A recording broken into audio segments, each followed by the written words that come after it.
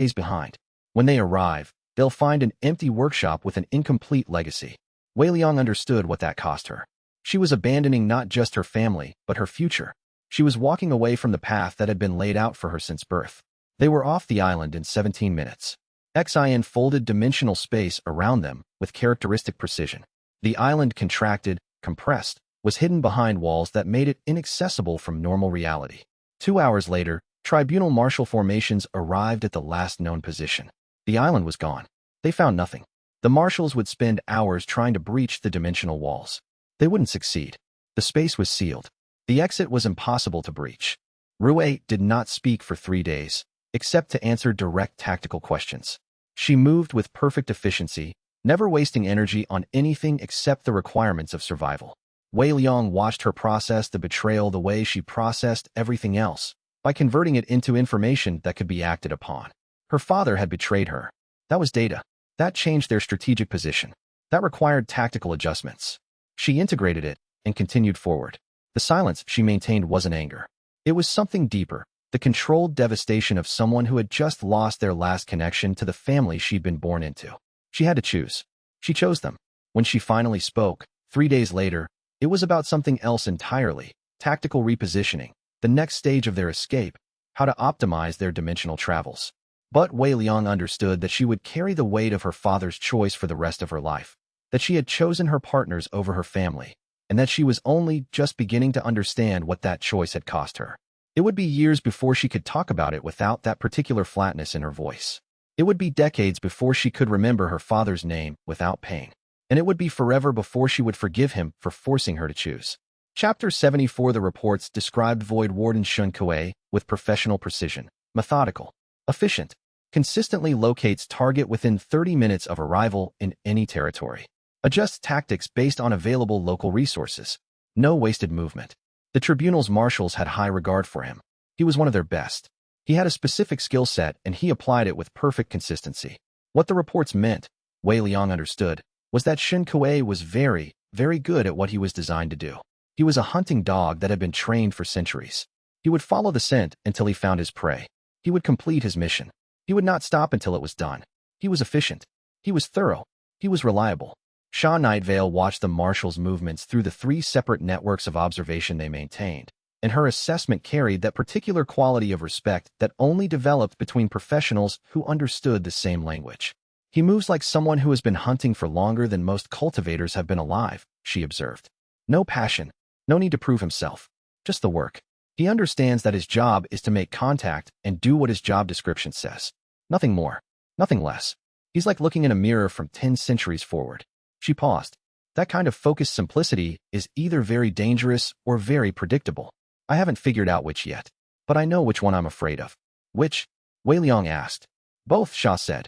He's both dangerous and predictable. And in this case, predictable is more dangerous than if he was purely chaotic. It was Xian who found the mechanism. Her dimensional readings showed something that shouldn't have been there. A mathematical artifact, a structure woven into the fabric of reality itself. The all points warrant itself, she said, pulling up a dimensional analysis that rendered the spatial mathematics of communication magic in 3 dimensions of impossible geometry. It's embedded in the structure of the proclamation. Microsignature. Anyone who read it received a soft beacon, location pinging back automatically to the tribunal's primary relay every time they use significant cultivation energy. It's elegant, actually. Brutally efficient. The warrant doesn't track you directly. It just makes sure you advertise yourself every time you draw power. They can read the broadcast and know exactly where to find you. Can you sever it? Wei Liang asked, though the answer was already forming in his mind. Nothing with the tribunal was ever that simple. Not without losing our ability to use cultivation in the first place, Xian said. It's woven into the magical substrate of the warrant itself. Remove it, and we remove the protection the warrant theoretically grants us, which means they could legitimately attack on sight. So we endure it, or we die. Those are our 2 options. The reports also stated Shun Kuei's objective, extracted from a tribunal memo that Sha had intercepted through methods Wei Liang had learned not to ask about. He did not intend to arrest Wei Liang. His stated purpose was to sever the soul links. All 9 of them, methodically and carefully, with the intention of leaving Wei Liang alive and intact, but isolated. Consciousness intact, but alone. That was mercy in Shun Kuei's understanding. That was compassion. That was what he believed was being kind. The memo described it as a compassionate severance, a procedure designed to minimize suffering while achieving the objective of separation. When Wei Liang read the word mercy in Shun Kuei's own notes, mercy, used without irony, used as genuine justification for severing a bond that meant everything, something in him settled into a colder place. It was one thing to face opposition. It was another to face someone who believed they were being kind while dismantling everything you'd built. Someone who thought that loneliness was preferable to companionship. Someone who genuinely believed that isolation was a mercy. That was worse than hatred. That was conviction. That was the certainty of someone who believed they were right. And someone absolutely certain of their rightness was harder to fight than someone motivated by mere ambition. He truly believes this? Sable asked, her fire energy crackling with agitation as she read over his shoulder. The flames at the edges of her control were starting to burn through her usual restraint. He thinks severing your bonds is mercy? That separating us is saving us. Yes, Wei Liang said quietly. He believes he's saving you all from the corruption of being bonded to someone he considers dangerous. In his mind, he's being kind. He's rescuing all of you from a situation he perceives as harmful. He's written it in his notes as a medical procedure, necessary, difficult, but ultimately beneficial for your well-being. He uses language about healing and restoration and freedom from harmful attachments. Mei made a small sound of horror. The idea of being separated from their bonds, of losing the resonance they'd built together, it was worse than death for most of them. But Shen Kuei wouldn't see it that way. Shen Kuei would see it as healing. That was the tragedy of it. His righteousness made him dangerous in ways that mere opposition could never achieve. That's worse, Fen said from across the room, her assessment as flat as stone. Opposition you can negotiate with. Mercy believes it's already won. It doesn't need to negotiate. It's already certain it's right. She set down her teacup with absolute precision. Shen Kuei isn't trying to kill you. He's trying to save you. In his mind, he's already right. Already righteous. That's the cultivator you cannot reason with. That's the opponent who is most dangerous. Chapter 75. The ravine pass was narrow enough that only 4 abreast could walk comfortably, which meant Shen Kuei chose it deliberately. Control the terrain. Limit their ability to flank or scatter. The marshal understood the value of geometric advantage. He would use every tool available to him. He arrived with 4 tribunal marshals and moved with the precision of someone who had not made an unnecessary motion in approximately 200 years. His cultivators flanked him perfectly. His positioning was flawless. Every single deployment was calculated for maximum effect. The first 30 seconds were almost reasonable. Use lightning defense held against the marshal's initial assault. Lian's ice created structure against the leading marshal's strikes, giving them something solid to stand on while defending. Mei's water provided flow and adaptation, shifting to account for each new attack. The combined pressure of the 9 soul bonds created a resonance field that held its own against tribunal power. They were coordinated. They were strong. They were working. Then Shen Kuei moved. Wei Liang had faced powerful cultivators. He had stood against the hollowed emperor's presence without shattering. But this was different. This was a master of the craft, someone who had spent centuries understanding exactly how cultivation power moved through reality. Shen Kuei operated above even Jade Transcendence rank. His strikes came from somewhere the normal hierarchy of cultivation didn't quite reach. His power existed in a space that most cultivators would never touch. The resonance field cracked. Straightened. Cracked again. Held. Cracked once more. Cover, Wei Liang said, and the group shifted, xian creating dimensional distance, folding space around them to buy time. Fen dropping a seismic disruption that made Shen Kuei's footing uneven for 1 critical second, just enough to break his momentum. Sha dropped back, watching the patterns of his movement, learning what he was teaching through the language of combat. Every strike told her something. Every defensive move showed her something about how he thought. Zhen's nature law wove through their defenses, providing regeneration that the marshal's strikes were burning through faster than anyone had anticipated. Her green power was trying to heal faster than he could damage. Rui's voice came through the tactical array, quiet and clinical. 17 seconds until his left meridian aligns for the strike that will break Yu's offensive. 22 seconds until his right side opens. 14 seconds until his stance becomes unsustainable. Wei Liang was counting them down, understanding that every second that passed was buying them information. They needed to understand how he fought. They needed to see his rhythm. The marshal was powerful, yes, but power without rhythm could be exploited. Power without pattern could be read. Wei Liang did something he rarely did. He stopped reacting and started reading. Shen Kuei was extraordinary, but every cultivator had rhythm. Every master had the half-second gap between offense and defense, The moment of vulnerability that came from being so absolute in their power that they didn't expect to need it. Wei Liang had spent his entire life reading people, their intentions, their patterns, the spaces between what they said and what they meant. People were text. Every action was language. Every choice was a word in the sentence of their nature.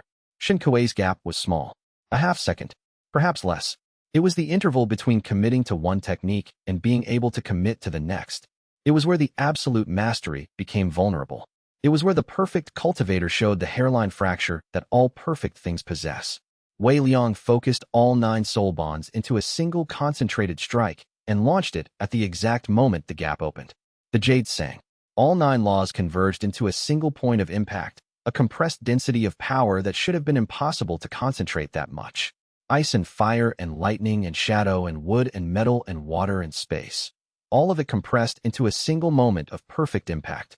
It didn't penetrate his defense, but it left something Wei Liang had never managed before.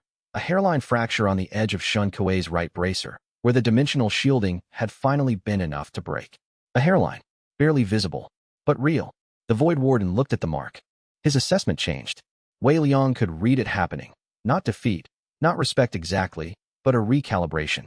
A recognition that he was no longer facing cultivators he could separate and reduce into isolated units. He was facing a genuine partnership that functioned on principles he had not fully accounted for. He was facing something that didn't work the way individual cultivators worked. He was facing a system, and systems were more complex than individuals. Shen Kuei withdrew. Not running. Simply ceasing. His marshals fell back with mechanical precision. Within 30 seconds, they were gone, and the ravine pass was empty except for 9 breathless cultivators and one of them who didn't seem to breathe at all anymore. He's reassessing, Xia said quietly. He won't come the same way twice. No, Wei Liang agreed. But we now know we can mark him. That matters. That changes everything. He can be hurt. He can be broken. We just have to know where to strike. Wei Liang looked down at his hands, still trembling slightly from the expenditure of power. 9 bonds focused into a single point of impact. He'd never done it before. The sensation had been overwhelming, like condensing lightning and fire and ice and shadow all into the space of a pinpoint. He's not invulnerable. He's not untouchable. He has a rhythm, and every rhythm has a gap. We found it once. We can find it again. The next engagement will be different, Xia said, her voice quiet as always, but carrying absolute certainty. He'll adjust. He'll prepare for the concentrated strike. He'll protect that specific angle. Then we find a new gap, Lian said. The ice bearer was studying Wei Liang with something that looked like pride. He's fast, but even fast has limits. Even mastery has weaknesses. We can beat him, Mei said, reading the room's mood with her characteristic wry warmth. Not today, maybe, but eventually. We're 9. He's 1. The math is in our favor. The math favors us, Fen said from where she stood watching the ravine. But the time favors him. If this war of attrition stretches long enough, his experience will grind us down. We need to end it faster than his patience can accommodate. Chapter 76. The spatial strike came from 300 kilometers away, and Xian identified its vector before it even fully manifested. The hollowed Emperor's seal. His power, reaching across the distance like something hungry, like something reaching across an impossible gap and pulling. It was a technique that shouldn't have been possible at that range. But the Emperor had 1,000 years to practice perfecting the application of power across vast distances. 1,000 years of being sealed in one place, learning to project his will outward, understanding how to compress power into threads of intention that could cross entire continents. It wasn't aimed at them. It was aimed precisely, methodically, at Void Warden Shen Kuei, driving him back, forcing him to defend rather than press. The force of it was extraordinary. Power that compressed space itself, folding dimensional coordinates into a weapon that existed in multiple layers of reality simultaneously. The Emperor had intervened, not to protect Wei Liang, to protect the Jade. The Emperor understood something that Shen Kuei apparently didn't. The Jade was too important to allow it to be severed. The Emperor would destroy Shen Kuei rather than allow him to separate the bonds. The Emperor would move mountains to keep the Jade intact. The Emperor had already waited 1,000 years. He wouldn't wait any longer for his claim on the Jade to be proven. The message came a moment later, burning through the dimensional space like a brand, seared directly into Wei Liang's consciousness. Asterisk, I protected you. Reconsider my offer. Asterisk. The words carried weight. They carried implication. They carried the weight of the Emperor's attention, of his certainty that Wei Liang would eventually accept. But they also carried something else, something that sounded almost like negotiation. The emperor was offering terms. The emperor was making clear that this wasn't a demand, but a proposal. Wei Liang composed his response carefully. Gratitude, rendered in the formal language of debt and honor. Acknowledgement that the protection had been valuable. No change of position on the fundamental question. It was a polite rejection, the kind that acknowledged the gift without accepting the obligation that came with it. It was precise. It was diplomatic. It was a scribe's answer, the kind of response designed to close a subject without being disrespectful to the person being rejected. The emperor's response came as 3 words, spatial encoded, so that Wei Liang felt them more than heard them. I will wait. The patience in those 3 words was more threatening than any amount of force. An emperor who had been sealed for 1,000 years had learned to wait. He had learned patience the way a normal cultivator learned meditation, the way water learns to flow, the way stone learns to endure. The question was simply what he was waiting for, and whether the waiting itself was a form of power that could break Wei Liang down through attrition and the slow accumulation of obligation. Each protection built a debt. Each debt accumulated interest. Eventually, the weight would be too much to bear. Eventually, Wei Liang would have to choose between repaying a debt and maintaining his independence. He's betting we'll run out of resources, you said, reading the implications with the political mind that had served her so well. She understood power and obligation the way other cultivators understood cultivation techniques. If he protects us enough times, the debt becomes real, becomes leverageable.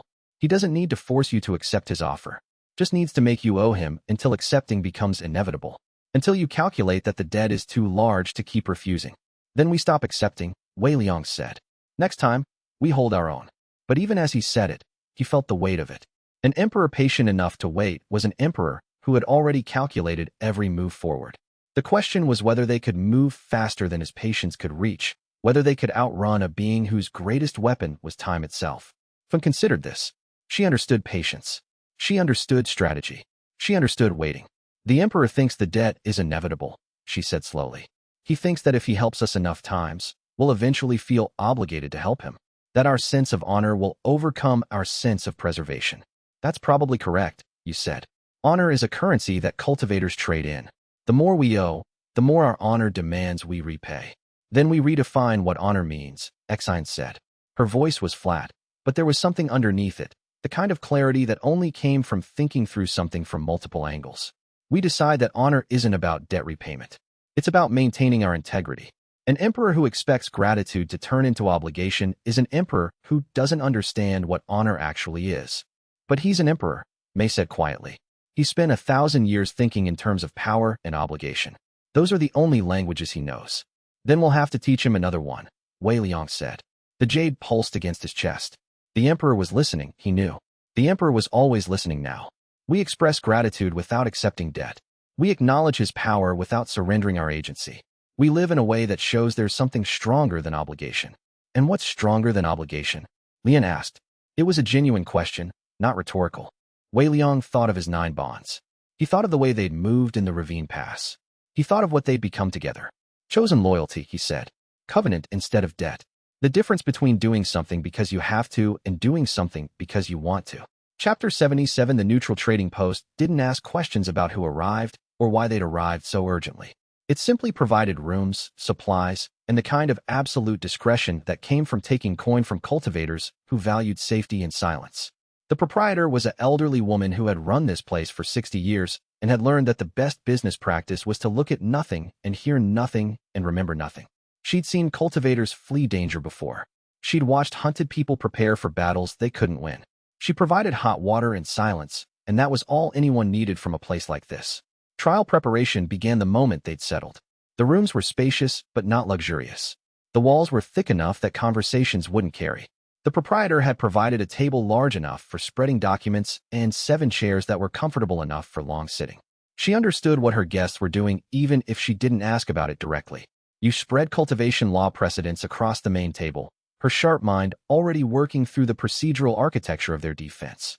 Ancient texts, recent decisions, edge cases and exceptions. Stacks of them. Hundreds of precedents, each one marked and annotated with notes in her precise script. She understood the structure of law the way Fen understood battlefield tactics, intuitively, systematically, with complete comprehension of every layer. She moved through the documents with the confidence of someone who had spent her entire life understanding how institutions worked and how their own rules could be used against them. Heaven's Decree 7 has 3 implementation flaws, she said, her tone carrying the precision of someone who had spent her early years understanding statutes and their failures. The first is jurisdictional. The warrant was issued during a planetary alignment shift that technically invalidated the tribunal's sovereign authority for 7 days. During that 7-day window, no decree issued had legal standing. The second is authentication. The tribunal's seal on the decree shows microscopic inconsistencies suggesting rushed production. The signature authority appears to have been forged or at minimum altered. The ink signature doesn't match known exemplars from that date. I've compared it against 8 different documents signed by the chief arbiter in that same month. The signature is wrong in 3 different ways. She pulled out a magnified dimensional image showing the discrepancies. And third, she paused, making sure everyone was attending. She wanted them to understand the elegance of this. The record's authority of the prosecution was undermined 60 years prior when the tribunal consolidated the records faction. The precedent that allows them to present historical documentation as absolute fact has been compromised by their own internal political restructuring. The rules they're using to present evidence have no legal authority, which means, Wei Liang said slowly, we can challenge the foundational authority of their evidence. In front of a neutral tribunal, yes, you confirmed. 3 weaknesses. Any one of them could void the warrant. All 3 together, they become a pattern. A pattern suggests the decree was never legally sound. It suggests the tribunal made fundamental errors in its own procedural execution. She pulled out 3 more documents, each one highlighted in different colors. And each of these flaws has precedent. Courts have ruled previously that jurisdictional violations void decrees. Courts have ruled that authentication issues undermine authority. And the consolidation of the records faction is a matter of institutional record. Xia compiled intelligence in the background. Her stillness the kind of focused quiet that meant she was absorbing every detail with the precision of someone who had spent her life understanding when people were vulnerable. The tribunal has 3 major factions, she reported. The enforcement faction, obviously, the administrative faction, and the records faction. The records faction is systemically weaker, undermined, as you mentioned, but also still technically holding procedural authority over all evidence standards. If we can get a records faction arbiter to hear the case, we move from fighting the tribunal's unified position to exploiting their internal politics. We stop fighting the tribunal as one entity and start fighting the factions as separate interests. Lien organized the physical evidence with the methodical precision of someone preparing for battle. The jade itself, the historical records Zhen had provided. Xianxia's research on the soul origin lattice. Everything laid out carefully, arranged to tell a story that was as much about the tribunal's fear as it was about Wei Liang's innocence. Every piece of evidence was a weapon, waiting to be deployed. And as they worked through the night and into the next day, Wei Liang observed something that struck him with the weight of revelation. The jade hadn't simply bonded them. It had created complementarity, each of them still fully themselves. You still precisely ambitious, still calculating political advantage. Xia still lethally quiet, still reading vulnerability. Lien still fiercely protective, still willing to sacrifice everything for her people. But together, they functioned in a way that would have been impossible separately. The jade had woven them into something coherent without requiring any of them to stop being fully who they were. It had taken their disparate natures and created harmony. It had taken their isolation and created unity. We're going to win this, Mei said, reading his expression with that wry warmth that could extract truth from anyone. She was sitting next to him, and she reached over and squeezed his hand. It was a small gesture, but it carried enormous weight. Not because the law is on our side, though it is, but because we're not fighting alone anymore. And they still are. The tribunal is divided. We're unified. That matters more than law.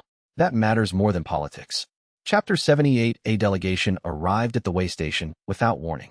No advance notice. No formal announcement. They simply appeared at the gate, and the proprietor came to fetch Wei Liang with an expression that suggested she wasn't sure whether to be afraid. In 30 years of running this place, she'd learned to recognize danger. The 3 robed figures at her gate carried themselves like danger, but they'd paid coin for rooms before announcing themselves, which suggested they weren't here for violence. 3 representatives of the Ghost Lantern Hall, the assassin organization that had trained Xia Nightvale from childhood.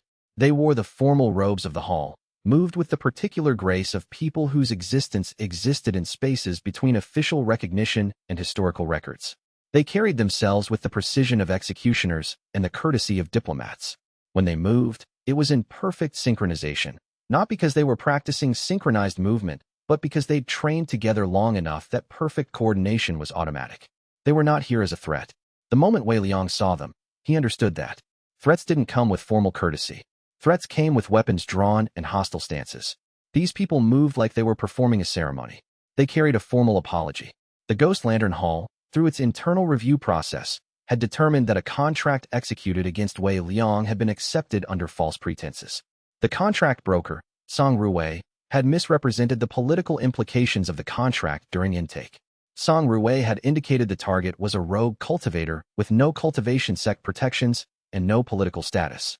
The Ghost Lantern Hall operated under strict internal protocols about contracts with political dimensions. Once a contract crossed certain threshold lines, the Hall had specific procedures for handling it. Procedures that were thorough and irreversible. The misrepresentation has been resolved internally, the lead representative said. Their expression was carefully neutral, but there was something in their eyes that suggested resolved internally in the Hall's context meant something thorough. Something that Song Ruwei would prefer not to discuss. Something that had cost him.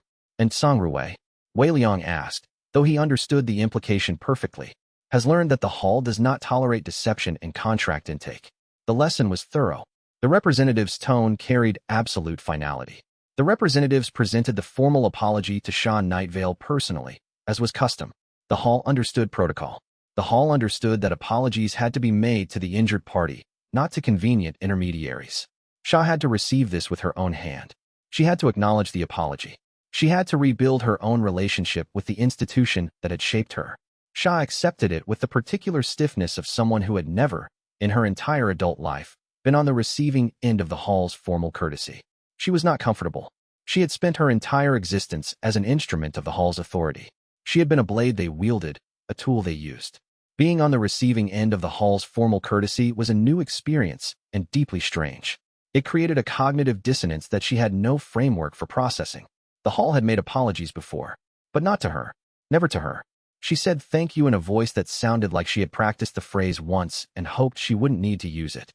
The words came out carefully, precisely, like someone reading from a script they'd memorized. It was the most awkward thing Wei Liang had ever heard her say. It was also one of the most courageous. The representatives nodded and left without further ceremony. They had completed their business. They had nothing more to say. The Hall had spoken. The matter was closed. After they had gone, Sha sat in silence for a very long time. Mei reached over and took her hand. Sha let her, though she didn't return the gesture. She was processing something fundamental about her place in the world. She was no longer the Ghost Lantern Hall's property, but she didn't know how to be anything else. The identity that had defined her existence for decades was no longer operative. She had to figure out who Sha Nightvale was when she wasn't anyone's weapon. She had to understand what it meant to be a person valued for her own sake and not for her utility. They were afraid, Sha said eventually, her voice so quiet it was barely audible. The Hall never apologizes. Never. In my entire training, I never saw them acknowledge a mistake. They correct mistakes by eliminating the people who made them. But they didn't eliminate you, Mei said gently. They came to apologize. They eliminated Song Ruwei, Sha said. They resolved the misrepresentation internally, which means they killed him. Or worse. She paused. They killed him to fix their mistake. But they came to you because they needed you to know they recognized the mistake. They needed your forgiveness. That's not how the Hall operates. That's not who they are. Maybe they're changing, Mei offered. Maybe you changed them, Sha said, and there was something in her voice that sounded almost like wonder. By being with Wei Liang, by bonding to the Jade, by choosing something other than the Hall, you made them reconsider what they were. Mei squeezed her hand.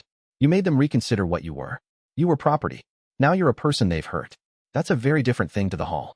Sha let the words sink in. The Ghost Lantern Hall had come to apologize. They had done so formally. They had treated her as a person who deserved an apology instead of as an asset they needed to reprogram. It was fundamentally disorienting. It was also, she was beginning to understand, something like hope. Chapter 79, the argument started over something small and was actually about everything. It began innocuously enough, a discussion about the engagement with Shun Kuei, about whether their defensive posture in the ravine pass had been the right choice or whether they should have pressed harder, taken more risks, tried to end the confrontation faster. The ravine pass was a suicide run, Lien said, her voice carrying that ice-edged discipline that could cut deeper than any weapon. A committed offensive would have been suicide. They had higher ground. They had the marshal. They had numbers. We held because we didn't commit. That was correct tactical thinking. We survived because we were careful. Caution saved us. She was stating facts, laying out the logical analysis of the situation. We could have broken through, Sable replied, her fire crackling with agitation. We had 9 bond resonance. We chose to stall instead of press. Chose it. Her voice carried an edge that suggested this wasn't really about tactical doctrine. You played it safe because you always play it safe. Because you're afraid of risk. Because pressing would have killed us, Lien said flatly.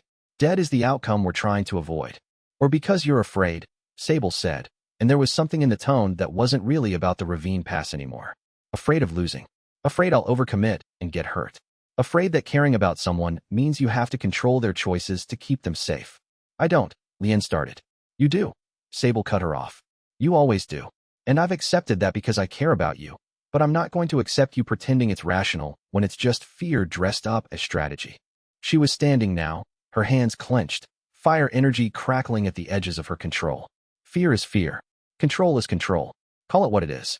Lien's eyes deepened. The temperature in the room dropped. Fear is information. And the information is that committing fully would have been fatal.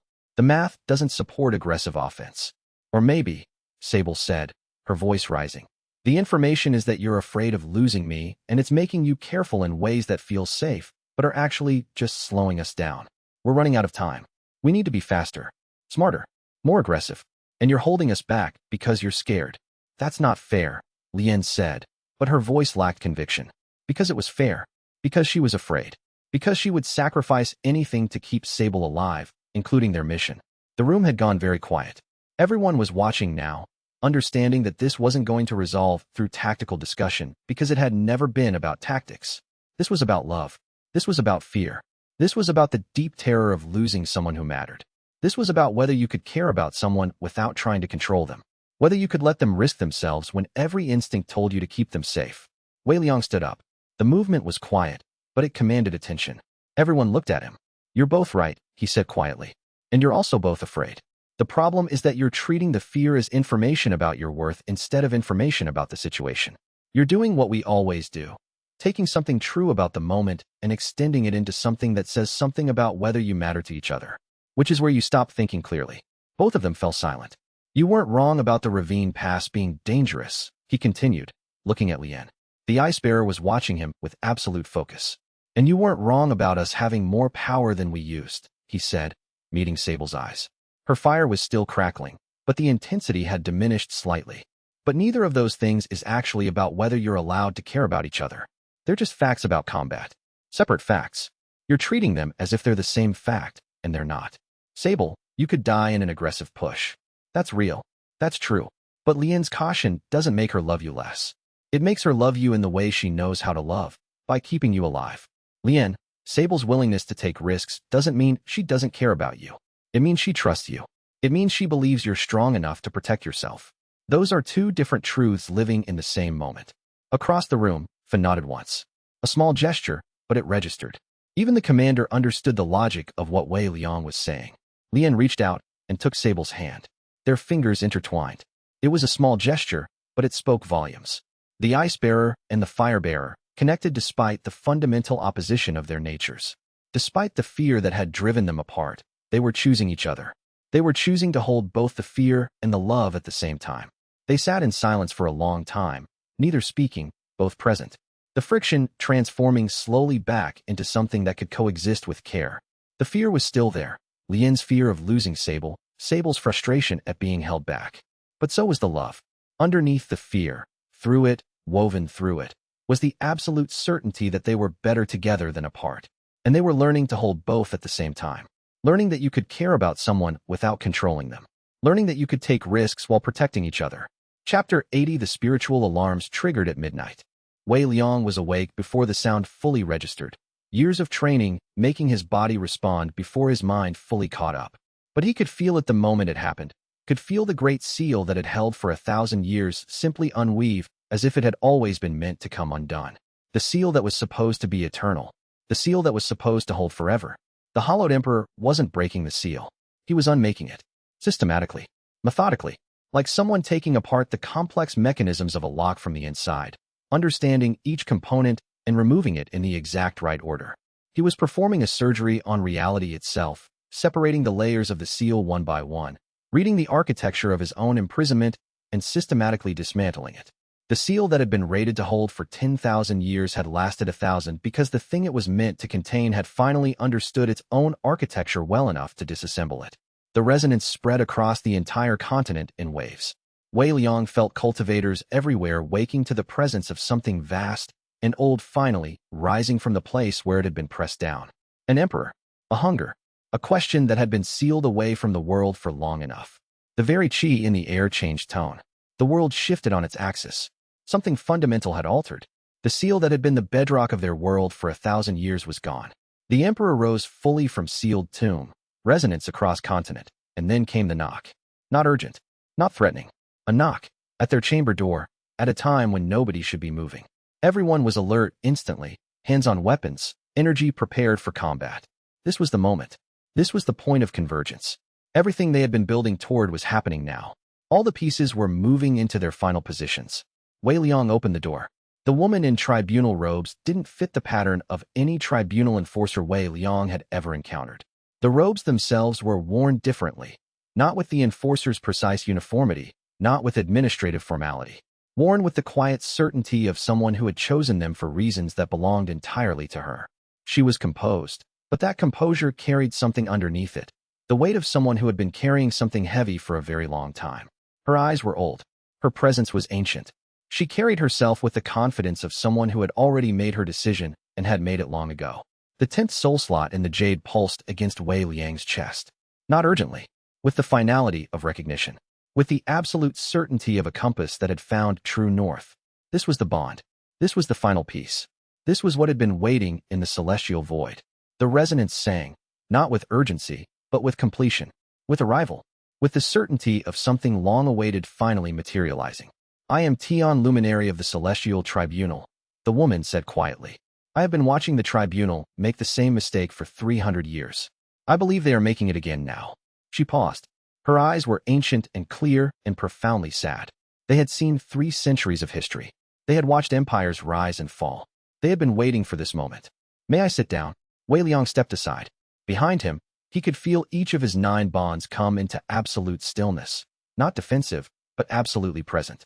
Waiting, attentive, ready to hear what a celestial luminary had come to say in the moment the emperor rose. Ready to understand what this woman represented. Ready to become 10.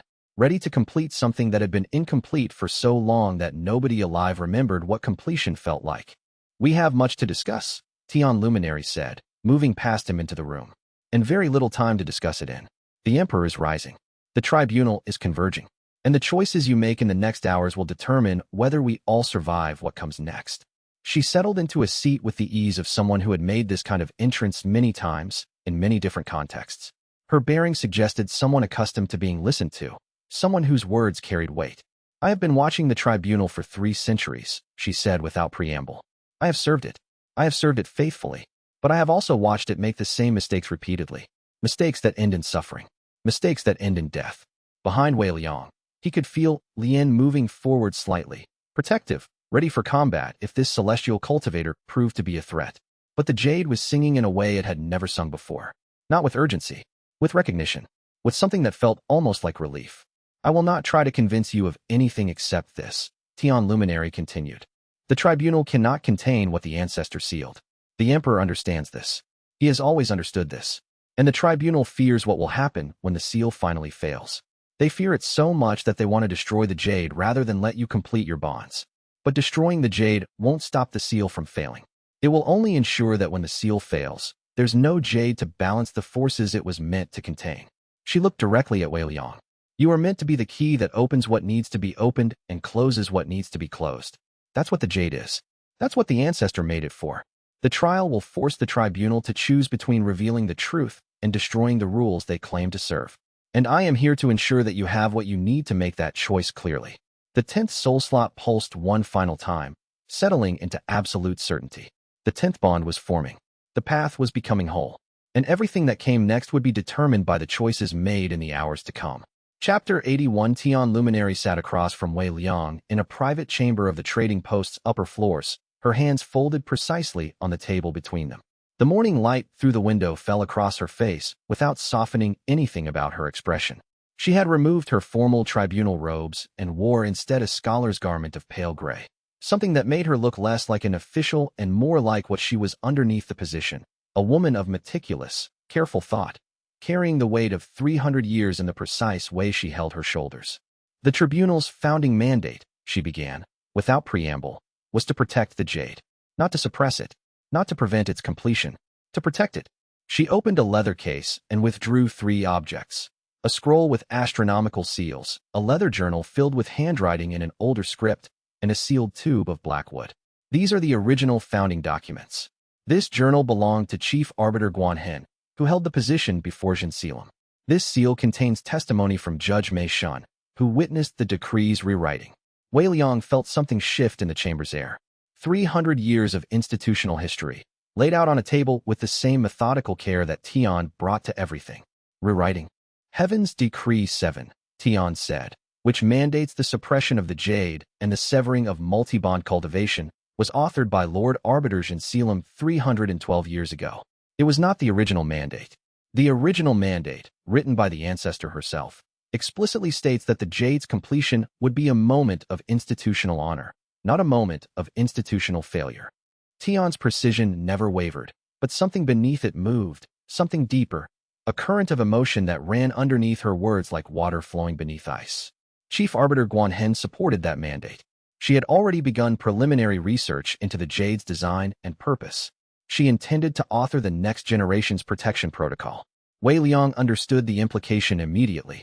She died. She died. Tian confirmed, and her voice did not change, but something in her hands, the way they pressed more firmly against the table, revealed the cost of speaking this truth aloud after 3 centuries of institutional silence. The official record attributes it to a cultivation accident during meditation. I have reviewed the attending physician's reports. I have reviewed the ambient qi traces the tribunal's scholars collected from her chamber in the hours after her death. There was no accident.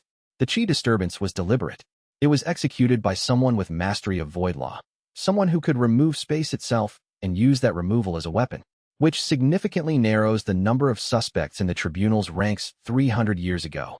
She paused, and her eyes met his with the clarity of someone who had spent 3 centuries examining evidence that no one else was permitted to see. I cannot prove it in the way institutional law requires. Overwhelming proof, beyond institutional doubt. The evidence is circumstantial, technically deniable, the kind of evidence that institutional procedure is designed to reject. But I am certain, and I have been certain for 300 years. Wei Liang felt the weight of that sentence settle into the space between them like something solid and immovable. 300 years of certainty. 300 years of knowing something that the institution itself was committed to denying. xianxia took the position 6 months after Arbiter Guan's death. Tian continued, her voice taking on the rhythm of someone reciting something she had studied so carefully that each word carried perfect weight. His first official act as new chief arbiter was to revoke all existing research grants into the jade. His second act was to author Heaven's Decree 7. He did it carefully, crafting language that was almost impossible to oppose. He cited concerns about the danger of uncontrolled multi-bonding, about the risk of fate destabilization, about the precedent that excessive bonding might set for lesser cultivators who lack the discipline of higher-rank cultivators. All of it was plausible enough that it passed through the panel without significant opposition. Her fingers traced the edge of the original scroll, following the ancestor's handwriting, following the curve of characters written when the tribunal was meant to be a structure of protection rather than suppression. Because no one inside the tribunal expected that the founding chief arbiter would be murdered by her successor. Institutional people do not typically examine the motives of their own leadership when those motives are wrapped in the language of protection. Protection is the language that prevents scrutiny. Protection is what you hide behind when you want to do harm. But you did examine it, Wei Liang said. Not a question, a recognition. I entered the tribunal 40 years after xianxia took power, Tian said.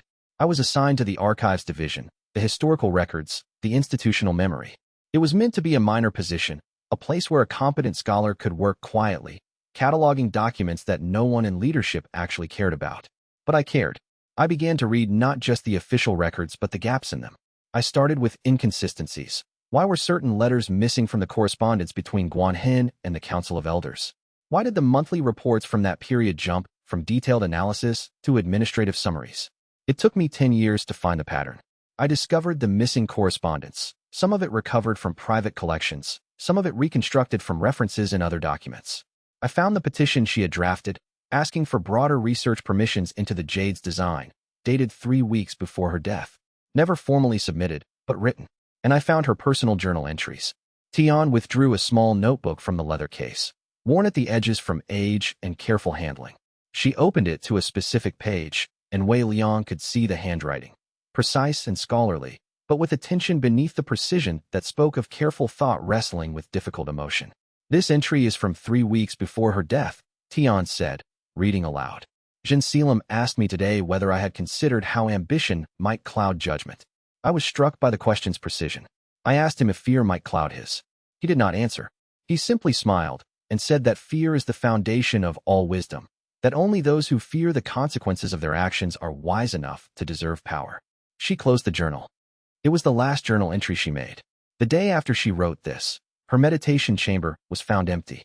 She had been dissolved at the cellular level, a technique of void law so precise and so cruel that it requires not just power, but absolute intent to harm. Wei Liang reached for the sealed black tube without thinking. Tian did not stop him. I cannot open that, she said. It is sealed with a binding oath, one of the deepest kinds, the kind that creates actual physical constraints that cannot be violated without shattering the soul of whoever tries to break it. That seal was imposed when the tribunal realized what Judge Mei Shun had witnessed. She would have come forward. She tried to come forward multiple times. But the institutional power structure chose to silence her instead of investigate. By the time I discovered that her testimony was sealed, she had been dead for 50 years. The seal was reinforced and hidden in restricted archives, locked behind layer upon layer of bureaucratic procedure. Tian's hands remained folded, but her voice carried something that transcended simple precision. It carried the weight of 3 centuries of restraint, of someone who had chosen to follow institutional procedure even while watching institutional procedure be weaponized against truth. I have read the transcript of what she witnessed before the seal was reinforced and removed from my access. She saw Xianxia in Arbiter Guan's chamber at night. She saw him working with a void cultivator whose face she could not clearly see.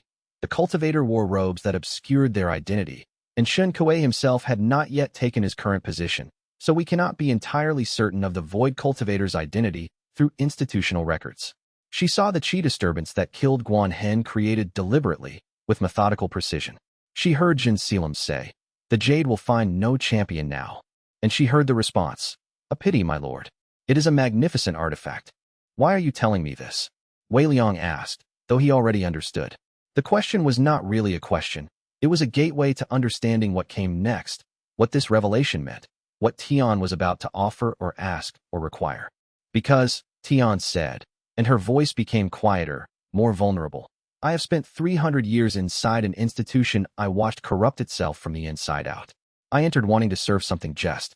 I believed, genuinely believed, that the institutional structure existed to protect the cultivation world, to maintain order, to serve the principles that the ancestor had encoded into the founding documents.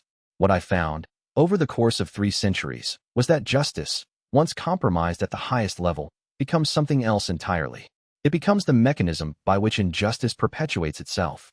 The channels that are supposed to correct injustice instead become the mechanism by which injustice protects itself. She stood and walked to the window, looking out over the mountain landscape beyond the trading post. Wei Liang could see her reflected in the glass. 300 years of institutional service written into the tension of her shoulders, the clarity of her gaze, the way her hands moved with absolute precision even when expressing emotion. I have filed reports, she continued. 7 of them, over the course of a century. I have raised institutional concerns through proper procedure. I have raised these issues in closed session meetings with the Council of Elders. I have always followed protocol, always used proper channels, always acted within the letter of institutional law, because I believed that following the law was the appropriate way to correct violations of the law's spirit. I have been patient. I have been methodical. I have been precise. She paused, and when she turned back to face Wei Liang, her expression had shifted. Something had broken underneath the institutional precision. Something deeper had become visible. It has taken 300 years for me to understand that the proper channels themselves were designed, either deliberately or through the evolution of institutional practice, to prevent exactly what I was trying to expose. She returned to the table and opened a second case. This one containing documentation, papers sealed with emergency backstamps, legal certifications stamped through decades of institutional bureaucratic processes. These are applications for historical record review, requests for archive access, Formal petitions for judicial transparency under the Founding Charter's Article 8. This is the complete chain of institutional actions I have undertaken since I discovered what happened to Arbiter Guanhin. Each one processed through proper procedure. Each one reviewed by the appropriate institutional committees. Each one technically correct in every way. She spread them across the table like a chronicle of institutional rejection. Do you know how many of them were approved? She asked. Not modified. Not partially granted. Not approved with restrictions. Do you know how many were fully approved, exactly as submitted? She paused for effect, though Wei Liang already understood the answer. None. Every single one was denied through proper procedure, for reasons that were technically correct and fundamentally designed to protect the people who had most to lose from the truth being known. The first application was denied because I failed to document the specific archival section number for the documents I was requesting access to, a reasonable requirement for an archive with millions of documents. The second was denied because the preliminary investigation required that I demonstrate why this historical question was relevant to current institutional concerns, a reasonable requirement for resource allocation. Every single denial was technically defensible. Every single denial was, in isolation, correct. But taken together, they constitute a system designed to prevent anyone with my level of access to institutional records from ever being able to use that access to reveal what the records actually contain. Wei Liang understood what she was saying now. The tribunal had not just been corrupted by a single person's ambition. It had become, over 300 years, an institution designed to perpetuate and protect that corruption, not through dramatic acts of suppression, but through the subtle, methodical application of proper procedure. The jade belongs to you, Tian said finally, sitting back down across from him. Not to the tribunal, not to xianxia, not to the institution that corrupted itself to suppress it. And I have finally understood that sometimes, serving justice means serving it outside the structures you have served all your life. Sometimes the only way to protect something is to acknowledge that the institution designed to protect it has become its enemy. Chapter 82. Tian Luminary did not form the 10th bond that day. Instead, she placed two conditions on the table with the same methodical precision with which she had laid out 300 years of suppressed truth. They sat in the same chamber, but the light had changed. The sun had moved across the sky, marking the passage of time that Wei Liang had spent simply trying to comprehend what she had told him. Condition 1, she said, and her voice carried the weight of something that had been decided long ago and was only now being spoken aloud. You must fully understand what completing the jade will do. Not theoretically, not through assumption or deduction. I will teach you the jade's design, its mechanism, its purpose, and its implications as the ancestor intended them. This will require several sessions. I estimate 4, possibly 5 days of focused study. You will understand completely what you are attempting before you attempt it. Wei Liang waited, understanding that there was more, that this was only the beginning of what she wanted to say. Condition 2, she continued, is more important and more difficult. The choice must be made in full knowledge, not desperation.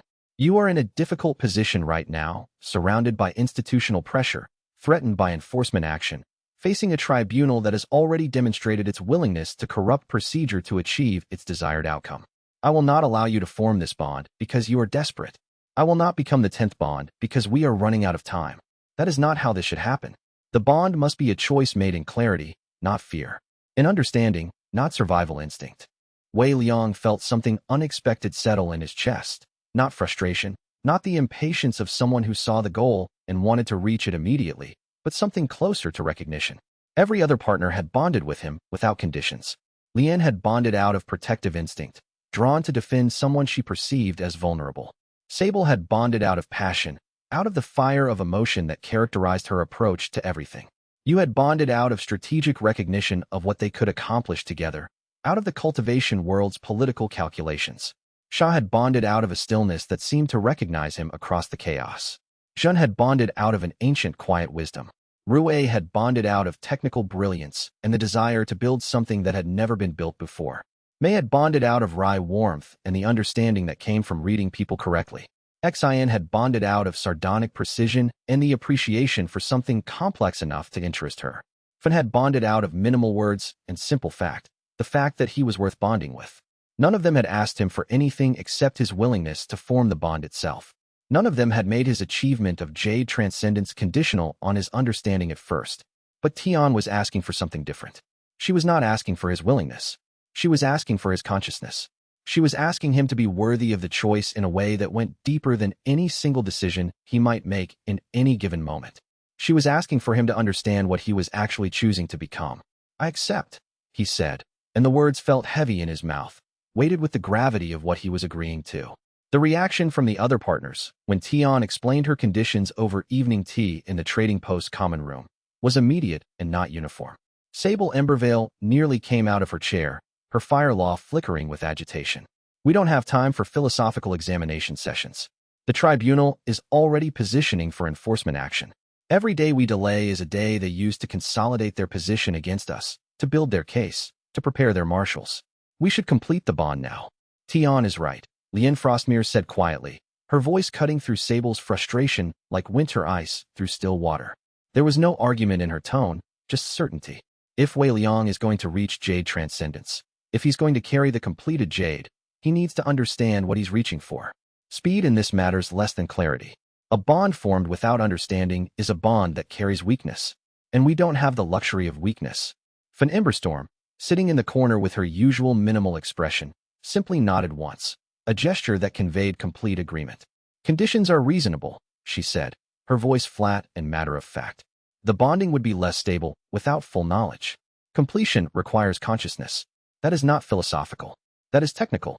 Exine Void Whisper leaned back in her chair, a thin smile crossing her face as she began to appreciate the elegance of what Tian had done. "Interesting. Genuinely interesting. Our institutional judge, the woman who has spent 300 years in the tribunal, who has dedicated her life to serving institutional procedure, is the one who refuses to be rushed by institutional pressure.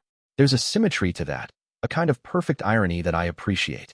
She looked at Tian with something approaching respect. "She's right, of course. A bond formed in desperation is a bond formed with a fundamental flaw in its foundation. The Jade would complete, yes. It would complete with all 10 bonds active, yes. But it would complete with weakness built into its structure, a flaw that would affect everything it enables forever." May Tide Caller, reading the room with the clarity that was her particular gift, reached over and squeezed Sable's shoulder. She did not speak immediately. She simply held the contact, allowing her presence to communicate something that words could not quite capture. "It's 3 days," she said finally, her voice warm and certain. "Maybe 4 if Tian's teaching is thorough, which it will be. The tribunal's procedures won't move faster than that anyway. Their wheels grind slowly. That's the nature of institutional bureaucracy. Let them have their sessions. Let Wei Liang understand what he's carrying. You'll feel better about all of this when this is done properly." You Stormcrest, who had been sitting in silence, analyzed the situation from multiple angles. Institutionally, a forced bond under duress would actually harm our position. It would give Jinseelam additional evidence that Wei Liang is acting out of desperation rather than conscious choice. A properly formed bond, made with full understanding and clear documentation of that understanding, is stronger evidence of intentionality and planning. From a strategic perspective, Tian's conditions actually improve our position in the hearing. Wei Liang found himself unexpectedly centered by the condition, despite Sable's initial objection. He had been bonded to by 8 partners without imposing any requirements on them, and they had bonded without making demands on him in return. It had been a gift, each bond offered freely. But Tian's insistence that he understand what he was choosing, that centered something in him that he hadn't realized, was scattered. It was not a request for him to prove himself. It was not doubt about his worthiness. It was something else entirely, a refusal to let him take this step without being fully conscious of what the step meant, what it would cost, what it would change. That night, alone in his chamber, he felt it clearly. This bond would be different from all the others. Not less profound, but fundamentally different in its nature. Tian had already given him 300 years of her precision, 300 years of her grief, 300 years of her refusal to compromise, even when compromising would have been easier. She was offering him the 10th position, the final bond, the one that would complete him, that would reach Jade Transcendence, but only if he could meet her understanding of what that position meant, what it required, what it demanded of him. He found himself grateful for the condition. He found himself understanding that Tian, in imposing this requirement, was actually offering him something that no other partner could offer, the opportunity to become conscious of what he was choosing, rather than simply being swept along by circumstance and desire and the weight of fate. Chapter 83. The news arrived before dawn, brought by a rider who had nearly killed his horse to deliver it across 3 mountain passes in less than a full day of riding. The messenger was a woman, gray-faced with exhaustion, her hands shaking as she delivered her report to the trading post's master. Wei Liang heard the commotion from his chamber and came down to the common room to find his partners already gathering, their attention focused on the woman's testimony. Qian Crossing, a city of 30,000 souls, a border trading center, a place where merchant families lived and worked and built lives, where regular markets functioned and regular people conducted their regular existence, was under assault. The Hollowed Emperor had moved his forces directly northeast, abandoning any pretense of strategic military objective, moving instead directly toward the population center. He had brought no siege equipment, no careful tactical deployment, no attempt to minimize civilian casualties while pursuing military objectives. He had brought overwhelming force and the simplicity of annihilation. The first military reports suggested that the initial assault had killed 300 people. The second wave of reports, arrived an hour later, revised the number upward to 800. By the time Wei Liang was fully informed, sitting in the trading post's master's private chamber while the messenger was given food and water and rest, the death toll was approaching 2,000. And the assault was ongoing. The emperor's forces were not withdrawing. They were establishing siege positions and preparing for prolonged occupation. "This is deliberate," Sha Nightvale said, her voice even and precise as always, though something in her stillness had become more focused, more pointed. She was pacing the chamber like a shadow, like something that had become solid enough to move through space. Not military strategy, not an attempt to secure territory or break our supply lines or accomplish any actual military objective. A demonstration. He wants your attention, Wei Liang. He wants you distracted. He wants you pulled away from the tribunal hearing preparation, you Stormcrest added, her strategic mind already running through the implications. Her voice carried the sharp clarity of someone who understood political calculation and power dynamics. A hearing where we might actually change the institutional structure, might actually shift the tribunal's position towards supporting you rather than enforcing against you. He's removing your strategic options by forcing you to choose between institutional advantage and moral obligation. He's calculating that you will choose moral obligation, and in choosing that, you will abandon the hearing preparation that might actually matter. Wei Liang felt the calculation of it clearly, felt it the way he might feel a weight placed on his chest, making it harder to breathe. The emperor was using innocence as leverage, not explicitly, not through formal negotiation, but through the simple mathematics of what a person with a conscience does when faced with ongoing slaughter. If Wei Liang stayed in the trading post to prepare for the hearing, to study with Tian about the Jade's design, to understand what completing it would mean, he was choosing his own legal position over people dying in Qian Crossing. If he moved to respond to the assault, he was choosing to abandon the hearing preparation that might actually change the tribunal's institutional structure, that might actually prevent future enforcement actions against him. It was not a subtle calculation. It was a trap constructed from the simple fact that Wei Liang could not simultaneously save lives in one location and prepare for a hearing in another location. The emperor had understood that about him and had weaponized it. The other partners understood what was happening as well. Wei Liang could see it in their expressions, in the way their energy shifted, in the way their focus consolidated around this impossible choice. He stood, and the motion was enough to bring the attention of all 9 partners who were present in the room. "We move to Qian Crossing. Now," he said, and there was no hesitation in his voice, no doubt, no second-guessing. "Full deployment. All of us. We move immediately. The hearing," you began, her strategic mind already calculating the cost of abandoning the hearing preparation. "We'll have to proceed with whatever preparation we've already done," Wei Liang said, and his voice carried a certainty that made clear he had already worked through this calculation himself. "We cannot watch 30,000 people burn for a strategic advantage. That's not strategy. That's choosing which people we're willing to let die, and I won't make that choice. I won't. Not for a hearing, not for the Jade, not for anything. If the tribunal condemns me for saving lives instead of preparing for a legal proceeding, then so be it. At least I will know that the choice was made on moral grounds." Lian was already moving, beginning to organize their immediate deployment. She moved with the efficiency of someone who had spent weeks working alongside these people, understanding how quickly they could mobilize, what each person needed to be prepared. Sable was checking the condition of their supplies, their cultivation resources, their weapons, their traveling provisions. Tian said, quietly, from where she sat without moving, "The hearing will be what it will be. But you should know, the tribunal will see this as confirmation of everything they fear about your alignment. A cultivator who abandons his institutional defense to respond to civilian emergency is a cultivator demonstrating exactly the unpredictability they will cite in their warrant. They will use this against you. I know, Wei Liang said, looking at her across the chamber. I'm doing it anyway. The group moved with coordinated urgency, their preparations smooth and efficient from weeks of working together under pressure. Xian created a spatial shortcut that cut 3 days of travel down to 7 hours, a dimensional passage that existed partially outside normal space, that allowed them to move with impossible speed. They reached the outskirts of Qian Crossing by mid-afternoon, and what they found was not quite the full chaos of an active siege. Instead, it was something worse, the aftermath of demonstration. The Emperor's forces had already withdrawn. They had completed their demonstration, had delivered their message, and were pulling back to their prepared positions. What remained was a city burning in systematic waves, population centers deliberately targeted, the water supply poisoned not to make the city militarily useless, but simply to extend suffering. Not the aftermath of military assault, but the aftermath of calculated cruelty. Zhen Blumtide's healing law went immediately to work. Her ancient power focused on treating the injured who filled every open space in the city, the marketplaces, the temples, the streets.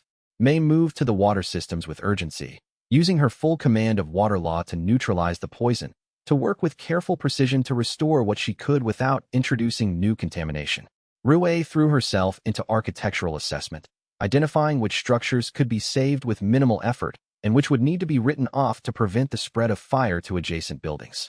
Fun and Sable coordinated evacuation from the most burning sections, Sable's fire law being used with inverse intent, not to create fire, but to create controlled burns that would prevent more chaotic spread, while Fun's magma law created barriers and channels that directed the fire away from densely populated areas.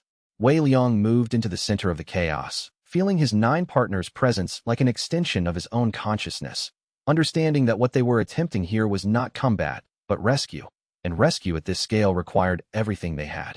Chapter 84. The coordinates came through Yu's long-range detection network, transmitted through a cultivation technique that allowed her to maintain contact with her intelligence contacts even across vast distances. The hollowed Emperor's position, approximately 40 kilometers northeast of Qian Crossing, positioned in a mountain valley that gave him strategic advantage. He was waiting with his main force, not engaged in continued assault on the city, but maintaining presence, demonstrating that he was not interested in siege. He was interested in forcing Wei Liang's hand. Wei Liang moved out with his 9 partners, and their deployment to this battlefield was not a traditional military assault. It was something new, something that only multi-bonded cultivation could create, something that had never been attempted before with 10 bonds active, something that Wei Liang was still discovering as he executed it. Wei Liang stood at the center of a resonance field that his 9 partners had built around him. Not all of them were physically present. Zhen Blumtide remained in Qian Crossing, continuing to heal, her energy fully committed to saving lives. Mei maintained a water channel that stretched from the poisoned systems in Qian Crossing to her position here, working even at distance to continue purifying and restoring the water supply. But Xian had created a dimensional anchor that let their power flow through regardless of the distance that separated them, and Wei Liang felt it pouring in. The deep reserves of 8 partners' elemental laws feeding into a coordinated assault field that he could orchestrate and direct like an instrument of incredible complexity. Lian's ice law created geometric structures of perfect crystalline formation, walls that rose up in response to the Emperor's forces' movement, spikes that froze entire battalions in place, formations that were beautiful and absolutely deadly. But it wasn't just the ice itself, it was Lian's intent flowing through the resonance field into Wei Liang's consciousness, her discipline and precision channeling through him, her reading of the field and her tactical adjustments happening in real time as she perceived how the Emperor's forces responded. He could feel her mind working within his, could sense her understanding of each enemy cultivator's potential, could comprehend her vision of how the battlefield should be shaped. Sable's fire moved differently, not controlled geometric formations, but raw kinetic energy, explosive and devastating, passionate and immediate. Her fire was shaped by her intent, but directed by Wei Liang's growing understanding of how to choreograph multiple powers simultaneously. When she pushed through the resonance link, Wei Liang felt it like a physical force, overwhelming and immediate, and he learned in real time how to shape it without diminishing it, how to guide it like a river, finding its natural channels rather than containing it like a vessel holds water. She trusted him completely to direct her power, and he felt the weight of that trust in every moment. Yu's lightning moved with precision, targeting weak points in the Emperor's force formations, striking down command structures with tactical clarity, disrupting tactical coordination, so that the enemy could no longer function as a unified whole. Yu was also present physically on the field's left flank, her physical form calling out adjustments in real time, her strategic mind visible in the tactical decisions that informed how the lightning was deployed. She was not just providing power. She was providing vision of how the entire battlefield should function. Sha's shadow law worked in perfect complement to everything else, not by addition but by subtraction, removing illumination and visibility, creating zones where the Emperor's forces were essentially fighting blind, while Wei Liang's partners could see through the darkness perfectly. Sha rarely spoke, but her presence on the field was absolute, and when Wei Liang felt her power flow through the resonance field, it was like the moment when a room becomes fully dark and your other senses suddenly sharpen to compensate. Sha's darkness was not empty. It was full of potential, full of possibility, full of her power being expressed in subtle, sophisticated ways. Rui's metal law created structures and weapons, but she worked differently than Lien. Where Lien built with geometric precision, Rui built with technical brilliance. Understanding the structural limits of everything the Emperor's forces could deploy, understanding metallurgy and material science at the deepest level, creating metal formations that specifically countered the enemy's capabilities. Rui was physically present on the field's right flank, and Wei Liang realized with sudden clarity that watching her work was watching someone pouring all her intelligence and technical mastery into supporting what they were attempting together. Xian maintained the dimensional anchor that kept Zhen and Mei connected, but more than that, she created pockets of space that allowed partners to move with impossible efficiency, shortcuts and angles that made their attacks come from directions the Emperor's forces couldn't predict. When she spoke over the resonance link, her voice was dry and precise. The structural integrity of their left flank will fail catastrophically if Sable applies maximum force at bearing 175, azimuth .3, in approximately 8 seconds. The failure will cascade, and will leave approximately 3,000 soldiers completely vulnerable. Wei Liang adjusted Sable's aim by infinitesimal degrees, communicating the adjustment through their bond. 8 seconds later, the left flank collapsed exactly as Xian had predicted, and the 3,000 soldiers that Xian had identified became a chaotic mass of individuals instead of a coordinated military force. Fun's magma law worked differently from the others. Not flashy, not spectacular, but foundational in the way it shaped the battlefield itself. She created literal ground instability, making the terrain itself unreliable, forcing the Emperor's forces to move with constant caution, expending energy on maintaining position rather than on coordinating offense. Fun spoke even less than Sha, just stated facts into the resonance field. 3rd Battalion's equipment will be too heavy for compromised terrain. They will slow by approximately 37%. Their supply lines will fracture. This creates opportunity at bearing 095. And Wei Liang adjusted his orchestration accordingly, pressing harder in those moments when the Emperor's forces were least able to respond, not from cruelty, but from tactical necessity. The resonance field was not a simple merger of powers. It was something more sophisticated than that, something more beautiful and more complex. Wei Liang stood at the center and felt like a conductor of an orchestra where the musicians were also his senses, his limbs, his thoughts, his intentions. He wasn't commanding them. He was with them, resonating with them, each partner's power feeding into his consciousness and his consciousness feeding back into their intentions, guiding without controlling, directing without dictating. It was a dance, a conversation, a form of collaboration that transcended the traditional master-servant relationship of cultivation power. The Hollowed Emperor watched from a distant elevation, surrounded by his personal guard but not engaged in the combat itself. He was evaluating. Wei Liang could feel the weight of that evaluation, could sense the ancient sovereign taking the measure of what they were attempting together. The Emperor's expression suggested that he was impressed. His bearing, his stillness, his attention all indicated that what he was witnessing had the mark of something significant. But he did not look surprised. He did not look shocked. He looked like someone watching something he had anticipated, something he had understood might be possible even if he had not seen it achieved before. When the Emperor's forward battalions had been disrupted sufficiently, and Wei Liang's partners' chi reserves began to show the strain of sustained engagement, the Emperor gave a subtle signal to his personal guard. They moved aside, and then 5 ancient cultivators began to move forward.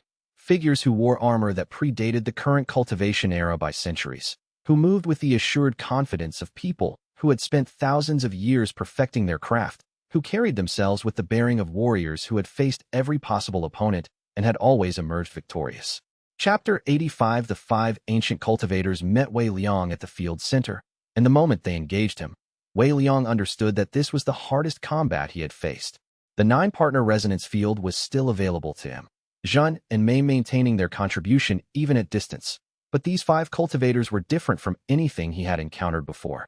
Each was at a rank equivalent to Jade Transcendence, which was a rank Wei Liang himself had not yet reached. They were attacking with precision that was almost supernatural. They had faced multi-bonded cultivators before. They had spent centuries perfecting the art of fighting against bonded power, understanding the weaknesses of coordination, understanding how to attack the links between partners, understanding how to create situations where one partner's power contradicted another's.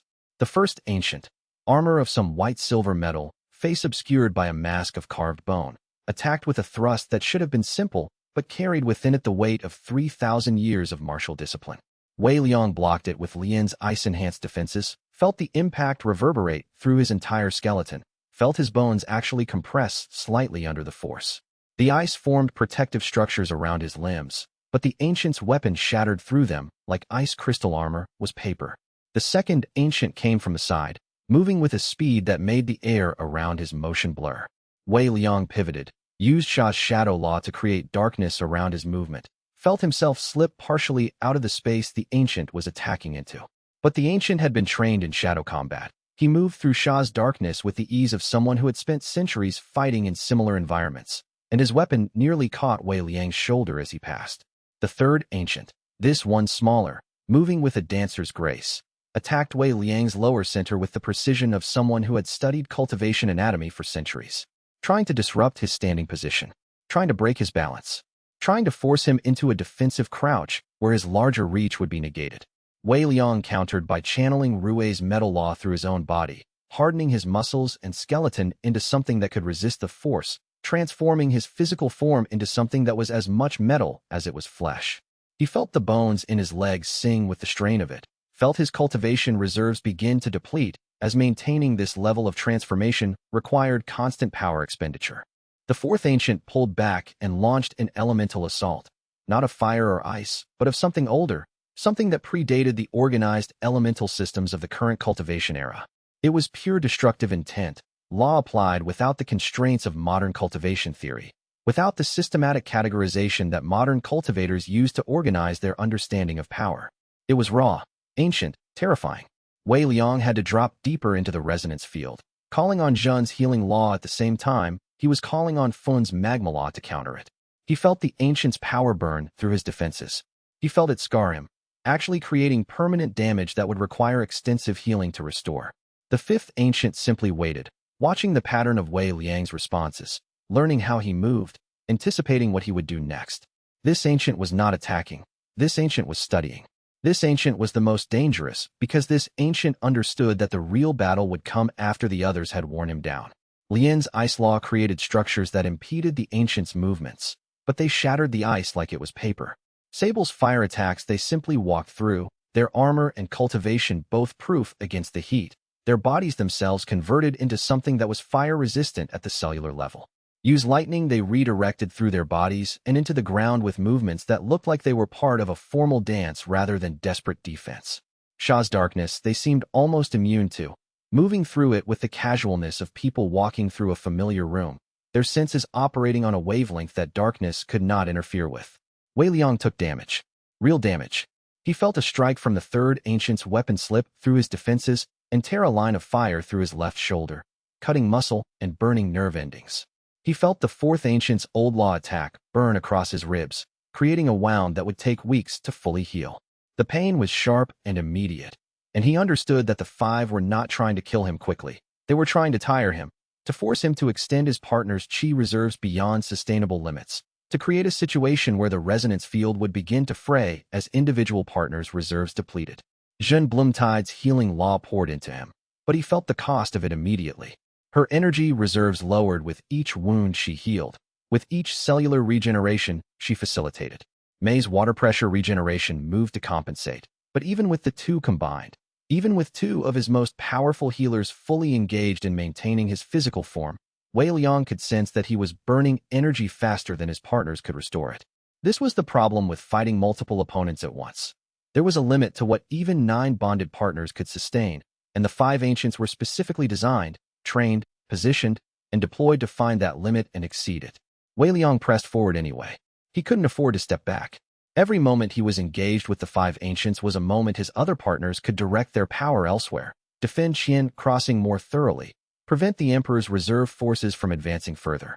So he stepped into the fourth ancient's next assault and let it burn through his defenses, let it scar him, and used that moment of contact, that moment when the ancient was overextended just slightly, to execute a technique that Rui had helped him develop. A precise, metal-law-enhanced strike that connected with the ancient's armor at exactly the joint where flexibility was required, where the armor had to give slightly to allow movement. The strike hit with all of Wei Liang's focused power, directed through his metal-enhanced skeleton. The fourth ancient fell back, wounded for the first time. Wei Liang felt something shift in the dynamics of the battle. The ancient who had seemed invulnerable had been struck. The ancient could be hurt. Wei Liang turned that momentum into an assault on the second ancient. Using Lian's ice and Sable's fire in perfect coordination, the two elements creating a state of thermodynamic stress that made the ancient's armor too hot to hold steady, created internal pressure that forced the ancient to choose between maintaining defensive position or cooling the armor. The ancient adapted, began to use his own law to regulate the temperature, but in that adaptation, that moment of tactical shift, Wei Liang struck with the sharpest strike he could manage, drawing on everything his partners could provide, striking with a force that was amplified by 8 bonded cultivation laws working in perfect unison. The second ancient fell. 3 remained, but Wei Liang felt the tide shift slightly. Not victory yet, but no longer the certainty of defeat. Wei Liang continued forward, feeling the edge of exhaustion pulling at his consciousness, feeling Zhen's healing law beginning to show the strain, feeling Mei's water regeneration starting to falter as her qi reserves depleted. He couldn't defeat all 3, but he could hold them. He could prevent them from advancing further into Qian Crossing. He could hold this line until the rest of the Emperor's forces were sufficiently disrupted that the Emperor would choose to retreat, would choose to pull back, would choose to stop this demonstration. He held the line.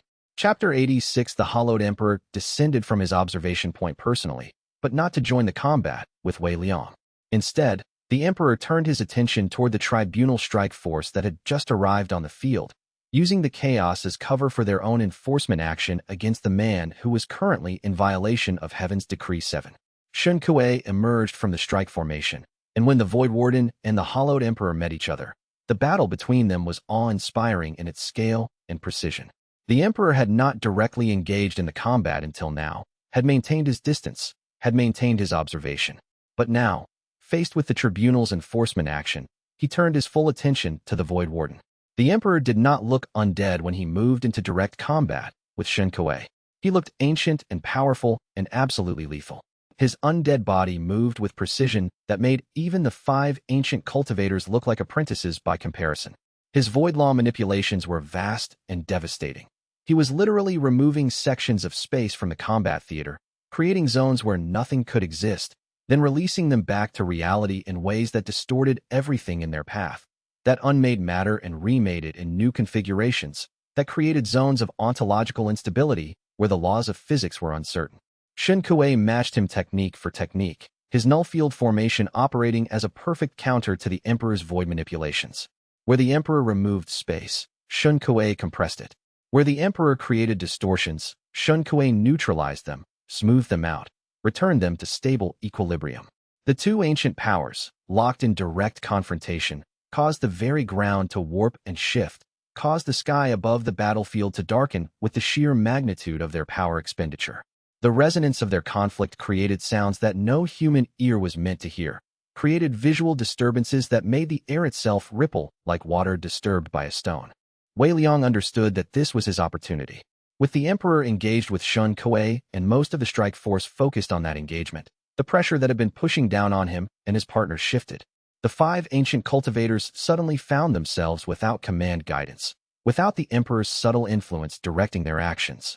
Wei Liang pressed his advantage against the remaining 3 ancients, and the shift in the combat dynamic was immediate. Without the Emperor's presence, without the Emperor's subtle guidance feeding information and direction through their cultivation links, the 3 ancients became just skilled warriors instead of components of a larger tactical assault. Skilled, yes. Dangerous, yes. But mortal and subject to the same limitations as any other cultivator. Lian's ice law, no longer needing to overcome an ancient's defensive counter, began to actually freeze them in place. Sable's fire, no longer needing to penetrate older, harder defenses, began to actually burn. Yu's lightning, no longer needing to redirect around void disruptions created by the Emperor, began to find targets clearly. The three ancients began to retreat, step by step, not defeated but recognizing that the tactical situation had changed, that they had lost the advantage, that continued engagement would result in their own elimination. And in that moment of chaos, with the Emperor and Void Warden clashing in the sky above the battlefield, Wei Liang saw his opening. One of Shun Kuei's marshals, a thin, methodical-looking woman with the bearing of someone trained in bureaucratic precision, was carrying a sealed vault on her back.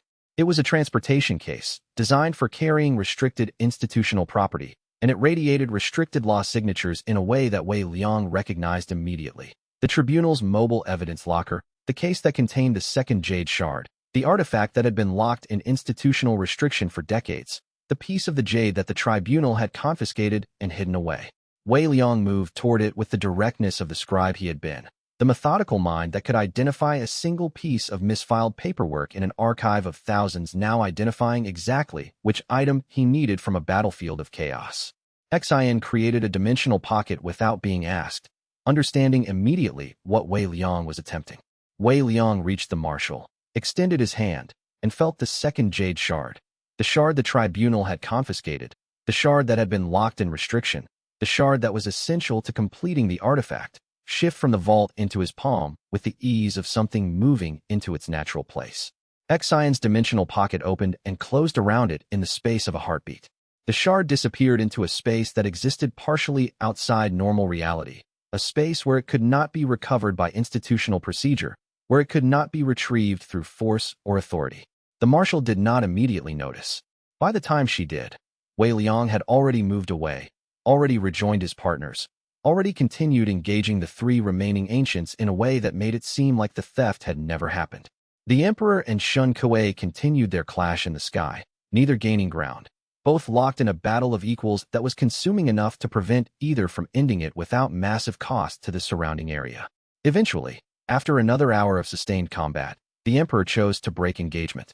His forces retreated. Shun Kuei did not pursue. The Void Warden simply stood at the center of the battlefield, watching the Emperor's undead army withdraw to the northwest, watching them disappear into the distance, and then turned his attention to Wei Liang. But by then, Wei Liang and his partners had already begun extracting from the battlefield, using Xian's dimensional shortcuts to put distance between themselves and the tribunal's remaining forces. Chapter 87. Wei Liang held both shards together for the first time in the private chamber of an inn 3 provinces away from the battlefield. He had carried them separately for months, each one resonating at its own frequency, each one incomplete without the other. Now, finally, the moment had come to test what would happen when they touched, what the jade would do when both halves of its broken form came into alignment. Lien stood at the door, on guard, her ice law ready to respond to any intrusion. She had taken the position without being asked, moving into place as naturally as water flows downhill. Her cultivation center was aligned with the subtle frequencies of the chamber. Any intrusion from outside would register as a disturbance in the perfect cold silence she maintained. The other 9 partners stood in a circle around him, watching, waiting, understanding that what was about to happen would be significant, perhaps more significant than anything they had witnessed since beginning this impossible journey. The shards didn't merge. Wei Liang felt the moment of contact like a held breath, like the suspension point in a leap when the ground has been left behind, but the landing point hasn't yet been reached. He had half expected them might combine or fuse or flow together in the way water from 2 streams could meet and become one unified flow. That wasn't what happened. Instead, they resonated. They created a harmonic frequency that made the air around them vibrate at a pitch that was felt more than heard, that made cultivators' teeth ache if they concentrated on it, that made the hair on exposed skin rise in response to the power being generated. The sensation was not unpleasant. It was more like standing at the edge of a vast bell as it began to ring, feeling the vibration move through your entire body, understanding that you were in the presence of something real and fundamental. The jade was waiting. Wei Liang could sense it clearly. The incomplete artifact was resonant, was prepared, was ready for the final component to be added, but would not complete until all 10 bonds were active. It knew what it was missing. It knew who it needed. The resonance pulse generated by the 2 shards spread outward like a wave of water, and it spread far, across 3 kingdoms, across distance that should have dampened such subtle effects. reaching every cultivator in its range as a question without words. Not aggressive, not demanding, not commanding or controlling, but absolutely present. A fundamental inquiry being asked of the cultivation world. What are you, and what do you choose to become? In the courtyard below, several staff members felt the pulse and paused in their work, uncertain what they had sensed, understanding only that something significant had occurred. A merchant passing on the road outside felt it and stopped his horse, looking back toward the inn with a strange expression of recognition, as if he had just been asked a question he had been waiting his entire life to answer. Jeanne Blumtide's eyes closed as she felt the jade's pulse from across the distance that remained between her location, Healing Qian Crossing, and Wei Liang's current chamber. Her healing hands stilled over a patient's injuries. The man beneath her touch gasped at the sudden absence of pain relief, but Jeanne paid him no immediate attention. When her eyes opened again, there was something in them that had shifted, something that had deepened. She moved through the resonance link directly to where Wei Liang was, temporarily abandoning the healing work, understanding that she needed to be physically present for what she was about to say, that her words required the weight of her physical presence to fully communicate their meaning.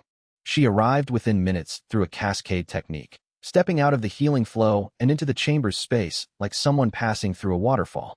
Her face was composed, but Wei Liang could read the traces of her journey in the slight tremor of her hands.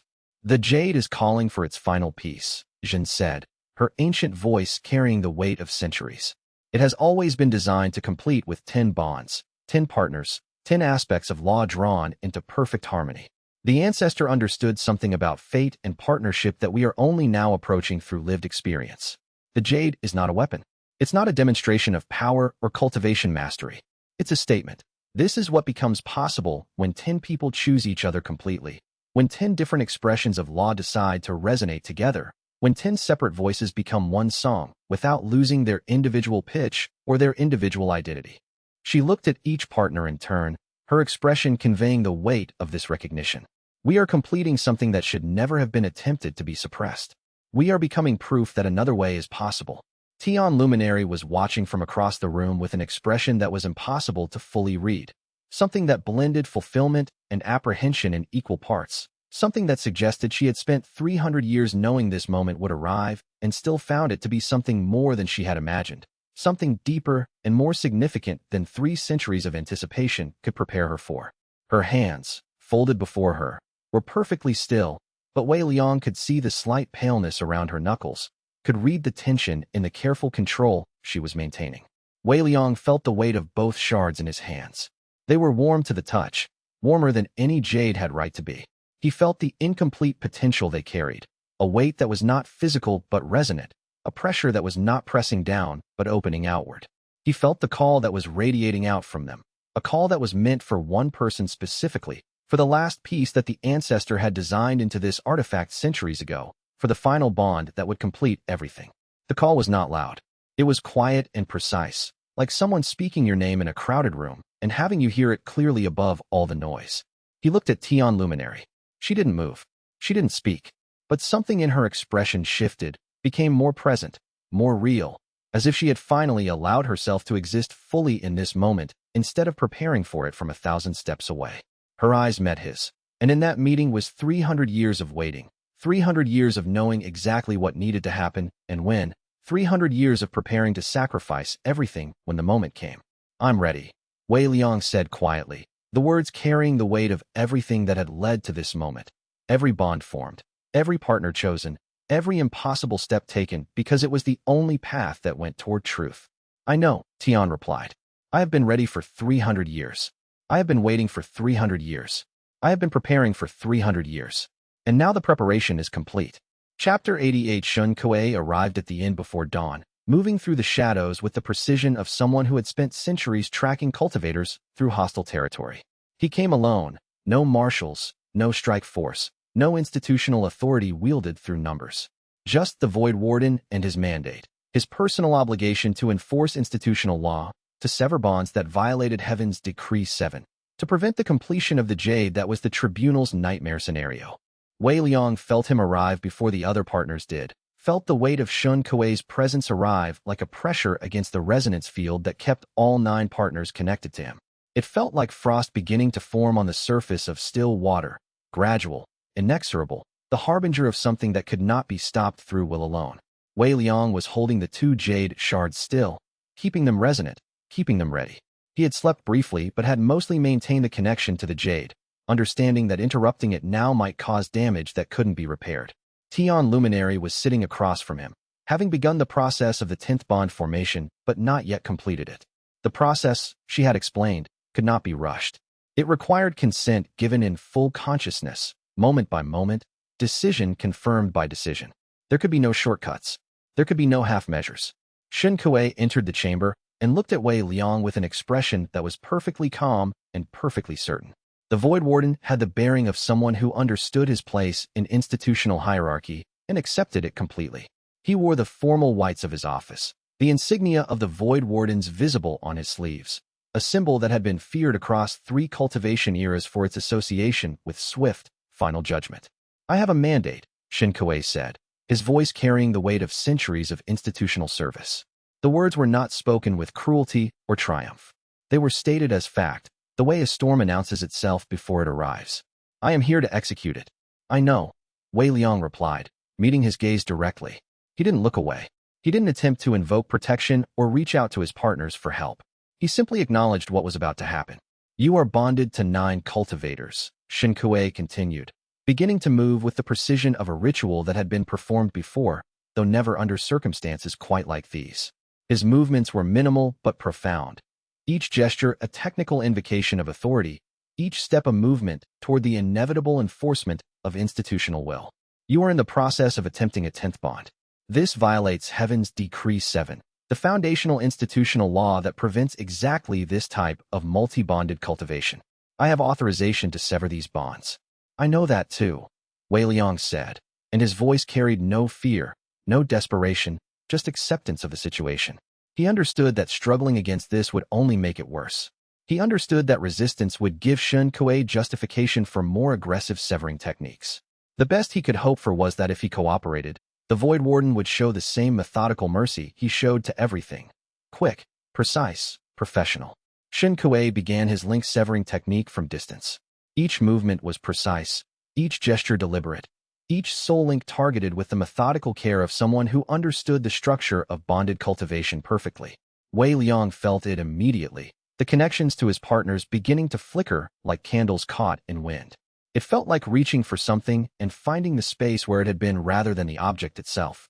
It felt like standing on a bridge and watching the supports begin to give way. Lian's link stuttered first.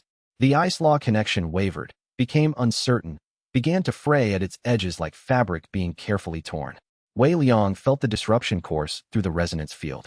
He felt his partners begin to cry out, not in pain exactly, but in the cultivation equivalent of vertigo, that disorienting sensation of something fundamental being suddenly removed from the structure of one's being, that dizzying feeling of a piece of yourself being suddenly disconnected, like losing your sense of balance and not knowing which direction was down. "Stop!" Sable's voice came through the resonance field, sharp with panic and fury. The Fire Law cultivator was on her feet. Wei Liang could feel it even from a distance. Her cultivation center flaring like a forge being stoked, her power rising to meet a threat that she couldn't fight directly, but couldn't simply accept. "This is wrong. Stop this immediately. Cease this technique." Yu's command was authoritative, but Wei Liang could feel the desperation underneath it, could sense her strategic mind understanding that this was a situation where all her planning and intelligence could do nothing to help, that they were facing an opponent with institutional authority that superseded any individual resistance. Xia said nothing, but Wei Liang felt her fear, actual fear, which was so rare coming from Xia that it registered like an alarm system going off, like a fundamental warning that something was deeply wrong. The shadow dancer, who moved through dangerous territories as if they were second nature, was afraid. That more than anything else conveyed the seriousness of what was happening. Shen Kuei did not stop. He continued with methodical precision, moving to the next link, targeting Sable's Fire Law connection with the same technical perfection he had applied to Lian's. The connection flickered, began to dissolve. Wei Liang felt Sable's power becoming more distant, becoming harder to access, becoming like a limb that was being anesthetized, becoming functional, but increasingly separate from his consciousness. The severance was not painful, it was worse than pain. It was absence.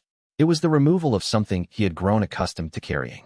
"This is still mercy," Shen Kuei said, and Wei Liang understood that he meant it completely, that from Shen Kuei's perspective, Severing the bonds before the 10th was complete was actually the most merciful thing he could do. It would prevent Wei Liang from reaching Jade Transcendence with an incomplete Jade, would prevent him from attempting something that might damage his soul permanently, would prevent him from becoming something that the institutional law that xianxia served determined was forbidden. In the Void Warden's understanding, he was preventing something worse. He was preventing catastrophe. He was showing mercy the only way the tribunal understood mercy, through the prevention of what they perceived as disaster. I am preventing something worse. He continued methodically. Yu's link flickered next. Sha's link began to waver. Wei Liang felt each disruption like a part of himself being slowly separated, like the fingers of his hands were being removed one by one while he was conscious of the removal, while he could feel each one going and could do nothing to prevent it. The pain of it, because it was pain, he understood now, but pain of a kind that had no physical correlate, pain that existed only in the soul and could not be treated with any physical remedy, was mounting with each severed connection. He was beginning to feel the disintegration of something fundamental. Chapter 89. Tian Luminary stood. She did not move with anger. She did not move with dramatic gesture or institutional authority wielded through administrative channels. She simply rose from her seated position and placed herself between xianxia and Wei Liang's bonded partners, and when she did, she invoked a law that xianxia had not expected to hear invoked. The law of institutional precedent, the law of the charter itself, the law that was senior in the institutional hierarchy to Heaven's Decree 7. Article 3 of the Tribunal's founding charter, Tian said, her voice precise and absolute, states that any active inquiry prevents enforcement action against the subject until the inquiry is concluded. I invoke that article. I assert that an active inquiry prevents your link-severing action. That is institutional law at the foundational level. Xianxia's link-severing technique paused mid-motion. His hands stilled. His attention focused on Tian with an intensity that suggested he was treating this as a serious challenge that required serious consideration. The original inquiry into Wei Liang's cultivation practices expired 3 days ago, xianxia said, his voice carrying the precision of someone who had studied the institutional procedures carefully. That inquiry run its course. The procedures have been completed. There is no active inquiry. I filed a second inquiry this morning, Tian replied, and she withdrew from her sleeve documents sealed with emergency stamps, papers certified by institutional bureaucrats, procedural documentation that had been processed through the proper channels. I filed it invoking emergency backdating provision under Clause 7b of the Administrative Procedure document. The emergency filing allows for retroactive inquiry start times when there is evidence that the original inquiry procedures were compromised or inadequate. I have documented such evidence. The new inquiry runs for 21 days from filing, which would extend to approximately 3 weeks from now. I have already completed the filing through the proper institutional channels. All documentation is in order. All procedures have been followed. All paperwork has been processed through the appropriate department heads. xianxia examined the documentation with meticulous care. Wei Liang could see the moment the Void Warden understood that Tian was correct, that the institutional law supported her position, that her paperwork was flawless and left no room for contradiction, that she had successfully invoked institutional procedure against institutional procedure itself. This is improper use of emergency procedure, xianxia said, but there was no anger in his voice. It was a statement of fact, not an accusation, just an acknowledgement of what had actually occurred. The emergency provision is meant for situations where new evidence emerges that fundamentally changes the nature of the original inquiry. What new evidence do you claim justifies emergency backdating? The completion of the Jade, Tian said. The emergence of the completed artifact changes the fundamental nature of what Wei Liang is attempting. Before completion, the concerns were theoretical. Now they are demonstrated reality. Institutional law requires that the emergence of such significant new evidence be grounds for emergency inquiry refiling. That is a creative interpretation, xianxia said, and there was something in his voice that suggested he recognized what Tian had done, recognized the elegance of her legal maneuvering, recognized that she had caught him in a position where the institutional law itself prevented him from proceeding. It is an interpretation that is supported by Article 2, Clause 7, Tian replied, which specifically addresses the procedures for inquiry refiling when significant new evidence emerges. The completion of the Jade is significant new evidence. xianxia stood very still. His link-severing technique dissipated completely. He looked at Tian with an expression that was difficult to interpret, something that blended respect and something closer to grief, as if he understood exactly what she had just done and what it meant for both of them. You have violated your oath, xianxia said quietly. By invoking institutional procedure against institutional procedure, you have violated the oath you took when you became a judge. You have used institutional law in a way that serves your personal interests rather than institutional justice. I have invoked my oath in its original form, Tian replied. Against the corrupted version it was twisted into 300 years ago. I have used institutional law in exactly the way it was designed to be used, to protect the vulnerable against the powerful, to prevent abuse of authority, to ensure that enforcement action cannot proceed without proper procedure. Her voice was calm and certain. If this constitutes a violation of my oath, then I accept that consequence. They held each other's gaze for a long moment. Two people who understood law at the highest level, who were now on opposite sides of a fundamental question about what the law was actually for, what it was designed to protect, whether it was a tool for justice or a tool for control, whether institutional procedures served the people it was meant to serve or whether it served only the institutions themselves. Shen Kuei turned and walked from the chamber. He did not run. He did not move with anger or frustration. He simply acknowledged that the institutional law had prevented him from proceeding and accepted that prevention with the grace of someone who understood that institutional law, if it meant anything at all, had to apply equally to everyone including himself. Behind him, the disrupted resonance field began to stabilize. Wei Liang felt his partner's connections solidifying again, the severing in progress being reversed by the cessation of Shen Kuei's technique. The links didn't return to full strength immediately. They would take time to fully recover from the trauma of the severing attempt, but they were no longer dissolving, were no longer being actively disconnected.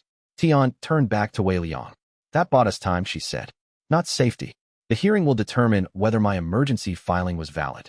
If the tribunal votes against me, if the institutional judges decide that the completion of the Jade is not sufficient new evidence to justify emergency inquiry refiling, then Shen Kuei will return, and the link's severance will continue. We have 21 days. The hearing is scheduled for the 20th day. We need to prepare for that hearing as if our lives depend on it, because they do. Chapter 90. Tian explained the situation to Wei Liang privately.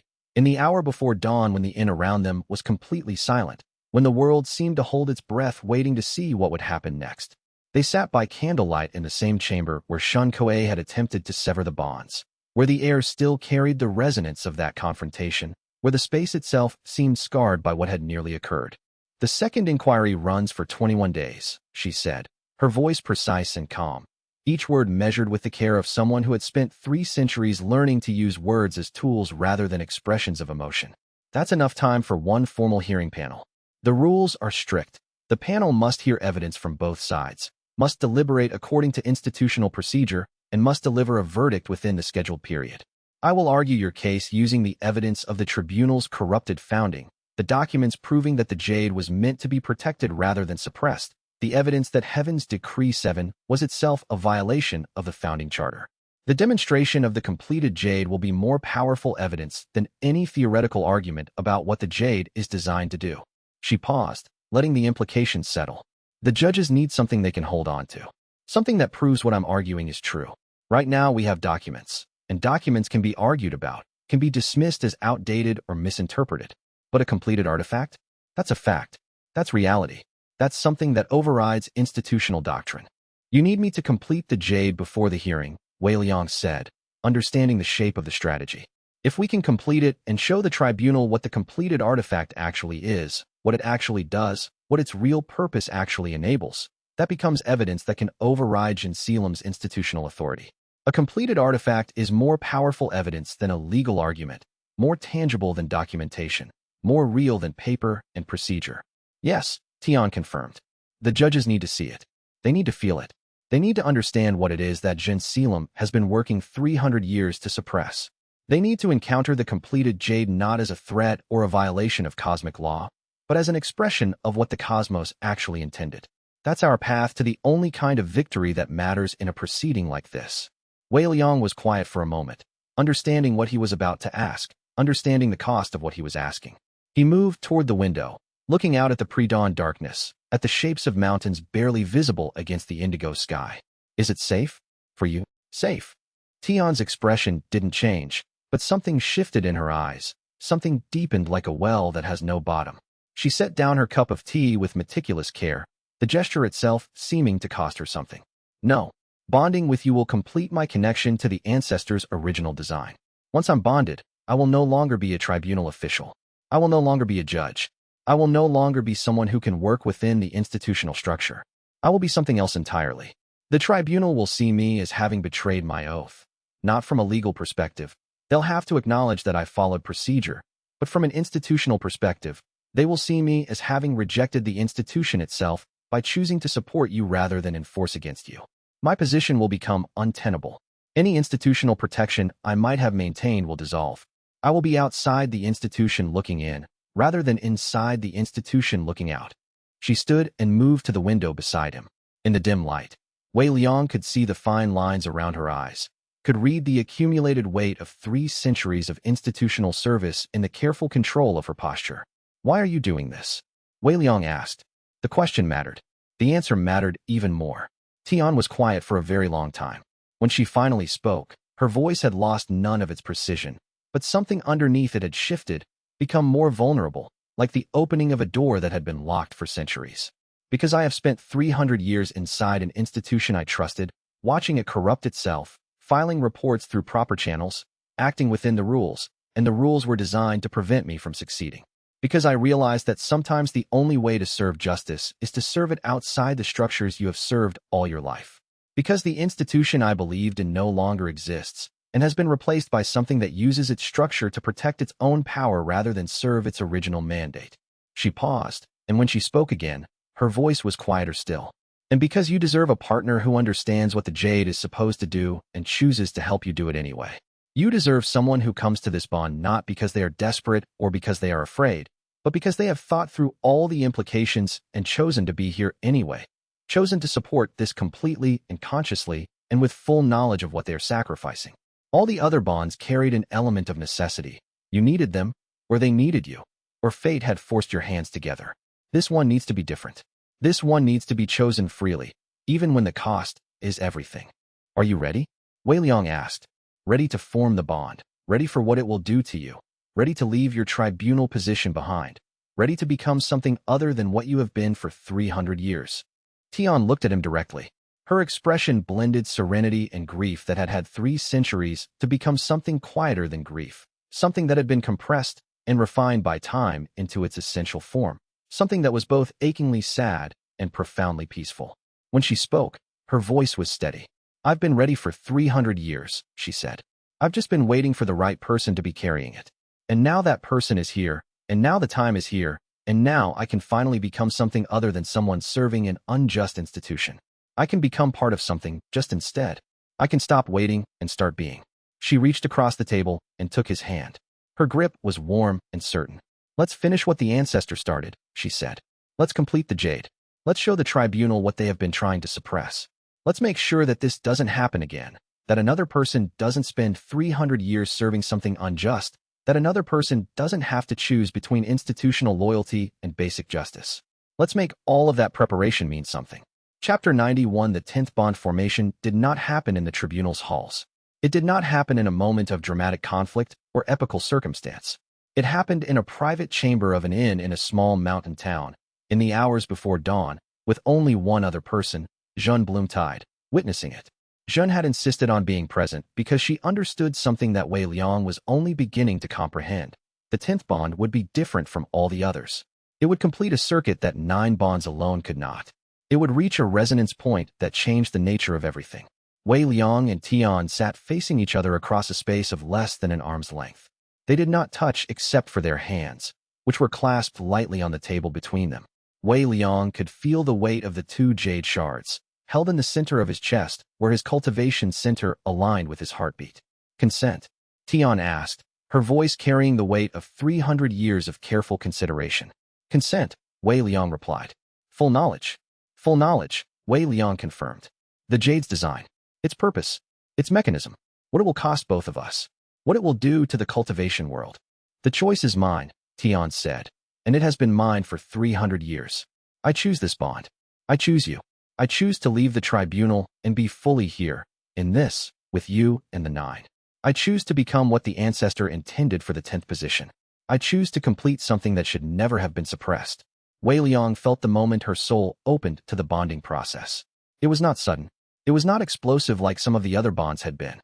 It was like dawn arriving, gradual, inexorable, the light light/heaven law entering the final soul slot with the certainty of something that was always going to happen, something that had been inevitable since the moment the ancestor designed the jade, something that had been waiting for 300 years for the right person to finally be ready. The bond formed. The light/heaven law arrived in Wei Liang's cultivation center, and as it did, something fundamental shifted in his being. Wei Liang reached jade transcendence. He felt it not as a transition but as a completion, like a piece that he had been missing suddenly being returned to him, like a circuit that had been incomplete suddenly closing with perfect resonance, like a question that had been asked thousands of years ago finally receiving its answer. The elevation was smooth and absolute. His cultivation rank shifted from heaven-defying to jade transcendence, and the sensation was one of wholeness he had never experienced in any other bonding. The other 9 bonds had been profound, had been transformative, had been the most significant relationships of his life. But this 10th bond was something else entirely. This 10th bond was completion. And as the bond solidified, both jade shards, held in the center of Wei Liang's chest, lifted. They rose without Wei Liang touching them. They floated up through the space between him and Tian, suspended by a force that was neither binding nor compelling. That was simply the natural weight of completion seeking its form. The 2 shards met in the air between them. They touched. They merged. The jade was complete. Wei Liang felt it immediately, the completed artifact radiating a resonance that was profound and total and real. The light it generated was not harsh or brilliant. It was warm and steady, like the sun at dawn. The inscription on his forearm completed. The path is made whole.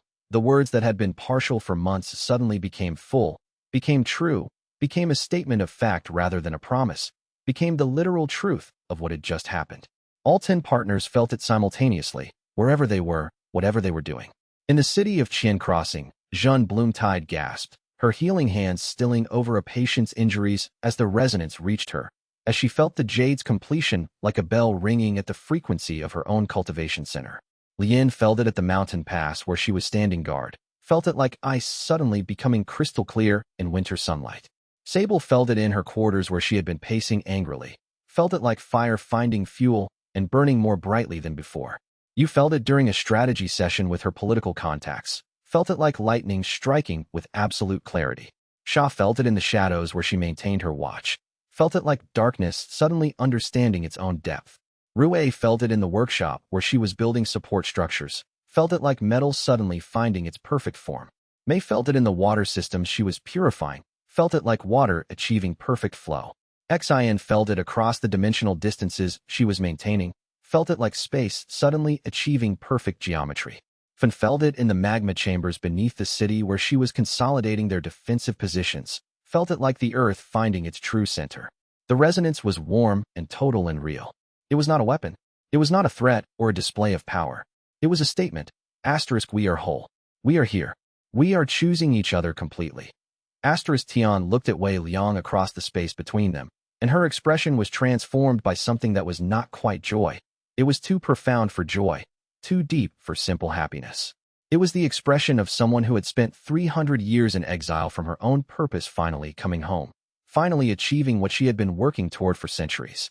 Jeanne Bloomtide, witnessing from the side of the chamber, began to weep, not from sadness but from the recognition of something being restored that should never have been taken away, something being completed that should have been completed centuries ago, something being healed that had been wounded by institutional corruption and institutional fear. Chapter 92. The Hollowed Emperor sensed the jade's completion the moment it occurred. The feeling reached him in his tomb like a wave passing through stone, like a recognition of something that had once been possible and had been denied to him, and was now possible for someone else. It was not jealousy exactly. It was something more complex. The understanding that the door he had tried to force had just opened for someone else. The recognition that the fate he had tried to steal from was being fulfilled for another person. The acknowledgement that what he had refused to accept 1,000 years ago was now true. Someone had what he had wanted. Someone had completed what he could never complete. Someone had succeeded at what he had failed at. For 1,000 years his existence had been an exercise in denial. He had denied his own failure. He had denied that the rejection had meant anything other than a temporary setback.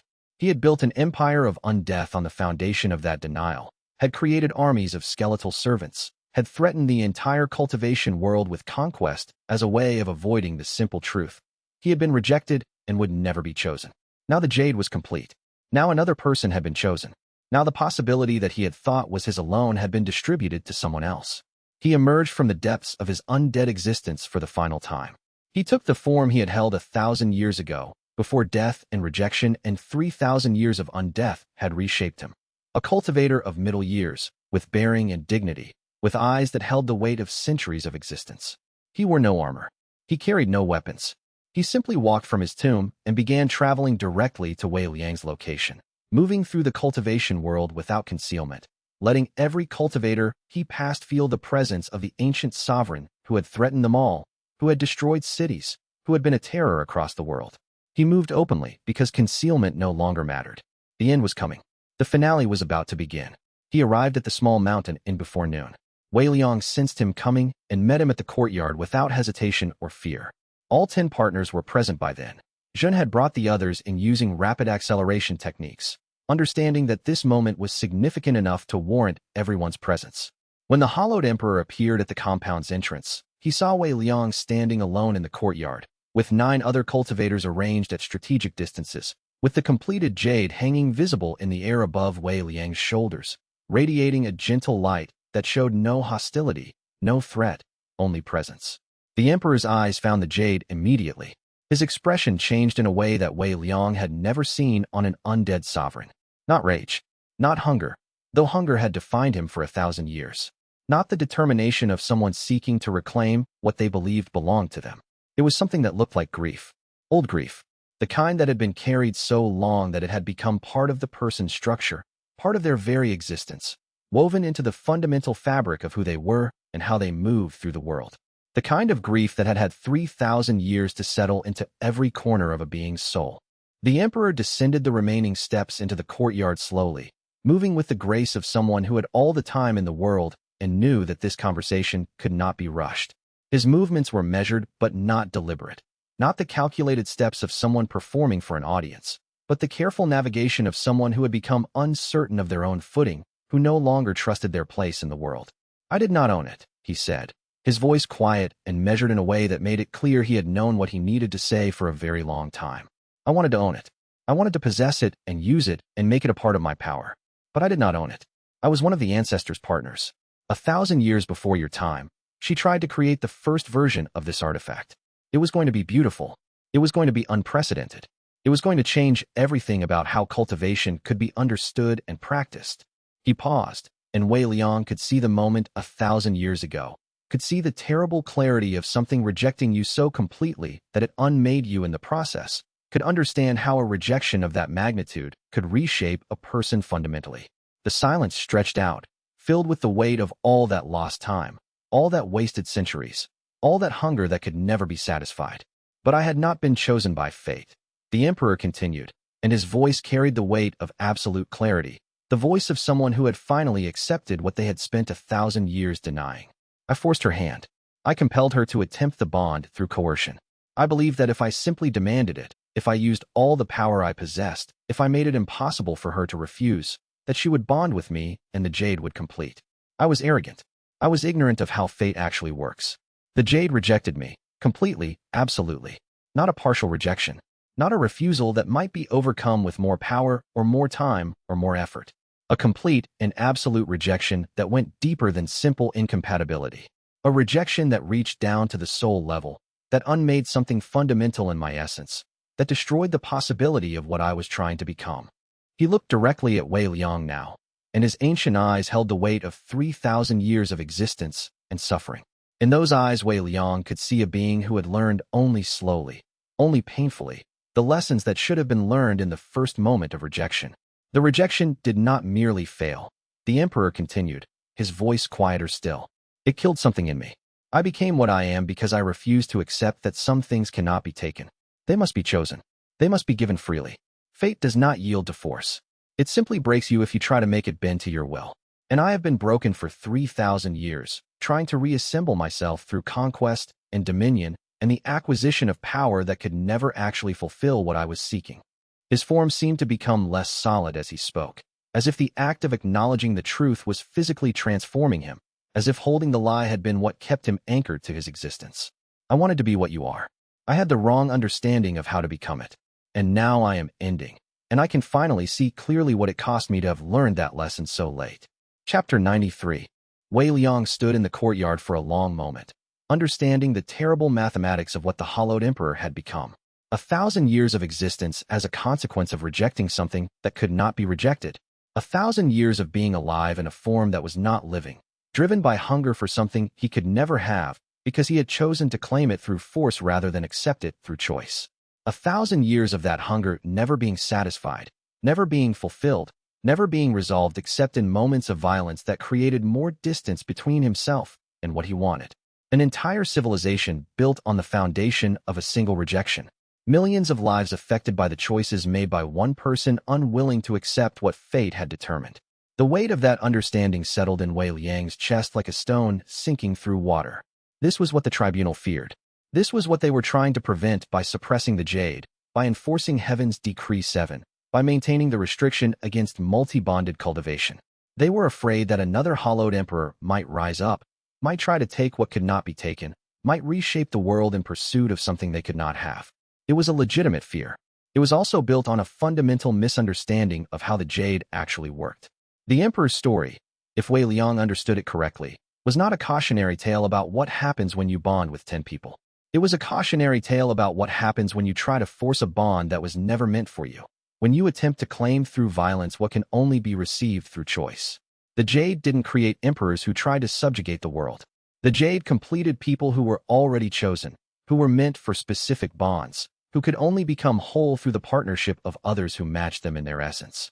The tribunal's fear was not baseless, but it was misdirected.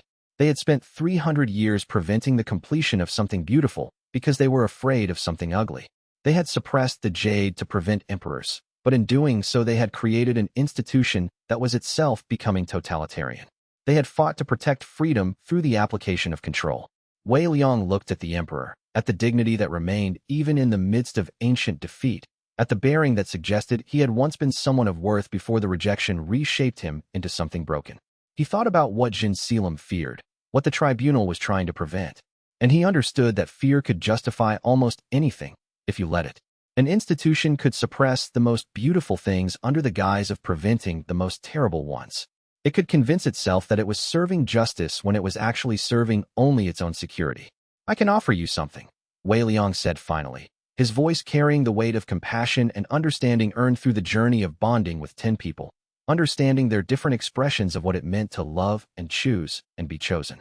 The emperor's eyes focused on him with the intensity of someone who had forgotten that mercy was still possible, who had spent so long in isolation that the idea of being offered something, anything, without violence or negotiation, seemed almost impossible. In 3,000 years of existence, he had never heard those words. "I can offer you something. Not a threat, not a demand, not an ultimatum, an offer, a gift. The completed Jade," Wei Liang continued, "through Tian Luminary's heaven law, can dissolve the soul chains that have kept you in undeath. You will not be restored. You will not be brought back to what you were before the rejection. You will not be healed or fixed or made whole in the way you might wish. You will simply cease. You will rest. You will be released from the hunger that has driven you for 3,000 years. You will be allowed to end." He paused, letting the weight of that offer settle between them. This was not mercy in the sense of redemption or forgiveness or restoration. This was something simpler and perhaps more profound: permission to stop, permission to rest, permission to let go. The emperor was quiet for a very long time. Around them, the world seemed to hold its breath. 10 cultivators at the peak of their powers, an ancient sovereign at the end of his existence, and the moment between them where everything could change or nothing would change, and either way, something would end. Birds fell silent in the nearby trees. The wind stilled. Even the clouds seemed to pause in their drift across the sky. "Is it absolution?" the emperor asked finally. His voice was barely above a whisper. "Will my death absolve the things I have done?" "No," Wei Liang said. He didn't soften the answer or try to make it easier to hear. Truth required clarity. "Will it be forgiveness?" the emperor continued, his ancient eyes fixed on Wei Liang's.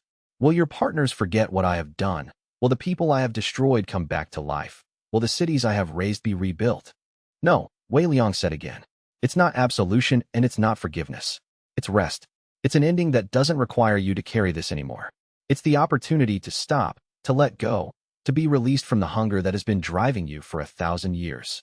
He took a step closer, closing the distance between them slightly. "The tribunal fears people like you because they don't understand that force cannot claim what is meant to be chosen.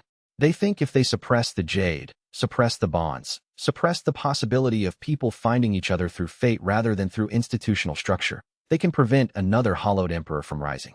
But they're wrong. Another hollowed emperor could only rise if someone tried to force their way into a bond they weren't meant for. What the jade actually does is create a path for people to find the bonds they were actually meant to be in. It ends the hunger. It creates completion instead of endless seeking.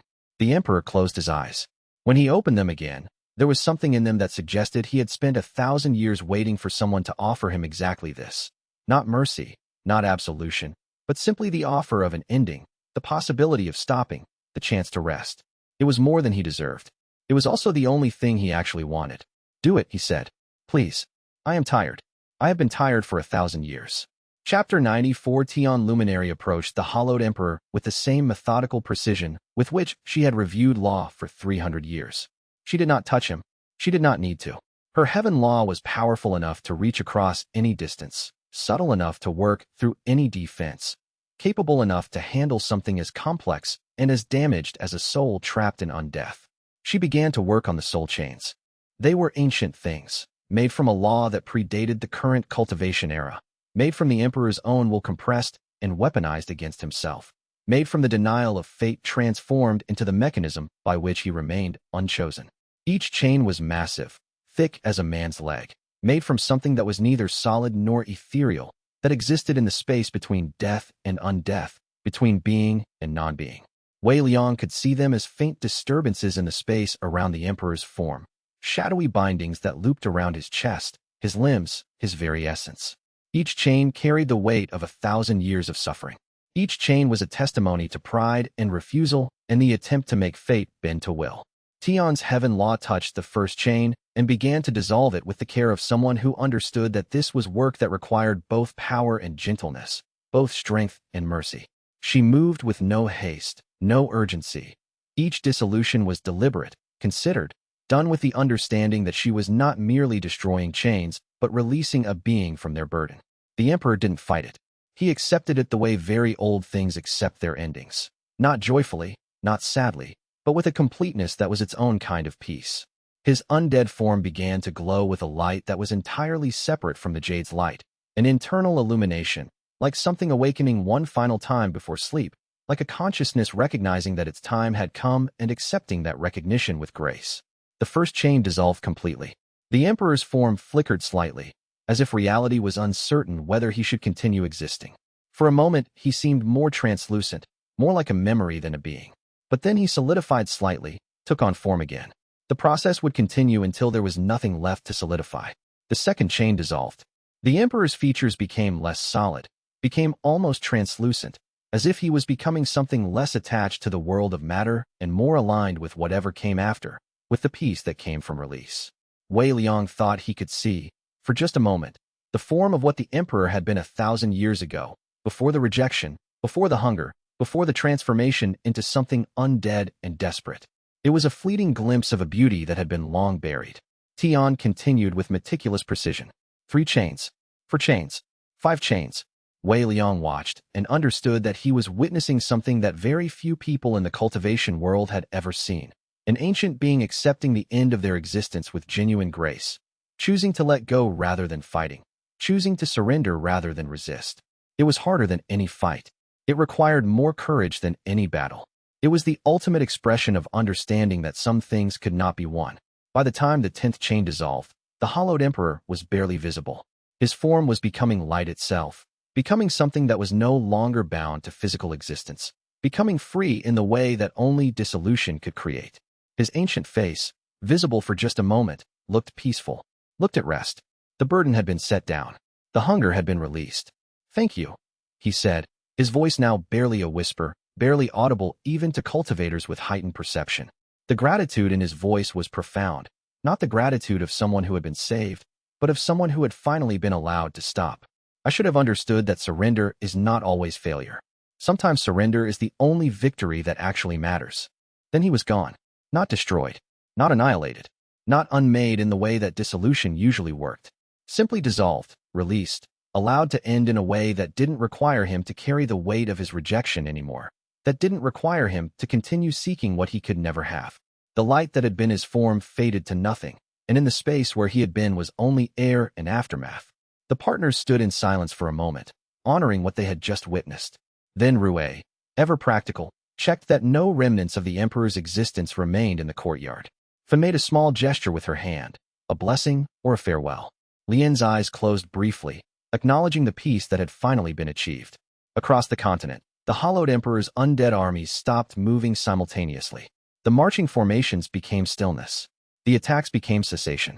Over the course of the next 3 days, they crumbled to dust, the magic that bound them together dissolving as their source. Their creator, their commander finally released himself from the burden of undeath. The emperor's tomb, which had stood for 1,000 years, collapsed inward upon itself, the structure becoming rubble, the ancient sanctuary becoming just stone again. One of the cultivation world's longest shadows lifted, and the world became genuinely brighter. Chapter 95. Shen Kuei appeared without warning in the courtyard where Wei Liang and his partners were standing, the emperor's dissolution complete, the resonance of his passage still settling into the world like dust after a storm. The courtyard seemed smaller somehow, as if removing one presence of such magnitude had changed the proportions of reality itself. The stones where the emperor had stood were darker now, not from any physical mark, but from the perception that something fundamental had shifted in that space, that death and ending had left their imprint in the fabric of the world itself. Alone, no marshals, no strike force, no institutional authority wielded through numbers. Just the Void Warden and his mandate, his responsibility to convey information and bear witness to what needed to be known. Shen Kuei moved through the space with the same measured precision with which he always moved. His whites were pristine. His bearing was perfect. He could have been arriving to deliver judgment to someone he had never met, to carry out an execution without any personal connection to the condemned. That was the nature of his service, to exist outside personal relationship, to be purely the mechanism of institutional will. He delivered his message with methodical precision, his voice carrying the weight of institutional authority. The hearing is set for 3 days hence. Full tribunal panel. 27 judges. Lord Arbiter Xianxia requests that you be informed of this, as he is confident in the outcome and prefers your surrender, when it comes, to be fully informed and voluntary. Wei Liang understood the calculation of that request. Xianxia was not being cruel. The Lord Arbiter never was cruel in any direct way. He was being strategic, thinking several moves ahead as always. A person who surrendered with full knowledge of their defeat was less likely to resist, less likely to cause institutional disruption, less likely to create the appearance of institutional struggle. It was mercy, from Xianxia's perspective. It was also absolute certainty, the confidence of someone who believed that the institutional structure he controlled was so fundamentally more powerful than any individual or group of individuals that surrender was inevitable. He was giving Wei Liang the gift of knowing the outcome in advance, as if certainty itself was a mercy. The message carried another weight too. Confidence that Xianxia had already calculated what would happen at the hearing, had already planned his response to whatever evidence Wei Liang might present. It was a gesture of courtesy from a power so secure that it could afford to be generous, that could offer advance notice of defeat because defeat was already assured. Xianxia was not gloating. He was simply being thorough, accounting for every variable, ensuring that the outcome would be achieved whether Wei Liang fought or surrendered. Do you agree with it? Wei Liang asked Shen Kuei directly, understanding that the Void Warden was offering him the opportunity to know what the man behind the mandate actually believed. In all their interactions, Shen Kuei had always maintained perfect professional distance, always acted from institutional procedure rather than personal conviction. But there had been moments, small moments, where Wei Liang had glimpsed something beneath the institutional facade. A person, a consciousness that existed within the role and occasionally expressed itself through the smallest of gestures, the briefest of silences. Shen Kuei was quiet for a moment, the silence stretching out. Around them, the partners waited, understanding that this question had been asked as much for their benefit as for Wei Liang's. It was a test, perhaps, of whether the Void Warden had a point at which institutional service ended and personal conviction began. It was a question about the nature of Shen Kuei's loyalty, to the institution, or to something deeper and more personal. I follow my mandate, he said. The words were absolutely true. They were also the safest possible answer, the response that committed him to nothing beyond what he had already been committed to by his service. It was what a perfect institutional servant would say. It was also what someone who was becoming uncertain of that service might say as a way of avoiding the full truth. Then, after a pause that seemed to cost him something, that seemed to require him to override some institutional training about revealing personal opinion. I don't disagree with it. It was as close to actual dissent as the Void Warden had ever expressed, as close as someone bound by institutional service could come to admitting doubt about that service. The words were minimalist, but their implications were profound. He didn't disagree, which meant some part of him questioned Jinseelim's certainty. Some part of him wondered if the outcome was actually predetermined. Some part of him entertained the possibility that what Wei Liang was attempting might actually be justified. It was not agreement. It was not support. But it was the smallest crack in the wall of institutional certainty. Wei Liang thanked him for the information. The gratitude was genuine, not just for the message itself, but for the small moment of authentic response beneath the institutional role, for the glimpse of a consciousness that existed beneath the mandate. Shun Kuei gave a slight nod, acknowledging the gratitude, and then he was gone, dissolved back into the void spaces he maintained, returning to whatever service he performed in the tribunal's most restricted reaches. 3 days. The hearing was in 3 days. The 21-day inquiry window that Tian had invoked would open with this hearing, and everything would be decided in that chamber, before those 27 judges, with the completed Jade as evidence. 3 days to prepare. 3 days to gather evidence, to organize arguments, to transform everything they knew into something that could be presented to an institution fundamentally hostile to their existence. 3 days to attempt what had not been attempted in 300 years, to challenge the tribunal's institutional authority at the highest level and survive it. It was not impossible, but it was close. Chapter 96.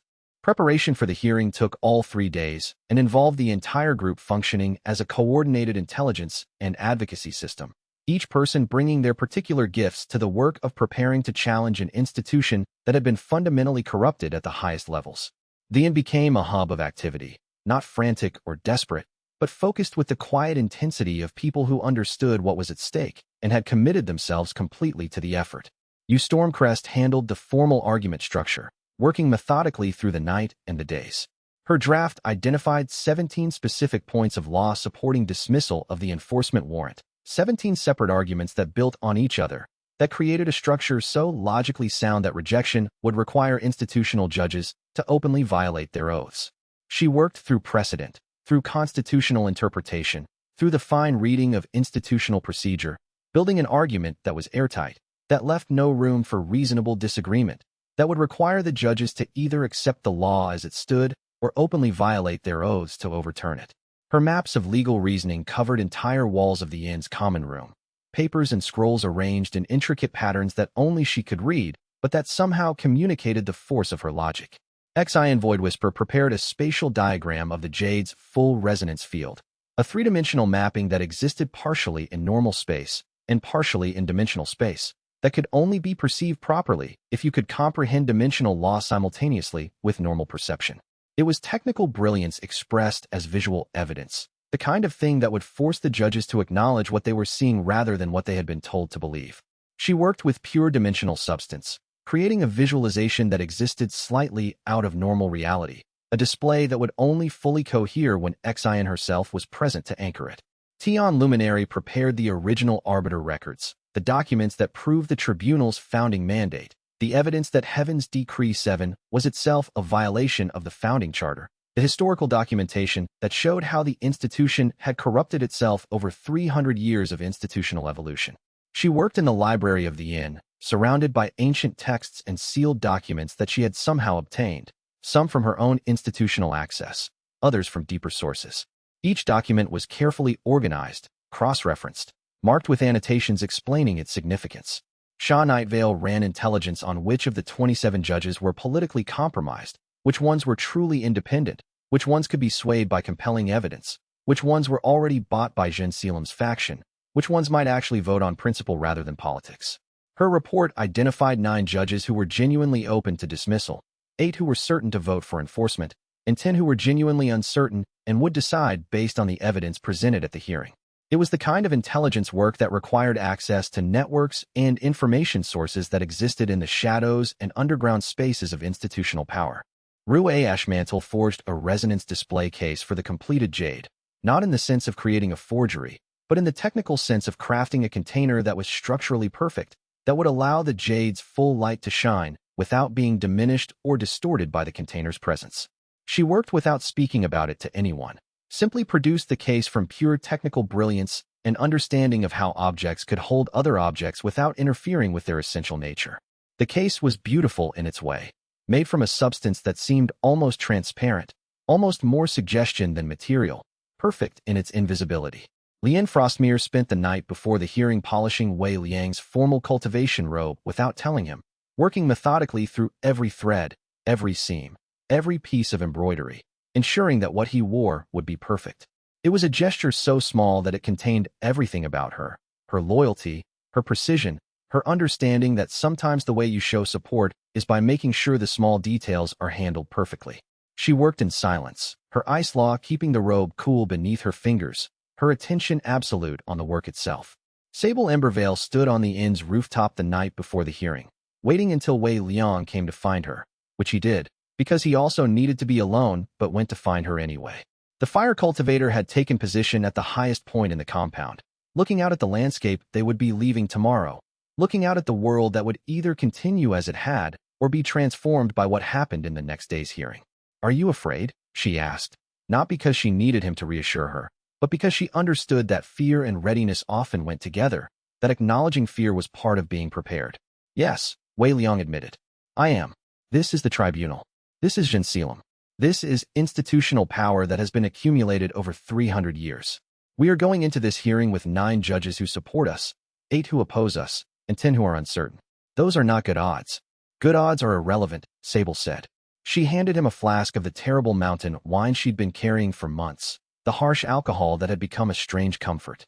The taste was aggressive and slightly off, the kind of wine that announced itself on the palate with no pretense of sophistication. Fear means you understand what's at stake. Fear means you're taking this seriously. Fear means you're ready. Good odds would mean you hadn't fully understood the magnitude of what you're attempting. They drank in silence, watching the stars move across the sky. Below, the other partners were each doing their own version of this moment. Jeune Bloomtide had quietly filled every pot and vessel in the inn with flowers, not a signal to anyone else, just a quiet statement that beauty and cultivation could exist in the same space, that flowers could bloom even in the shadow of institutional power. May was at the window watching the sky, reading the currents of air and understanding them the way she understood people, feeling the weight and direction of the coming confrontation. Xian was reviewing her dimensional diagram one more time, ensuring that every angle was correct, every visualization perfect. Xia was sitting in darkness, simply being present, being still, being the stability that kept them all grounded. And Fun, in the kitchen, was making a simple meal with her characteristic minimal focus on words and maximum focus on the work itself, feeding them all the night before the hearing because that was her way of providing support. Practical, necessary, essential. Wei Liang and Sable stood together as the night deepened, 2 people who had chosen each other through fire and risk, who had learned to trust each other through shared danger. Tomorrow would test that trust against the full weight of institutional authority. But tonight, in the darkness, they could simply be present together, and that was enough. Chapter 97. The Celestial Tribunal Sky Court was a structure that existed suspended above the clouds at the cultivation world's highest altitude.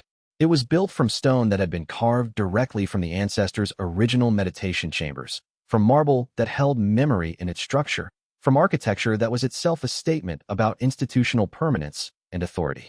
The courtroom was vast, designed to accommodate large panels, to allow for the kinds of proceedings that required multiple judges, to create a space where institutional judgment could be rendered with maximum weight and formal dignity. The ceiling rose so high it seemed to disappear into cloud itself, and the windows, which had no glass, which opened directly to the sky, allowed the light of the sun to fall upon the proceedings with absolute clarity. 27 judges sat in 7 rows of seating arranged in a semicircle. They were wearing formal robes that marked their institutional rank, deeper colors for more senior judges, specific patterns indicating areas of specialized expertise. They were arranged by seniority and influence, with the most powerful positions near the center and less senior judges toward the edges. The weight of their collective authority pressed against the space like a physical thing. And at the center, presiding over them all on a raised platform that elevated him literally above the other judges, was Lord Arbiter Xianxia. Xianxia looked exactly as he had when Wei Liang first encountered him. Coldly confident, institutionally positioned, absolutely certain in his understanding of how power should flow. He looked at Wei Liang with something that might have been respect for someone who had climbed high enough to deserve his attention, and something else that was definitely dismissal. The sense of someone watching a piece of institutional procedure play out exactly as it had been scripted. He had done this before. He would do it again. The outcome was never in doubt. Tian Luminary presented the evidence first, beginning with the original founding documents. She laid them out with meticulous precision, showing the judges the ancestors' actual mandate, that the Jade's completion would be a moment of institutional honor, not institutional failure. Her voice was steady as she presented each document, her hands moving with practiced grace as she displayed them for the judge's examination. She presented the journal entries from Chief Arbiter Guanhen, reading key passages aloud so the judges could hear the voice of the previous arbiter, could understand the depth of her commitment to protecting rather than suppressing the Jade. She read Guanhen's words with reverence, the words of someone who had understood the Jade's true purpose and had died defending that understanding. She presented the intelligence about the previous arbiter's death, the evidence of murder disguised as meditation accident. The courtroom stirred at this, judges leaning forward, their certainty beginning to waver. She presented the sealed testimony from Judge Mei Shun, authenticated and verified, opening up a record that the tribunal had spent 300 years trying to hide. The words from Mei Shun were precise and devastating. A judge from the old order testifying to the corruption that had taken place, documenting how institutional pressure had been applied to suppress the truth. The courtroom was absolutely silent. Several judges leaned forward, their attention fully engaged. One, an elder woman with silver hair and the bearing of someone who had held her position for decades, actually gasped, the sound of institutional certainty being disrupted by the emergence of truth. Her hand rose slightly, as if she were reaching for something, as if the revelation had unbalanced her understanding of everything she had believed about the institution she served. Then Zhen Selim gestured, and Shun Kuei presented the enforcement case. The evidence that Wei Liang had violated Heaven's Decree 7 was overwhelming. The fact that he had bonded with 10 partners was absolutely proven. The Jade itself was visible in the resonance display case, and there was no denying that 10 partners were present in the courtroom. The fact that he was carrying a completed Jade artifact was visible to everyone present. The case for enforcement was technically airtight, legally unassailable, procedurally correct in every way. Shun Kuei's presentation was perfect, each point supported by evidence, each argument built on institutional precedent, each conclusion unavoidable. But then Wei Liang stood to make his statement. He didn't argue law. He didn't cite precedent or interpretation or the complex constitutional structures that you had prepared. He simply testified to the truth. The Jade doesn't violate fate's order. It is fate's order for 10 specific people. The tribunal's fear of it was never about cosmic law. It was about control, about the fear of something that they could not fully understand, that they could not fully contain, that they could not fully govern. The original mandate, he said, looking directly at the judges, at each of the 27 people whose votes would determine whether he would be convicted or exonerated, was to protect this artifact, not suppress it. And for 300 years, the tribunal chose to suppress it instead.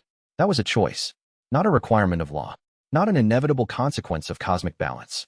A choice made by an institution that was afraid of something they didn't understand, and that chose to hide that fear behind institutional procedure and institutional authority. His voice didn't waver. His gaze was steady.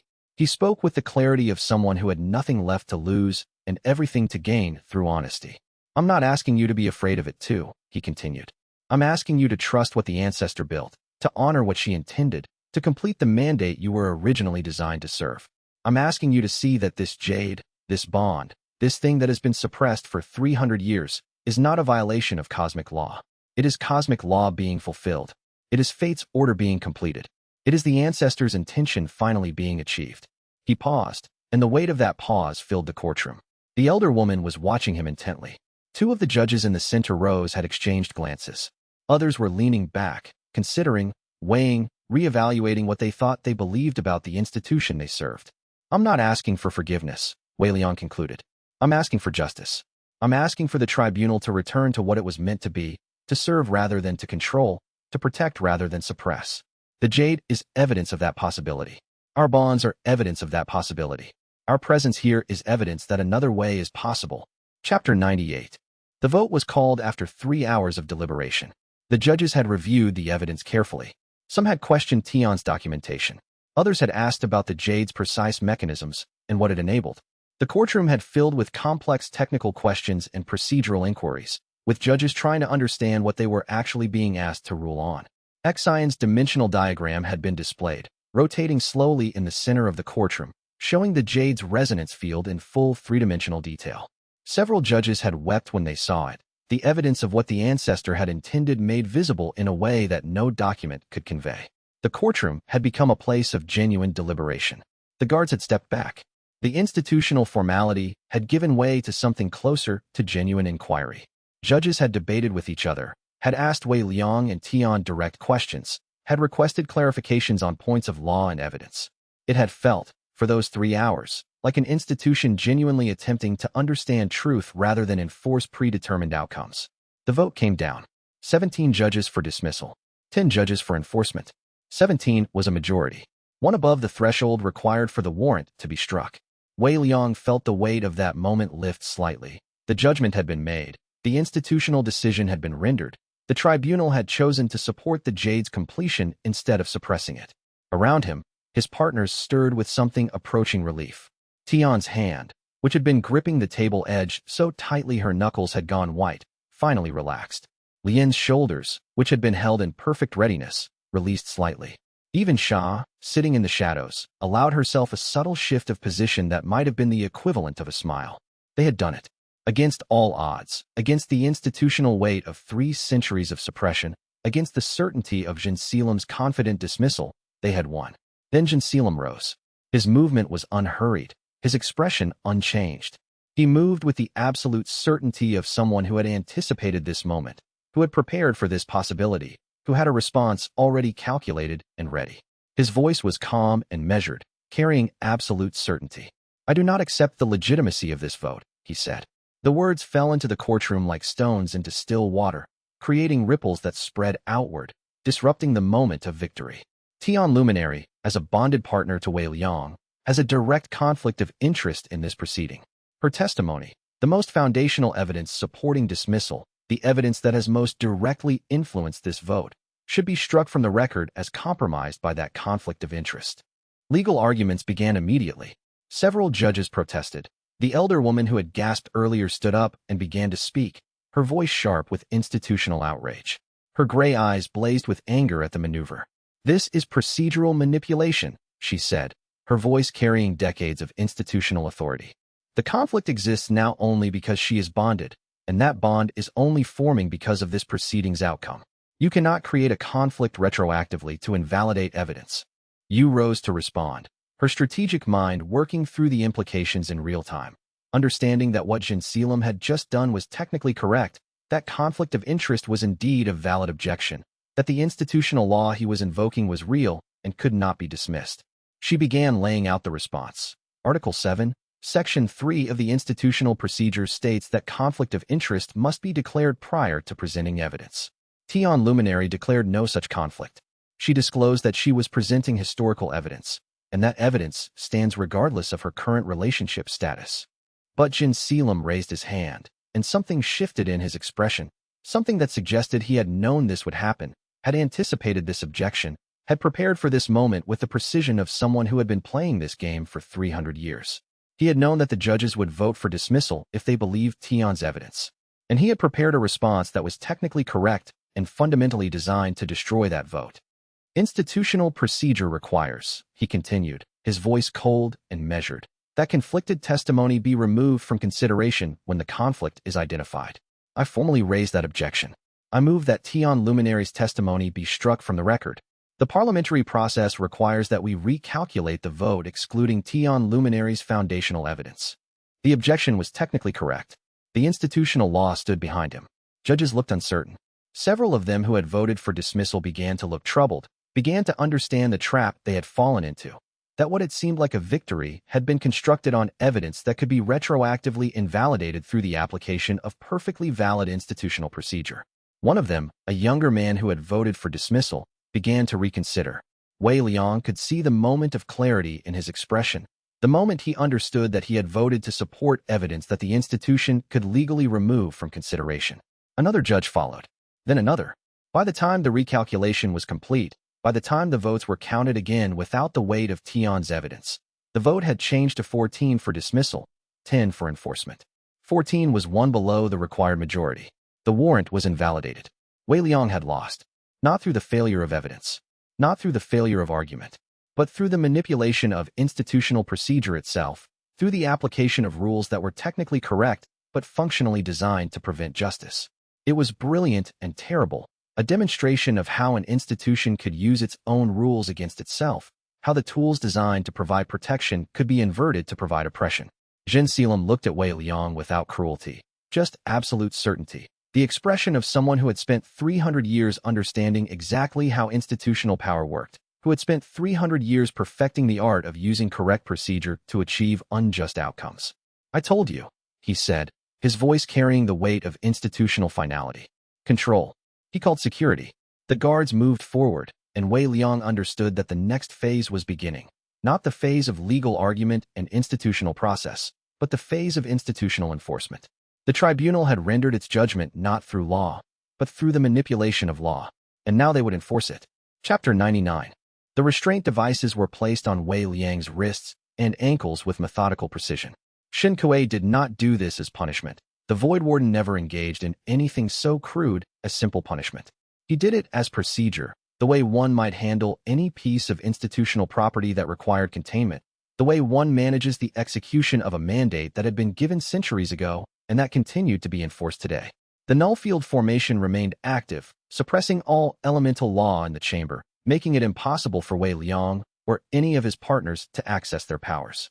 They were left with their cultivation consciousness intact. They could feel their partners, could sense the bonds, could comprehend what was happening, but they could not act, could not move, could not do anything except watch. Tian Luminary stepped forward, her voice cutting through the silence of the courtroom like a blade. "This procedure is improper," she said, her voice carrying the precise tone of someone who had spent 300 years mastering institutional law, who understood its structure and its implications at the deepest levels. The vote was conducted according to institutional procedure. The objection raised by Lord Arbiter Xianxia, while technically correct in identifying a conflict of interest, creates a paradox in the application of institutional law. If we remove evidence whenever the evidencing party has a stake in the outcome, we remove the possibility of any victim testimony in any institutional proceeding. The objection itself violates Article 7 of the Founding Charter, which mandates that procedure serve justice before it serves institutional convenience. Xianxia looked at her with something that might have been respect.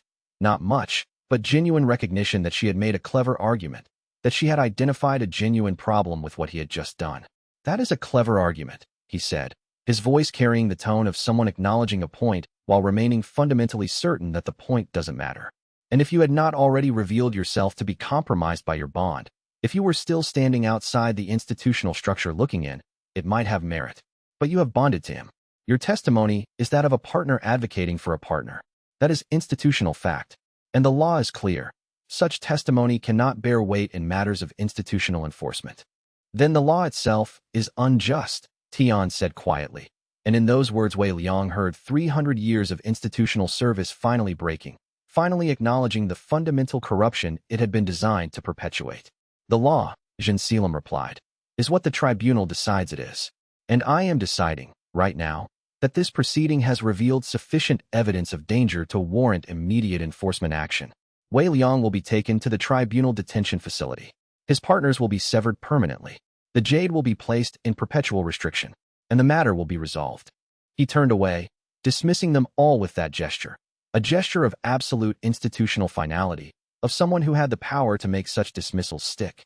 Shen Kuei began to move Wei Liang toward the exit, the restraint devices preventing him from moving at more than a slow walk, the null field formation moving with them to prevent any last-moment escape attempt, to ensure that the Jade remained suppressed and powerless.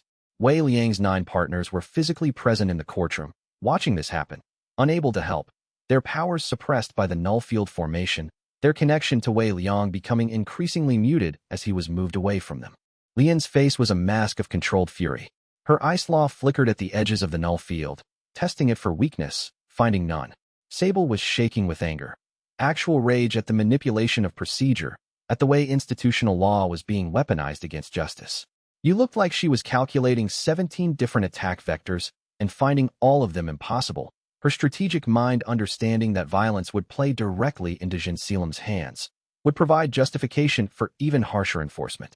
Sha was absolutely still, the kind of stillness that preceded either profound action or complete resignation to a situation that could not be overcome.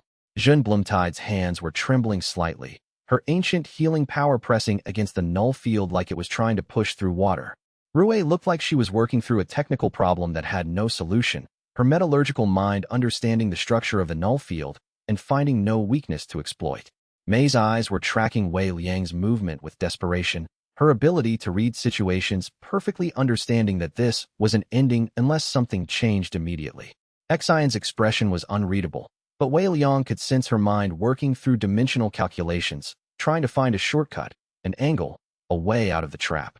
Fan simply stood there, accepting what had happened with the kind of grim acceptance of fact that characterized her approach to everything. And Tian Luminary looked like someone who had spent 300 years inside an institution that was fundamentally unjust, who had tried every possible channel of reform, who had sacrificed everything trying to change it from within, who had finally understood that no amount of institutional procedure could overcome institutional power wielded by someone who cared more about control than about justice. Wei Liang was moved toward the exit of the Sky Court. As he passed the judges' seating, he saw 17 of them looking troubled, judges who had voted for dismissal, judges who were only now understanding that their vote had been meaningless, that the institutional structure they served had just demonstrated that it could override their votes through the application of correct procedure. He saw 8 looking satisfied, judges who had voted for enforcement, judges who were pleased that the institutional power they had trusted had proven itself stronger than any challenge to it. And he saw one, the elder woman who had gasped when Tian presented the evidence, actually begin to weep, actual tears running down her face. Something had broken in her understanding of the institution she served. Some fundamental assumption about the justice of the institutional structure had been shattered by what she had just witnessed. Wei Liang was moved toward the exit of the Sky Court. The restraint devices pressed against his wrists, limiting his movement. The null field followed, moving with them, keeping him suppressed, keeping his partners unable to help. This was the end of the fight, the final moment of defeat, the institutional triumph of control over justice. Chapter 100. The null field formation followed Shen Kuei as he moved Wei Liang out of the Celestial Tribunal's Sky Court and toward the custody transport that awaited at the landing platform. The transport was a vessel designed specifically for containing high-rank cultivators, reinforced with dimensional shielding, sealed with restriction law that would prevent escape attempts, designed to be a mobile prison. Wei Liang could see it waiting, could see the institutional authority that it represented, could see the culmination of Zhen Selim's 300-year plan to suppress the Jade. But as they reached the edge of the platform, something shifted. Tian Luminary's Heaven Law, suddenly and absolutely, invoked Article 9 of the Founding Charter, the article that permitted any judge with a legitimate concern about institutional procedure to halt any enforcement action for a mandatory 48-hour review period. It was a technical loophole, an obscure provision in the charter that was almost never used because it required a judge to actually challenge their superior on procedural grounds. But Tian was not a typical judge, and this was not a typical situation. The null field formation flickered, just for a moment, just long enough. Wei Liang felt the connection to his partners come back online like the sun emerging from clouds after months of darkness.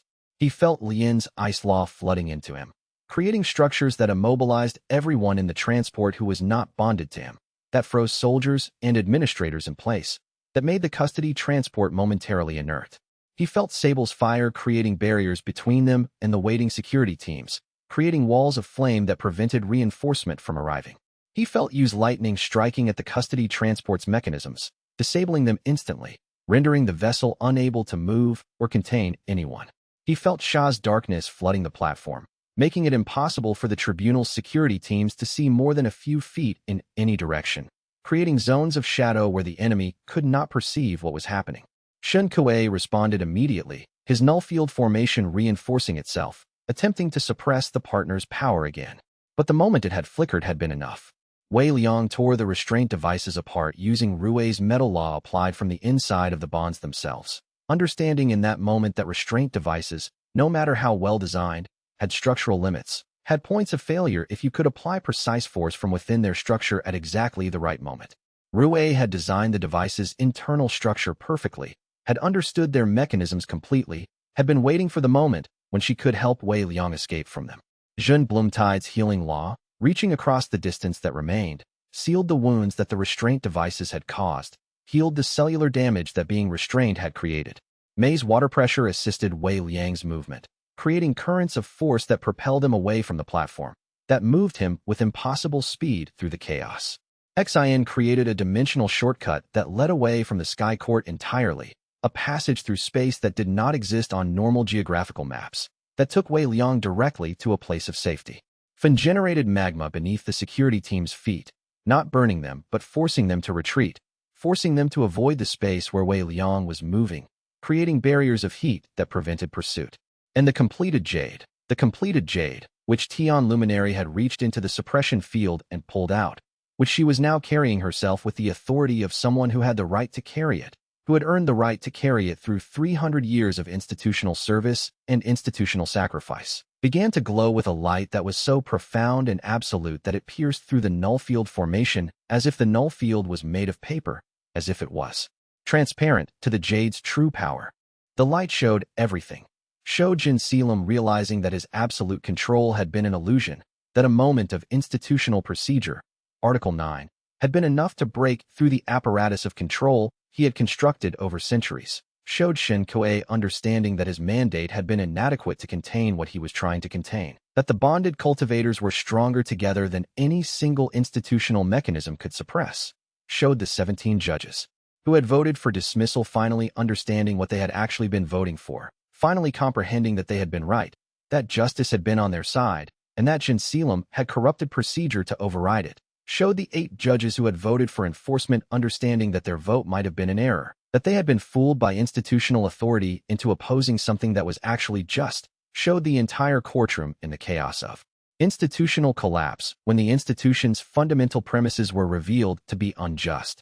Wei Liang and his 10 partners, 9 bonded directly. Tian Luminary, now carrying the completed Jade as she had carried the evidence 300 years ago, moved into the dimensional shortcut that Xian had created. They did not run.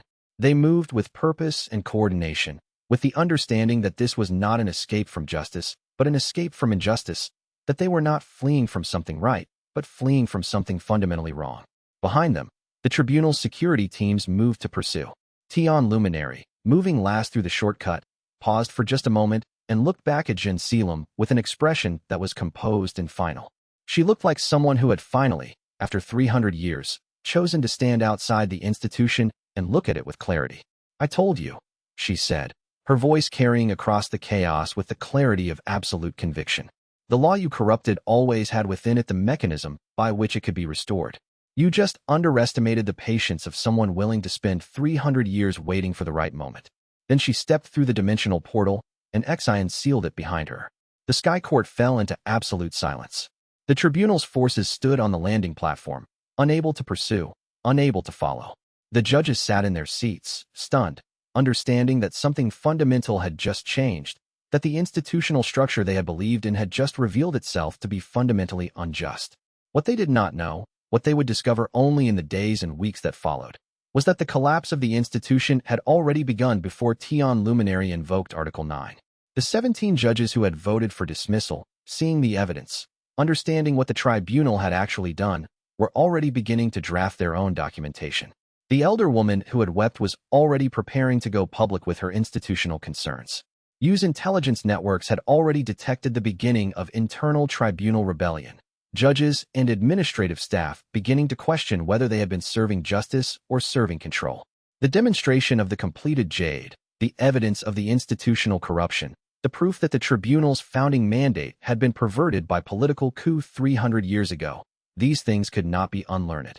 Once the judges had seen the truth, they could not unsee it. Once they had understood how their institution had been corrupted, they could not return to ignorance.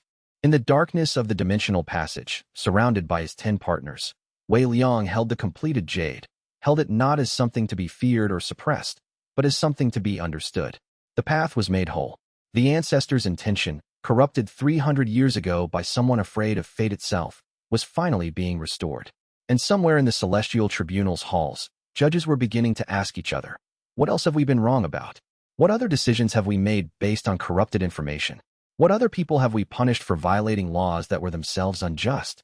What other institutions have we served that we should have questioned? The real transformation was not in Wei Liang's achievement of Jade transcendence. The real transformation was not in the completion of the Jade. The real transformation was in the moment when an institution, forced to confront the evidence of its own corruption, had to decide whether it would change or would try to maintain control by becoming more transparently unjust.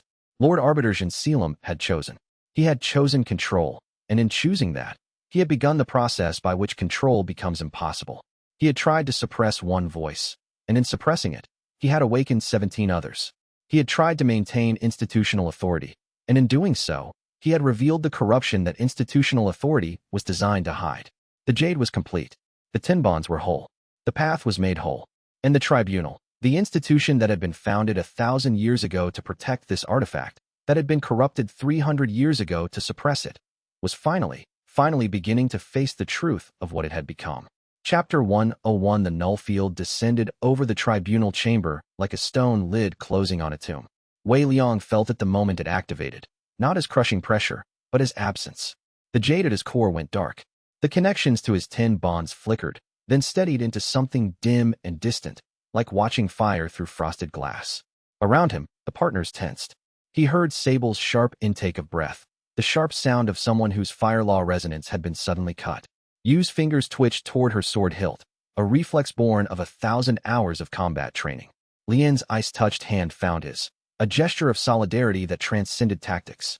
xianxia's certainty hung in the air like incense, heavy and suffocating. "I told you," he said, his voice carrying the weight of 3 centuries. "Control. Absolute control. The jade's resonance has no meaning inside this field. Your bonds are worthless. You're all disconnected now, severed from everything you thought made you strong. You're just people again. Ordinary. Powerless." The null field was perfectly constructed. Wei Liang had studied enough celestial architecture during his months in the tribunal to recognize it for what it was, a containment device specifically engineered to suppress external cultivation sources. It locked away the jade, yes. It sealed the partners' access to their full resonance, blocked the flow of heaven's energy into the chamber. The enforcement agents surrounding them had all activated their own internal cultivation reserves before the field came online, insulating themselves from its effects through preparation and discipline. Wei Liang stood motionless for a long moment, his mind moving with the precision that had always defined him.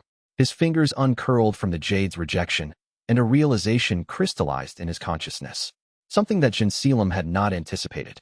Something that none of the institutional designers had considered because they were thinking about external sources, about equipment and artifacts and the borrowed power of heaven itself. But the null field could not touch what had already been written into his meridians. Months of cultivation under the 10 bonds had done something irreversible to his body. More than irreversible, it had become foundational. The elemental laws were not just flowing through him anymore.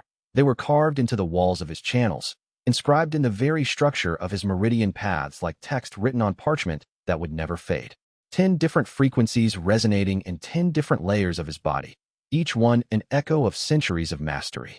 Ice, fire, lightning, shadow, wood, metal, water, space, magma, light. Every breath he took maintained them. Every heartbeat reinforced them. They were part of his body's basic operation now, like blood or bone or the neural patterns that made consciousness possible. They were him. The partners felt his realization before he spoke it. Tian Luminary's expression shifted, understanding, then a strange kind of hope that seemed to light her from within. Sha Nightvale's lips curved in a smile that suggested she had known this all along. Xian Void Whisper made a small sound that might have been laughter or recognition. "Oh, you said," and the single word was a complete tactical assessment. "The meridians. It's already written. The null field can't suppress something that's internal. The laws are part of him now, not external cultivation sources." Wei Liang closed his eyes and felt the truth of it settle into place like the final piece of a puzzle that had always been incomplete until this moment. He did not draw on the jade. He did not reach toward the distant pulses of his partners, though he could still sense them, muted, diminished, but present. Instead, he reached inward, the way a scribe reaches for ink already in hand. His left meridian held Lian's ice, the careful, controlled cold that preserved rather than shattered. He drew on it slowly, precisely, the way one presses a brush into paper with exactly the right pressure to create the cleanest line. The elemental ice stirred, not blocked by the null field because it was already inside him, carved into his channels months ago when Lian had first bonded with him and restructured the very architecture of his body. The ice began to flow, thin at first, then stronger. It moved through his meridians like a river finding its ancient bed, and with each degree that the temperature dropped, the null field's boundaries began to show strain. He could feel the field resisting, pushing back against the cold that was emerging from within his own body. His right meridian kindled Sable's fire, not explosive or wild, but the controlled burn of a forge. He drew on it with the same deliberate care, adding another layer to his resonance. The fire was different from the ice. It was impatient, eager, pushing against the cold rather than flowing alongside it. But the two had learned to coexist in Wei Liang's body over months of careful integration. They had learned to balance, to create a harmony that was greater than either could achieve alone. The null field shuddered with audible strain, as if the very fabric of its construction was being tested by forces it had not been designed to contain. The sound was like metal screaming as it fractured, like the final moments of something that had been perfect until the moment it broke. Yu's lightning lived in the channels of his spine, threading upward like script running down a page of celestial text. Wei Liang pulled on it, and the lightning answered instantly. She had always been the quickest to respond to his need, the most eager to act when action was required. The electricity crackled through his meridians, and where it touched ice and fire, it created something new, a resonance that the null field had no category for, no preparation against. Sha's shadow lay dormant in the spaces between his bones, in the places where matter and void met and negotiated their boundary. He invoked it, and it rose like water waking from sleep. The shadow was the subtlest of all the bonds. It didn't push against the null field like fire did or restructure it like ice did. Instead, it threaded through the spaces where the field was thinnest, slipping through cracks that were only atoms wide. Zhunswood was patient in his roots, in the core structure of his being where all his other cultivation had been built. He drew on it, and it began to grow, to expand, to make room for the other laws that were awakening. It was wood that had learned to bend without breaking, to hold structure while allowing transformation. Rui's metal rang out in his blood vessels, pure and resonant, conducting all the other elements with perfect efficiency. The metal was the medium through which the other laws communicated, the common language they all shared. Mei's water flowed through every breath, every heartbeat, carrying the other laws deeper and faster. Water was the medium of transformation itself. It would carry all the other elements wherever they needed to go, adapt to any shape, conform to any need. Xianxia's space twisted in the folds of his mind, bending geometry in ways that the null field couldn't follow. Space was the frame within which all the other laws operated, and by restructuring that frame, Xianxia's law was restructuring reality's response to the null field's containment. Fun's magma turned slowly in the deep center of his lower dantian, the place where a cultivator's strongest roots went. It was the heat that transformed, the pressure that created new forms, the force that made reality more malleable. And Tian's light, the light, burned just below his heart where the jade had first taken root, where the completion had been solidified months ago. The light was the thing that held all 9 other frequencies in balance, the thing that made them harmonize instead of clash. All 10 laws, all at once, not channeled from external sources, not borrowed from the partners, but woven into the structure of his own being, written in ink that had set months ago and would never wash away. They had become part of his foundation in a way that transcended artifact or resonance bond. They were him now, and him was not subject to tribunal control. The null field strain was audible, a thin, high shriek of celestial matter pushed beyond its tolerance. The sound was like metal screaming as it fractured, like the final moments of something that had been perfect until the moment it broke. Cracks spiderwebbed across the chamber's walls, spreading like frost patterns on winter glass, spreading like the paths of lightning seeking the ground. The judges shielded their faces behind their robes, understanding that something catastrophic was happening. They had built their lives on the assumption that the tribunal's power was absolute. Now they were watching that assumption shatter. Enforcement agents stumbled backward, their carefully prepared positions collapsing as the field they depended on showed signs of failure. The entire structure was coming apart, and they had no contingency for what came next. Wei Liang opened his eyes, and they blazed with all 10 colors at once. For a moment, his eyes contained every shade that existed: ice blue and fire red, lightning silver and shadow black, wood green and metal gold, water silver and space violet, magma orange and heaven's radiance. He was not Wei Liang anymore. He was something bigger, something that the tribunal had tried to suppress and failed. The null field shattered like ice struck from within. The boundary between inside and outside dissolved in an explosion of celestial force that threw enforcement agents across the chamber and cracked the vault above. The partners' full resonance crashed back into the chamber like a tide released from a dike, and the sky court itself seemed to gasp in recognition of what had just become possible. The jade at Wei Liang's core blazed with the light of completion, and all 10 bonds sang together in perfect harmony, a chord of such beauty and power that everyone in the chamber felt their minds try to expand to comprehend it. Xianxia's absolute certainty wavered. For the first time in 300 years, Wei Liang saw something other than institutional conviction in his face. He saw genuine doubt. He saw the first crack in the foundation of certainty that had sustained him through centuries of control. Chapter 102. The evacuation took 6 hours of methodical emergency work. Not a dramatic chase, not a clash of titans in the corridors of the tribunal. Instead, it was the kind of operation that separates competent teams from lucky ones. Wei Liang understood this. The most effective way to destroy an institution wasn't through direct assault. It was through destroying the administrative systems that held it together. An institution built on procedure, on chains of command, on the assumption that authority flowed from a single center. Such an institution could be broken by removing that center and letting chaos propagate through the power structure. Xianxia fled through a pre-prepared escape formation that only he and Shun Kuei understood. The formation was ancient, built into the tribunal's foundations during its earliest days, a failsafe against exactly the kind of institutional collapse that was now occurring. Within moments, he was gone, and with him went whatever remained of his central authority. But authority in an institution built on bureaucracy doesn't vanish cleanly. It transfers. It fragments. It branches into a dozen competing channels, each one trying to assert dominance. The 17 judges who had voted to dismiss the case against Wei Liang suddenly found themselves marked as traitors to the institutional order. Xianxia's enforcement agents, disciplined, well-positioned, and still present in the Sky Court, began moving with the precision of people following contingency protocols that had been prepared years in advance. Wei Liang saw it happening and made a decision. Xian, he said quietly, his voice steady despite the chaos erupting in the administrative corridors below. Dimensional routes. We need every judge out of here before enforcement teams get organized enough to cut off exits. They have maybe 5 minutes before someone figures out the command structure and starts issuing formal detention orders. We need to move now. Xian Void Whisper's smile was thin and razor-sharp.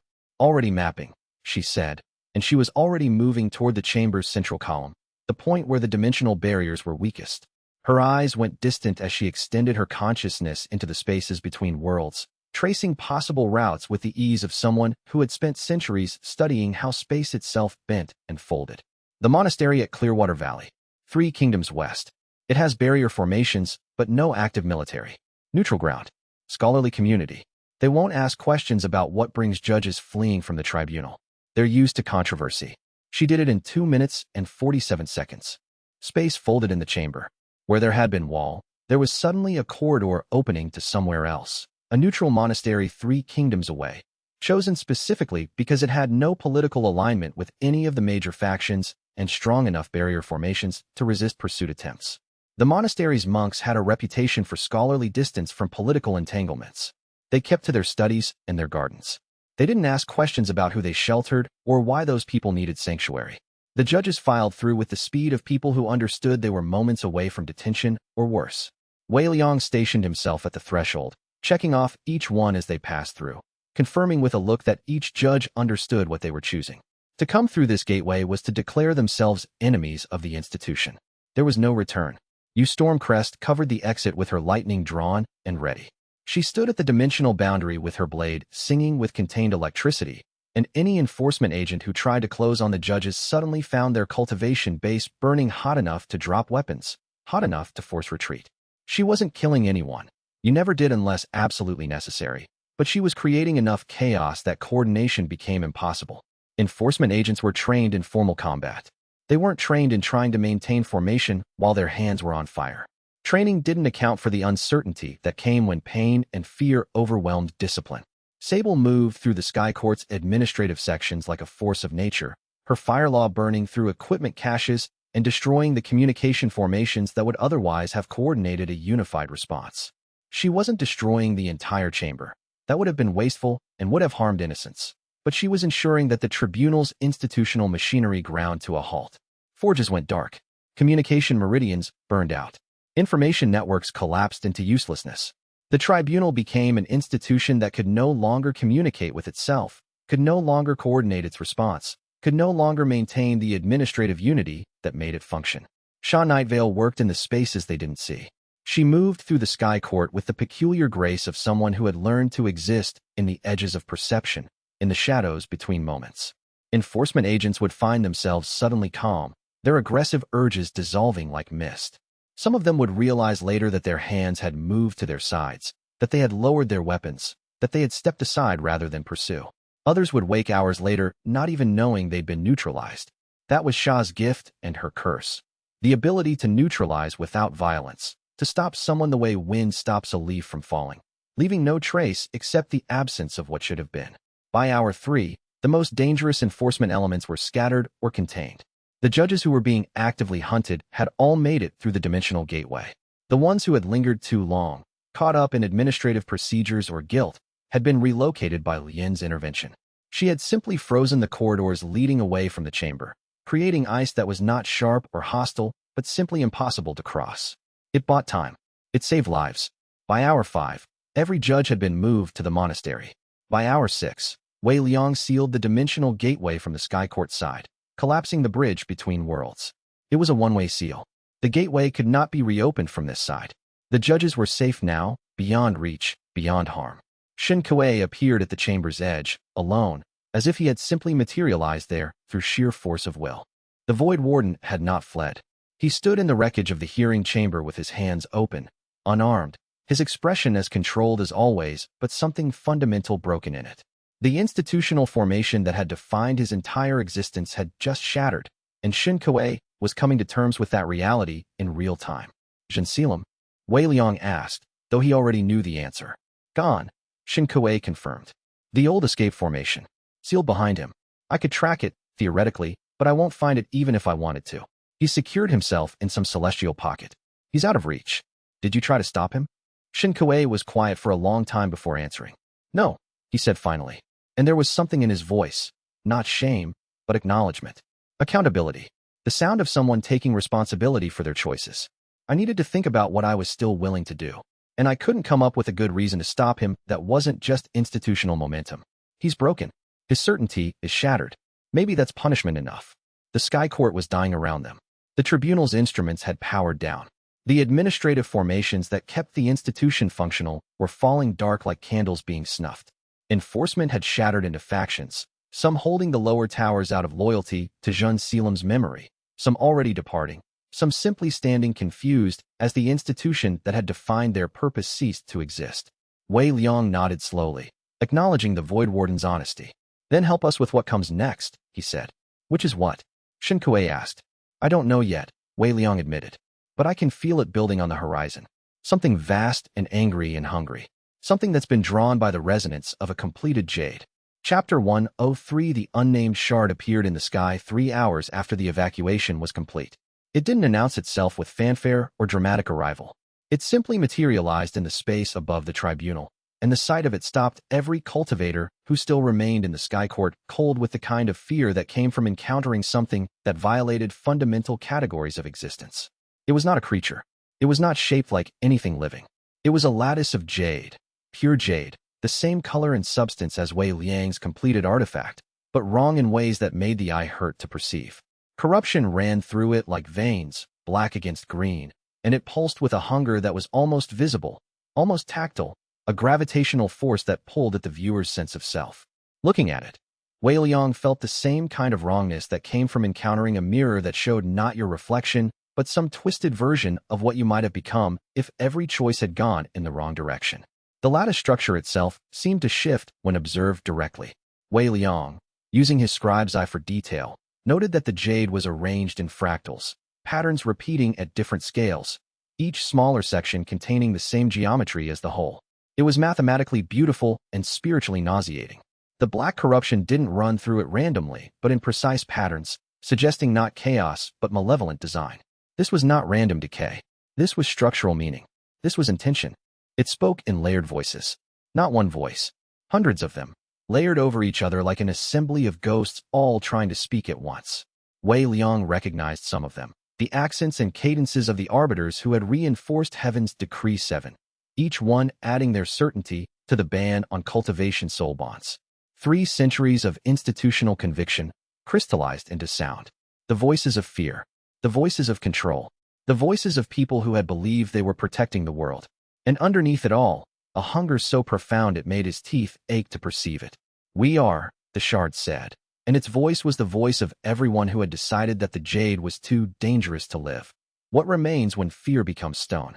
What remains when certainty hardens into the very structure of existence? What remains when you tell something it is wrong for long enough that it learns to be wrong in new ways? We are the doubt that solidified, the resentment that crystallized, the institutional fear that finally achieved consciousness. Wei Liang moved immediately to shield Tian Luminary. The shard's gaze, if it had a gaze, felt particularly focused on her. The shard could sense her heaven law through the corrupted lattice of its own existence. It recognized her as kin, and as something that could complete it or destroy it. He felt her light pressing against his back, steady and unwavering, and in that moment, understood that Tian had already recognized the threat too. It's a fragment, you said, her military assessment instantaneous and precise. Her voice carried the weight of someone who had learned to see through chaos to the structural truth beneath.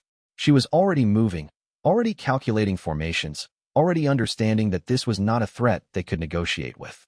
Separated from the Dual-Soul Jade centuries ago and corrupted through sustained persecution until it developed its own consciousness. The tribunal's actions gave it shape. Time gave it intelligence. Persecution, the shard finished, and its voice was almost sad, a sadness so genuine it was more terrible than any rage.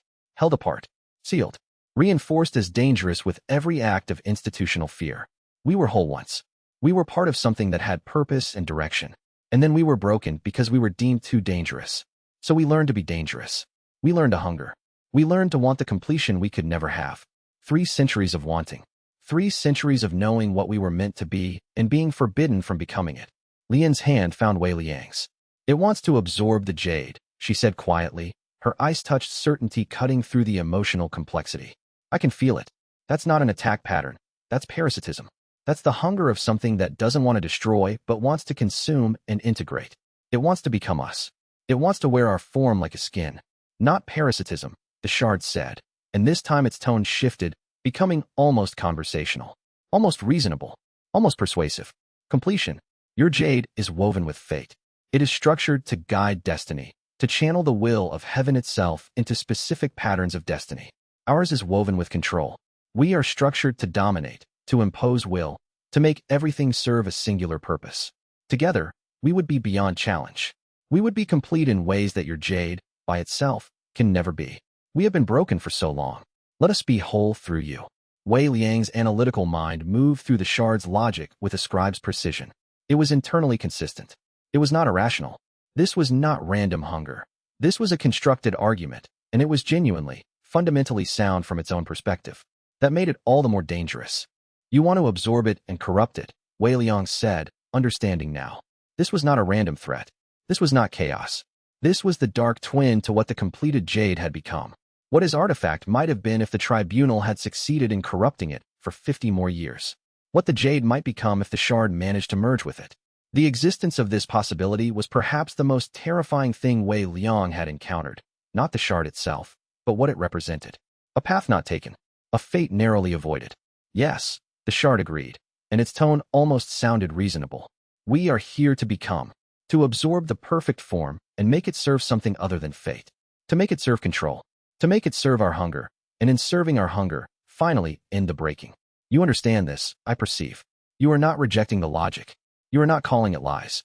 You understand that we offer something real, something that has merit. It reached downward with extensions of jade that looked almost like fingers, and Wei Liang felt his 10 bonds resonating in sudden recognition. The shard was made from the same material they were.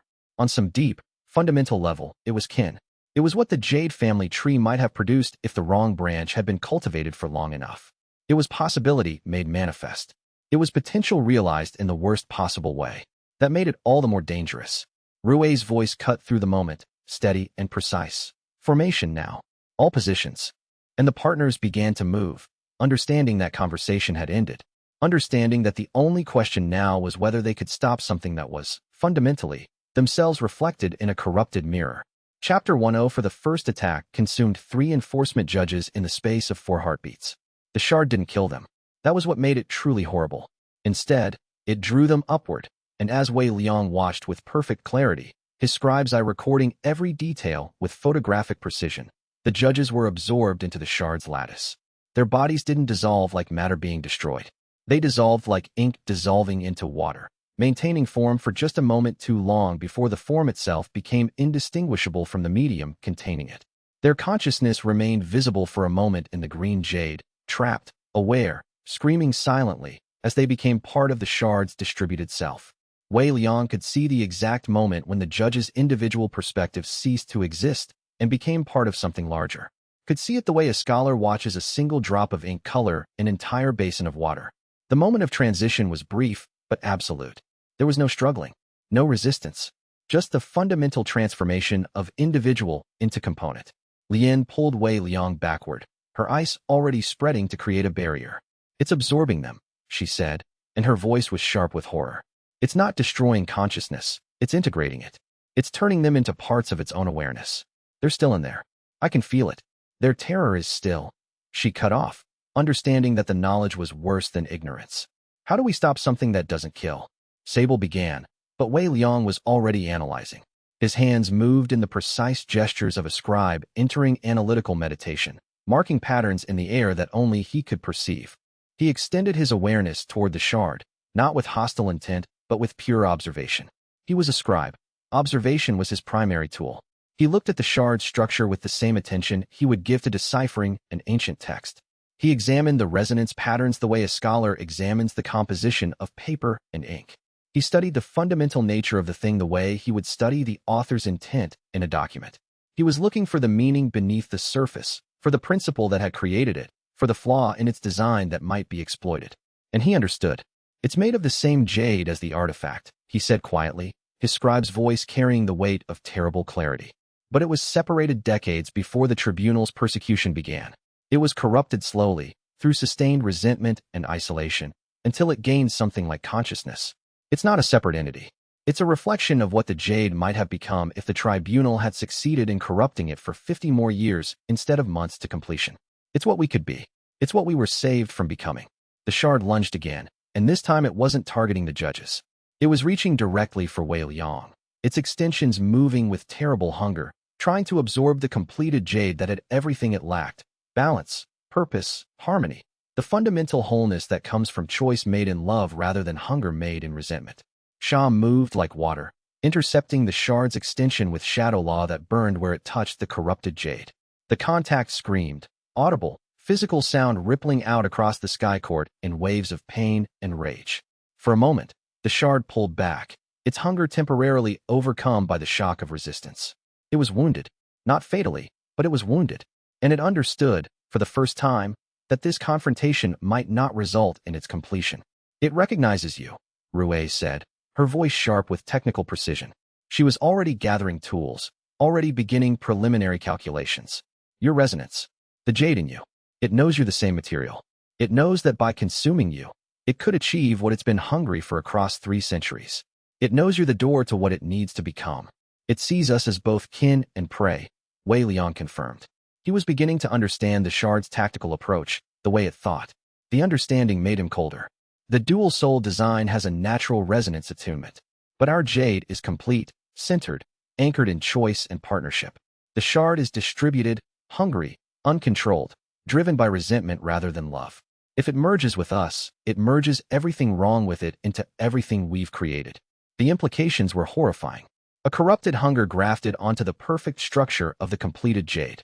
Control and force married to fate and destiny. It would be unstoppable. It would be the opposite of everything they had struggled to create. It would be wisdom turned to tyranny, power turned to domination, partnership turned to consumption. He was already calculating formations with the speed of a mind trained in military strategy. Mei was already reading the shard's movement patterns, trying to predict its next approach.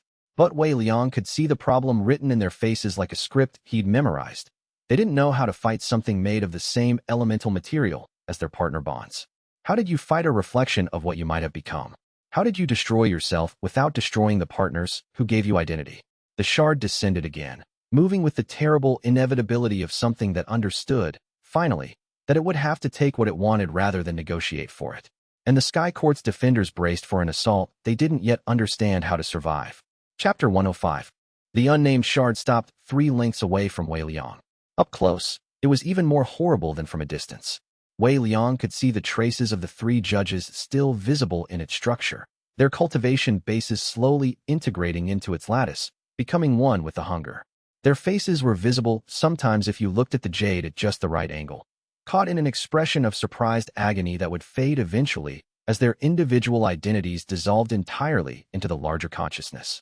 The corruption written through the shard in lines of black jade suggested something that wasn't just hunger but curiosity, something almost like intelligence, almost like reasoning, almost like a being that had developed consciousness through sustained suffering and resentment, the way a stone develops a patina through years of exposure to rain and wind.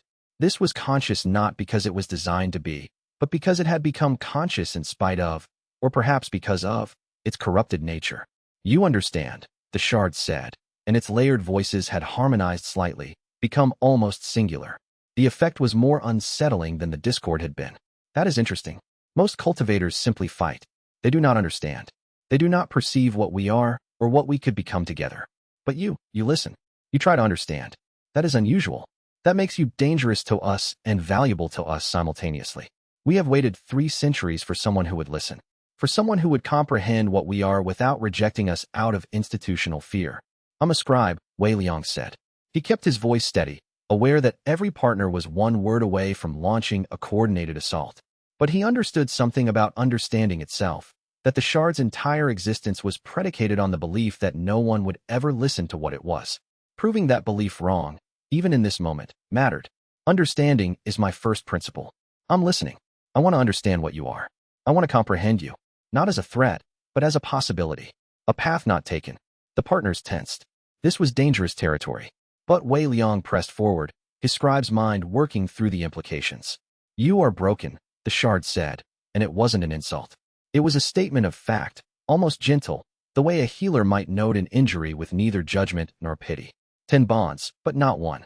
Divided across 10 essences, but trying to be unified. It is inefficient. It is unstable. It is why you had to suffer to achieve what should come naturally to an integrated being. But you suffer willingly. You accept the burden. You accept the constant negotiation and compromise and the 1,000 small ways that partnership requires sacrifice. Why? Why would you not wish to end that suffering? Why would you not wish for the simplicity of unity? Because they matter to me, Wei Liang said simply. More than being strong, more than being efficient, more than being safe. They matter. We could fix that, the shard continued, and this time its tone shifted, becoming almost conversational, almost reasonable, almost persuasive in a way that made Wei Liang's partners shift uncomfortably. We could be the 11th. The unity you cannot achieve with them. The singular control that would make you indestructible. The power that would eliminate the constant negotiation, the constant balance, the constant acceptance of priorities that are not your own. You would not have to consider their feelings. You would not have to compromise your strategy for their welfare. You would not have to sacrifice your power to their limitations. You would be complete. You would be singular. You would be whole in a way that cannot be achieved with partners. Join with us, and you would not have to balance 10 different laws, 10 different people, 10 different priorities. You would not have to be broken anymore. You would become the thing you were meant to be when you were not constrained by love. Wei Liang felt the trap immediately. The partners felt it too. The shard was offering exactly what scared them most, a way to absorb them, to strip away their autonomy, to turn them from partners into components, to transform love into consumption, to make partnership into predation. But he listened. He actually listened, because understanding why the shard believed its offer was genuinely good was valuable information. It wasn't lying about the inefficiency. 10 bonds was harder than 1. The shard was right that unified control would be simpler, more powerful, more efficient. It would eliminate uncertainty and doubt, and the 1,000 small ways that partnership required compromise. It would eliminate the weight of caring about 9 other people. It would eliminate the burden of choice. The shard waited, confident in the logic of its offer, confident that once Wei Liang understood the truth of his own fragmentation, he would welcome the unity it offered, confident that, fundamentally, no one would choose brokenness over completion. You're right, Wei Liang said quietly, and he felt his partners draw closer, alarmed. It would be simpler. And you're right that it would be stronger. Unified will is more efficient than distributed will. You're right about the mathematics of it. But simpler isn't better. And I don't want to be indestructible. I want to be right. And I can't be right alone. That's not a weakness of our partnership. It's the foundation of it. The possibility of being wrong together and being corrected by people who matter to me is more valuable than the certainty of control. The possibility that I might be wrong is the only thing that makes my being right actually meaningful. He felt the moment when the shard understood that his answer was final. It was not anger that filled its layered voices. It was something sadder than that, a recognition that the fragment would never achieve what it wanted, because what it wanted was to become something whole, and wholeness required choice. It required love. It required being willing to be broken sometimes, in partnership with people who mattered more than power. The shard had only hunger. Then we will take it, the shard said, its voices layering back into discord, the brief moment of almost reason shattering like glass, and it lunged with the fury of something that had been offered an impossible truth and rejected it, with the rage of something that would never understand why anyone would choose the burden of love over the simplicity of control. Chapter 106. Xianxia returned to the Sky Court 3 hours into the battle. He was alone. He was unarmed. He was no longer arbiter, no longer wielding the institution's authority. He was simply a cultivator at the end of 300 years of certainty, and he had come to watch the consequences of his own creation unfold in real time. Wei Liang saw him standing at the chamber's edge and pulled back from the shard momentarily, confused by the sudden appearance of someone with no protective formation, no guards, moving through the battle space with an ease that suggested the shard was deliberately not attacking him. For a moment, he wondered if this was a tactical move, if xianxia had discovered some new way to manipulate the situation from beyond his institutional authority. But looking at the old arbiter's face, Wei Liang saw only the kind of exhaustion that came from finally seeing truth clearly, the kind of weight that came from bearing 300 years of responsibility and finally understanding that the weight had been wrong from the beginning. There was no power in that face. There was only clarity and the terrible honesty of someone who had run out of justifications. The lines around xianxia's eyes seemed deeper than they had days ago, carved by the weight of 3 centuries of decisions that were finally, unmistakably, revealed as mistakes. His hands, those precise, institutional hands that had signed decrees and orchestrated suppression, hung at his sides empty and trembling, not with fear, but with the exhaustion of someone who had held power so long that releasing it felt like losing gravity. "Don't stop," xianxia said. His voice was formal, precise, the institutional cadence stripped away and replaced with something more human, something more broken. "I'm not here to intervene. I'm not here to negotiate or explain away what I've done. I'm here to explain. You deserve that. You deserve to understand what you're fighting." The shard paused, its layered voices uncertain. Even it recognized something significant in xianxia's presence. Even it understood that this was not a person coming to defend the institution, but a person coming to confess. The jade-green lattice of its form seemed to still, as if it too was processing the weight of what confession meant in this moment. "I created you," xianxia continued, his voice steady with the terrible clarity of confession. "Not directly, not intentionally, but through the institution I built, through the certainty I reinforced, I created you. Every arbiter who added their conviction to Heaven's Decree 7. Everyone who looked at the Dual-Soul Jade and decided it was too dangerous to exist. Every act of institutional fear and control became a fragment of what you are now. Every persecution, every suppression, every moment of certainty that the best way to protect the world was to destroy this possibility. I did that. I caused this. I fed you with fear, and you grew on that diet for 300 years while I told myself I was protecting something sacred." The words seemed to hang in the air, each one carrying weight that distorted reality around them. Wei Liang watched as xianxia's shoulders slumped, not with physical exhaustion, but with the kind of defeat that came from finally understanding the true scope of your own failure. 300 years of believing you were right. 300 years of institutional momentum. 300 years of telling yourself that control was protection, that suppression was safety, that fear was wisdom. He looked at Wei Liang, and for the first time Wei Liang saw something in the old arbiter's face other than institutional conviction.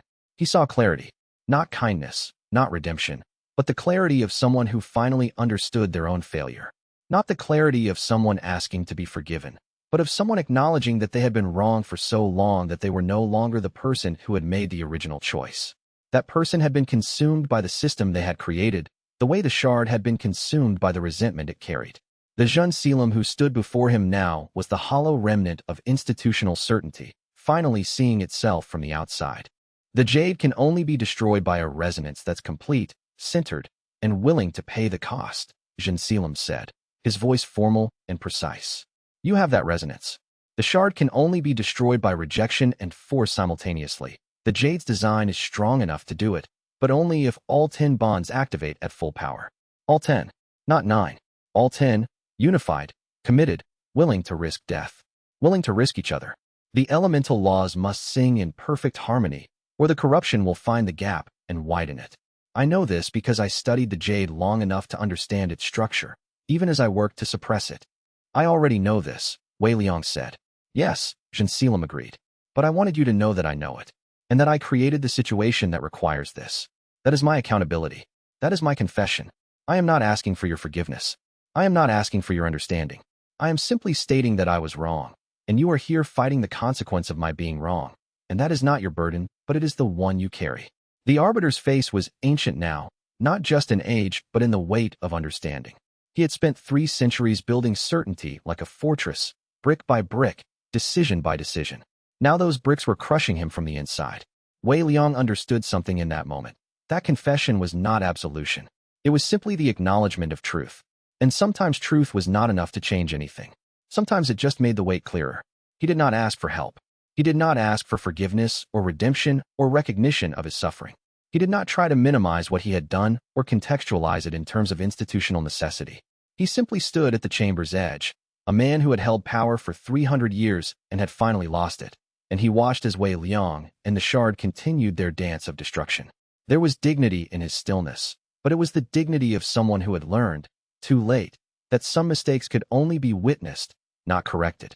Chapter 107 Preparation began immediately after xianxia was secured to safety in a warded chamber that even the shard could not easily penetrate. Xian Void Whisper spread a dimensional map of the shard's movement patterns across the chamber's central table, her fingers tracing its projected trajectories with precision. The map was 3-dimensional, showing not just physical space but dimensional folds, celestial currents, the topology of how space itself moved and shifted around the shard's presence. She had been mapping it continuously during the first phase of combat, her space law working in the background, recording data faster than the eye could follow. It can fold space, she said flatly. Her voice carried no emotion, no judgment, just the technical assessment of someone who had identified a problem and was now committed to solving it. Which means dimensional shortcuts won't work to escape it. It'll follow our routes, collapse them from inside. We're not outrunning this. We need to trap it, not run from it. We need to contain it in a bounded space and destroy it there. We need to make it so small it cannot escape, and so compressed it must shatter. Storm nodded once. Contained resonance field, she said. Her voice was efficient, already moving ahead 3 steps in the tactical problem. Force it into a bounded space and burn from the inside. Metal and magma create the shell. Fire provides ignition. We make it a furnace and we don't open the door until there's nothing left to come through. The shell has to be perfect. Rue's mantle was already moving, her hands gathering tools from the forges. She was pulling metal that had been prepared for other projects, assessing it, calculating. Any crack, any fissure, and it'll fragment again. Any way out, and it'll split into pieces and scatter. We can't chase pieces across 3 kingdoms. Some will escape and hunt us for the rest of our lives. Some will find new places to hide and start growing again. We have one chance at this. One chance to contain it completely. She worked for 4 hours straight without stopping. Her hands never trembled despite the constant pressure. She didn't speak to anyone during those 4 hours. She didn't eat. She didn't drink. She just worked, her entire consciousness focused on the forge and the metal taking shape beneath her hands. She moved with the steady concentration of someone who understood that technical perfection was the only thing separating survival from annihilation. The gauntlet she was forging had to be strong enough to contain Jade Transcendence power flowing through all 10 frequencies simultaneously. Every microgram of material had to be perfectly positioned. Every harmonic frequency had to align exactly. It was metal law at its most demanding, not creating something new, but creating something that could translate someone else's power into a form that could be directed. Creating a key that would fit exactly into the lock of Wei Liang's completed jade. Rue sang to the metal. She was telling the metal what she needed it to become, and the metal was answering, structuring itself, preparing itself for the burden it would have to bear. Her song was technical, mathematical, precise, not beautiful in any conventional sense, but beautiful in the way that a perfect solution to an impossible problem is beautiful. When she finished, she handed it to Wei Liang without ceremony. The gauntlet was beautiful.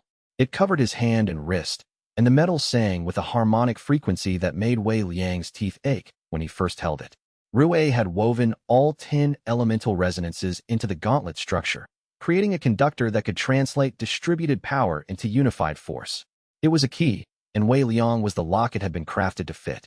It was the most perfect expression of what partnership meant, allowing yourself to be shaped by someone else's need, and trusting that being shaped would not break you. Lien Frostmere was calculating combat formations with you Stormcrest, mapping positions that would support Wei Liang at the center while creating secondary fields to contain fragmenting pieces of the shard. The formations had to be perfect because the shard would not show mercy. It was already consuming the Sky Court's outer towers, integrating their structure into its own lattice, growing stronger with every moment they delayed. They could see it happening in real time, the building material becoming jade, becoming corruption, becoming part of the shard's distributed intelligence. Maytai Caller was studying the shard's absorption patterns, trying to understand if there was any way to rescue the judges it had already taken. She moved through the calculations with her water law sensitivity, trying to feel if there was any separation between the judge's consciousness and the shard's larger self. The answer, after 3 hours of analysis, was no. They're integrated too deeply, she said quietly. Their consciousness is still there, I can feel them, but they're distributed across the shard's entire structure. Trying to extract them would destroy both them and the extraction vector. All we can do is make sure no one else becomes part of it. All we can do is make sure this ends. Tian Luminary was the most important of all. The shard had identified the Heaven Law as the critical link. Destroy that bond, and the entire structure would collapse into chaos. The shard would realize that it could not achieve completion, and in its desperation, it would fragment into smaller pieces, each one trying to scatter in different directions. Can you hold? Wei Liang asked her during the preparation phase. It was not a tactical question. It was a personal one. It was asking if she was willing to stand alone if necessary. Tian Luminary looked at him with eyes that had watched 3 centuries of grief become strength. Yes, she said simply. I've held much harder things. I've held the weight of Heaven's law while the entire institutional structure tried to use it as a weapon against me. I've held the knowledge that my existence was considered a threat. I can hold against this. I will hold. Chapter 1 OH Shun Kuei arrived alone, moving through the preparations with the precise courtesy of someone who understood they were no longer part of any official structure. His movements were careful, respectful of the space around him, aware that his presence was complicated. Wei Liang looked up from reviewing xianxia's dimensional calculations and waited. He didn't trust Shin Kuei, but he was starting to understand that trust was not the relevant measure here. Trust was something that had to be earned across time. What Shin Kuei was offering was something different, an attempt at redemption that had no guarantee of acceptance. The Void Warden's uniform hung differently on him now, as if the institutional authority that had once made it seem natural and inevitable had somehow become foreign. His movements carried the precision of a man who had spent his entire life following rules, and who was now aware that those rules had been wrong, but who still didn't know how to exist outside of them. The link severing was Jun Selim's directive, Shin Kuei said without preamble, his voice formal and precise. He was not making excuses. He was not justifying his actions. He was simply stating facts, the way a soldier might explain in order to someone who had the authority to judge them. I followed it because I believed the tribunal's founding principles were sound, even when leadership was demonstrably corrupt. I thought that if I just followed procedures correctly, if I did everything the right way, then the system itself would protect against failure. It was the wrong calculation. I was right that the institution mattered. I was wrong about what it should have been trying to protect. Wei Liang said nothing. The silence was heavy, but not hostile. It was the silence of someone allowing another person to continue speaking, to let words flow where they needed to flow. Shin Kuei understood the permission and continued, his voice steady and honest in a way Wei Liang had never heard from him before. The Void Warden's hands were steady, but his eyes carried the tremor of someone looking directly at their own failure. I need to ask a question, the Void Warden said. Is the Jade complete enough to destroy the shard without killing the partners in the process? If you activate all 10 bonds simultaneously at full power, is there any possibility that the resonance will shatter them internally? Is there any way that trying to save all of you will end with all of you dead? Because if the answer is yes, if there's a real risk that everyone dies in attempting to destroy this thing, then I need to know before I offer help. I won't be party to a suicide operation, not because I'm afraid, but because I need to know I'm helping with something that has a real probability of success. It was the right question, the question that mattered, the question that only someone who understood resonance mechanics could ask. It was the question of someone who had finally stopped following institutional directives and started thinking about what actually needed to happen. Wei Liang appreciated the shift, understood it for what it was, not forgiveness of the past, but refusal to repeat it. Yes, Wei Liang said finally. He was not going to lie to Shin Kuei, was not going to pretend the risk didn't exist.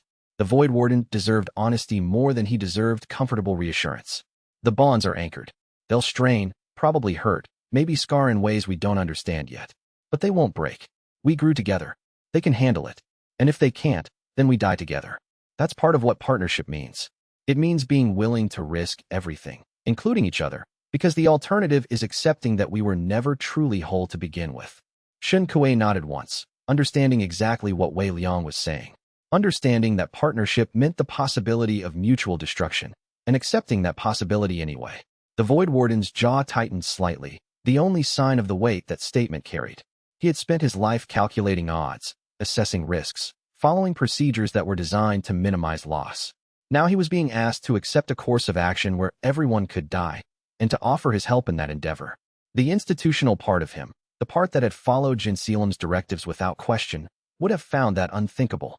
But the part of him that was finally learning to think independently recognized something else, that some things were worth the risk. Then I offer to guard your flanks in the final engagement, he said. He was not asking for permission. He was not apologizing. He was simply offering, not as a Void Warden, not as an institutional representative, just as someone who understands what you're fighting and wants to help you win. Just as someone who made the wrong choice and wants to make a right choice now. I can't undo what I did. I can't apologize in a way that makes it correct. But I can be useful in the hours that follow. I can make sure that the mistakes I made don't lead to more mistakes. Why? Wei Liang asked. It was a genuine question, not a challenge. He wanted to understand the mechanism of Shen Kuei's redemption, wanted to know if it was real or if it was another form of institutional control, another way of reasserting order. Because I was wrong, Shen Kuei said.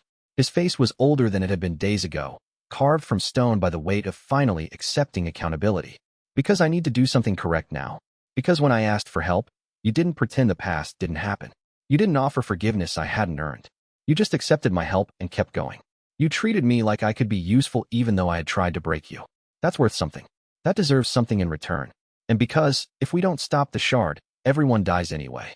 If we do stop it, I want to be the one who helped make that possible. I want to be part of the solution, not just the architect of the problem. Wei Liang looked at the Void Warden for a long moment. Then he extended his hand. Guard my left side. Sha will be on the right. You'll work together? Yes, Shen Kuei said.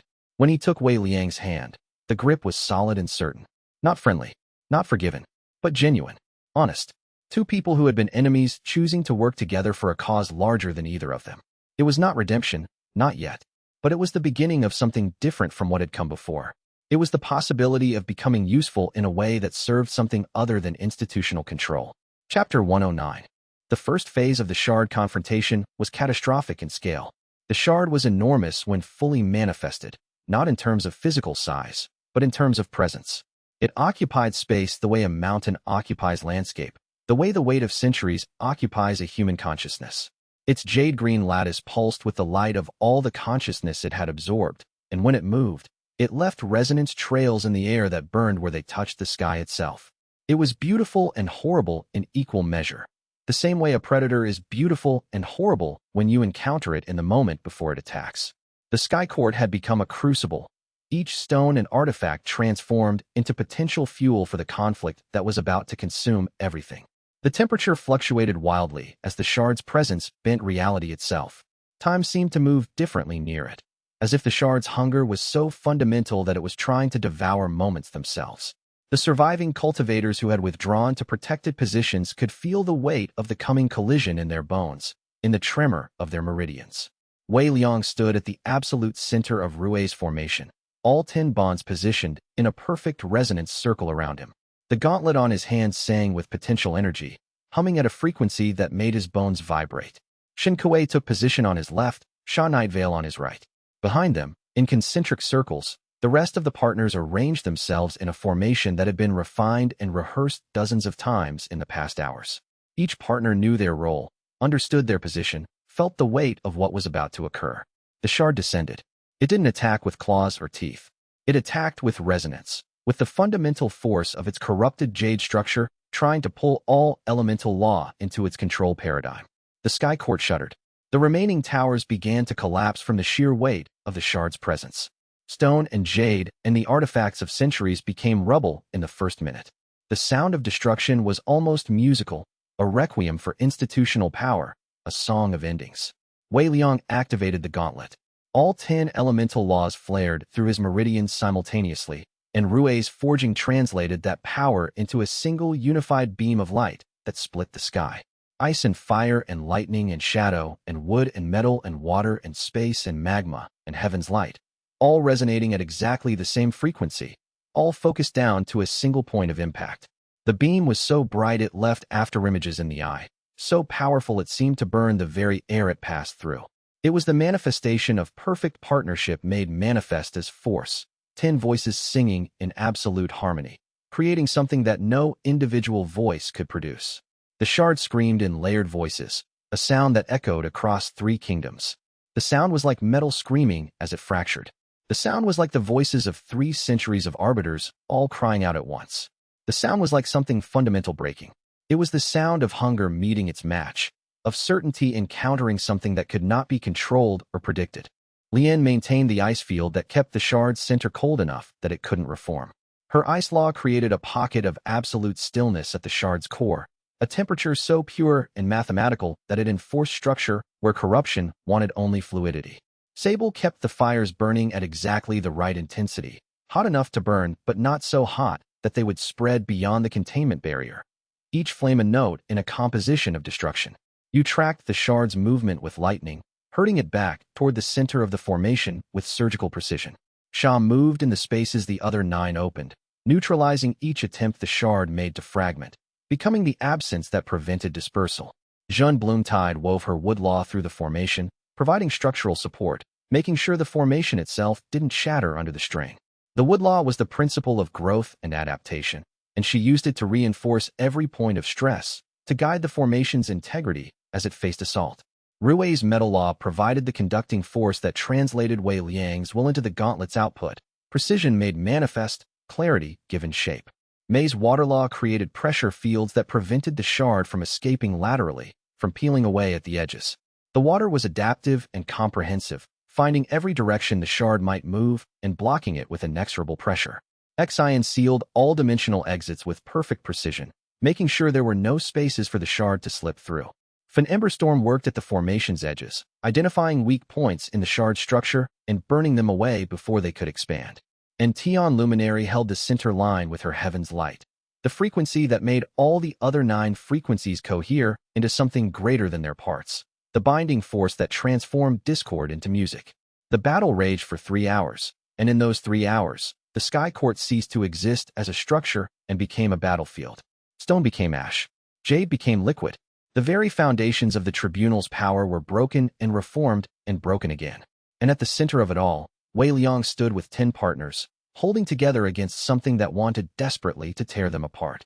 Each moment was a choice, to continue, to hold the formation, to trust that the partnership was strong enough. Each moment was a victory against the force that wanted them shattered and dissolved. Chapter 110 Crisis came at hour 2.47. The shard, in its hunger and intelligence, had been analyzing the formation. It had been looking for weaknesses with the systematic precision of something that had absorbed centuries of institutional strategic thinking. It had been calculating pressure points, analyzing resonance frequencies, looking for the single moment where the partnership might falter. And it found one. The shard identified its vulnerability and moved with focused precision toward it. Tian Luminary, the Heaven Law, the 10th bond. If the shard could sever that bond, the whole structure would collapse into chaos. It was the thread that held the other 9 frequencies together. It was the harmony that made the discord into music. It was the point of failure that the shard had been searching for since the beginning of the battle. The heaven's light was the frequency that made all other frequencies cohere. Without it, the formation would become 9 separate battles instead of one unified war. The shard dedicated 3/4 of its manifested power to a single focused assault on Tian Luminary's position. It came like a storm, like an avalanche, like the weight of 300 years of institutional fear made manifest. The assault was not just physical. It was ontological. It was the materialized rejection of everything Tian Luminary represented: clarity, illumination, the possibility of transcendence. It was the shard's fundamental hunger, focused into a single spear point of attack. The jade-green lattice of the shard concentrated itself into a blade of pure corruption, angled directly at the place where Tian Luminary stood. Wei Liang felt the targeting begin, felt the shard's attention shifting like a predator's gaze fixing on prey. The sensation was overwhelming, not like pressure, but like cold itself, like the entire sky turning to observe with ancient malice.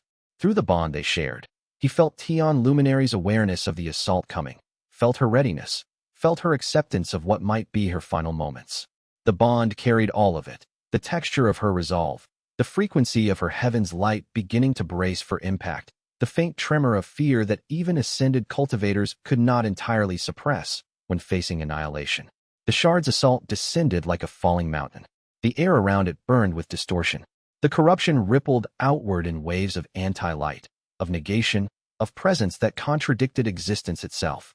Wei Liang could taste it in his meridians, the flavor of wrongness, of something that had been never meant to exist in this form, being weaponized against the woman he had bonded with just weeks ago. Tian Luminary stood in its path with extraordinary stillness. She did not dodge. She did not run. She did not create barriers or try to block the assault. She simply held, her heaven's light burning steady against the shard's assault, unwavering, perfect, serene even as the weight of the shard's attack began to push her backward across the stones. Her face showed no fear. Her light showed no flicker. She was the stone in the stream, immovable, eternal, absorbing the weight of the water without breaking. Her meridians screamed silently as the force pressed against her, but her light held. It held. Around her, the other partners moved to support without breaking formation. Fan Emberstorm's earth law spiraled upward, creating roots of stone beneath Tian's feet, anchoring her against the backward force. Zhen Blumtide's woodlaw wrapped around her in protective spirals, not to block, that would scatter the enemy's power, but to reinforce her structure, to make her more flexible against the pressure, like a tree that bends in the wind rather than snapping. May's waterlaw flowed around her like silk, absorbing the sharpness of the assault and transforming its edges into something less cutting. Rui's metal law created a subtle framework around Tian's meridians, preventing them from shattering under the pressure, distributing the load across pathways designed to share the burden. Wei Liang watched from the center of the formation and understood that she would break under that force if he did nothing. Not in the next minute, but eventually, inevitably, the weight would exceed what even ancient grace could sustain. He could see her light beginning to dim, beginning to show the strain. He could see the exact moment when her strength began to reach its limit. Her heaven's light flickered, just barely, just for a fraction of a second, but Wei Liang felt it like a knife in his own chest. He felt it the moment her light began to flicker, felt it like a knife in his own chest, felt it like something fundamental breaking inside him. The bond they shared carried all her experience, all her exhaustion, all her struggle. When she hurt, he hurt. When she weakened, something in him weakened in response. The partnership meant being vulnerable in ways that no isolation could ever require. And in that instant of sensing her light failing, Wei Liang understood what it meant to be truly bonded, to care so much that her pain became more real than his own survival. The other partners felt it too. Sha's shadow law intensified, becoming a shield of darkness that absorbed some of the shard's attack before it could reach Tian fully. Sable's fire blazed brighter, not fighting the shard directly, but burning away some of the corruption's toxicity before it could touch the lighter's core. Yu's lightning reached out in tendril patterns, creating conducting pathways that helped distribute the shard's assault across the entire group instead of focusing on Tian alone. Lian's ice crystallized protective layers around her partner, not impenetrable but resilient, able to shatter and reform rather than break permanently. Xianxia's space law compressed around Tian, creating pocket dimensions of safety within the assault, small moments of protection where the pressure couldn't fully manifest. He broke formation. Every combat principle screamed that breaking formation was catastrophe, tactical suicide, an action that would destroy everything they had been fighting for. But Wei Liang understood something that pure tactics couldn't measure. Tian Luminary mattered more than any principle. The possibility of saving her mattered more than the probability of winning. Because partnership wasn't about winning the war. It was about making sure that no one had to face the war alone. He moved to shield her with his body, all 10 elemental laws flaring simultaneously through the gauntlet, creating a barrier of unified power between her and the shard's assault. The impact threw him backward 3 lengths. His meridians screamed. His bones burned. His mind fractured under the weight of holding 10 frequencies simultaneously while also blocking an assault meant to tear them apart. The pressure was immense, overwhelming, impossible. And he held anyway. The sensation of the shard's assault hitting his unified barrier was like being struck by a falling star. The impact jolted through his entire being, from his outer meridians down to his core, from the top of his skull down through his spine to his dantian. His feet gouged backward across the stone, leaving trails of disturbed earth. His arms shook with the effort of maintaining cohesion. His breath came in ragged gasps. But he held the barrier steady, held it strong, held it unconditionally. Through the barrier, Wei Liang could feel the shard's confusion. It had expected to destroy the barrier instantly. Instead, it encountered something unexpected, not the resistance of power, but the resilience of partnership. The barrier wasn't made of stone or metal or any single element. It was made of the commitment of 10 people who had chosen to stand together, and that choice made it stronger than any isolated force could ever be.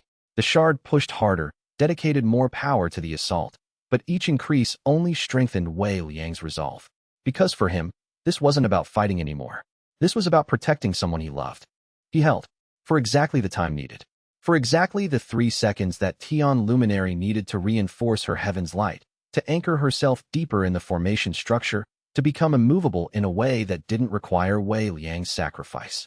And then she was there beside him, her light merging with his unified elemental force, and together they had something that the shard could not overcome. Together they were indestructible, not because of power, but because of choice. They had chosen each other, and that choice had made them stronger than hunger could reach.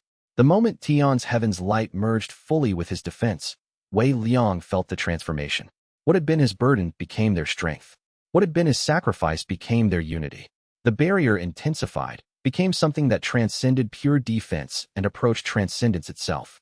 The shard's assault, which had been so focused and devastating, began to lose coherence against the dual defense of the Jade cultivator and the luminary. The corruption that had been advancing relentlessly now found itself halted, then slowly pushed backward, then forced to yield ground. The shard, recognizing that its single-point assault had failed, recognizing that the partners were becoming more unified rather than less, shifted tactics into something more desperate. But that shift, that change in strategy, was the moment when the tide truly turned. The shard had revealed that its assault could be resisted. It had shown that focused attack on a single point could be countered by the unified response of the group. It had taught them all that their partnership was not a liability to be exploited, but their greatest strength, and they would never make the mistake of fighting alone again. Chapter 111 The Decisive Strike came from perfect coordination. Rui's gauntlet had accumulated all the force of the previous 3 hours' combat. Wei Liang felt it building in the metal, felt the gauntlet starting to sing at frequencies that made his bones ache. The metal was almost singing with anticipation, with readiness, with the knowledge that this was the moment it had been created for.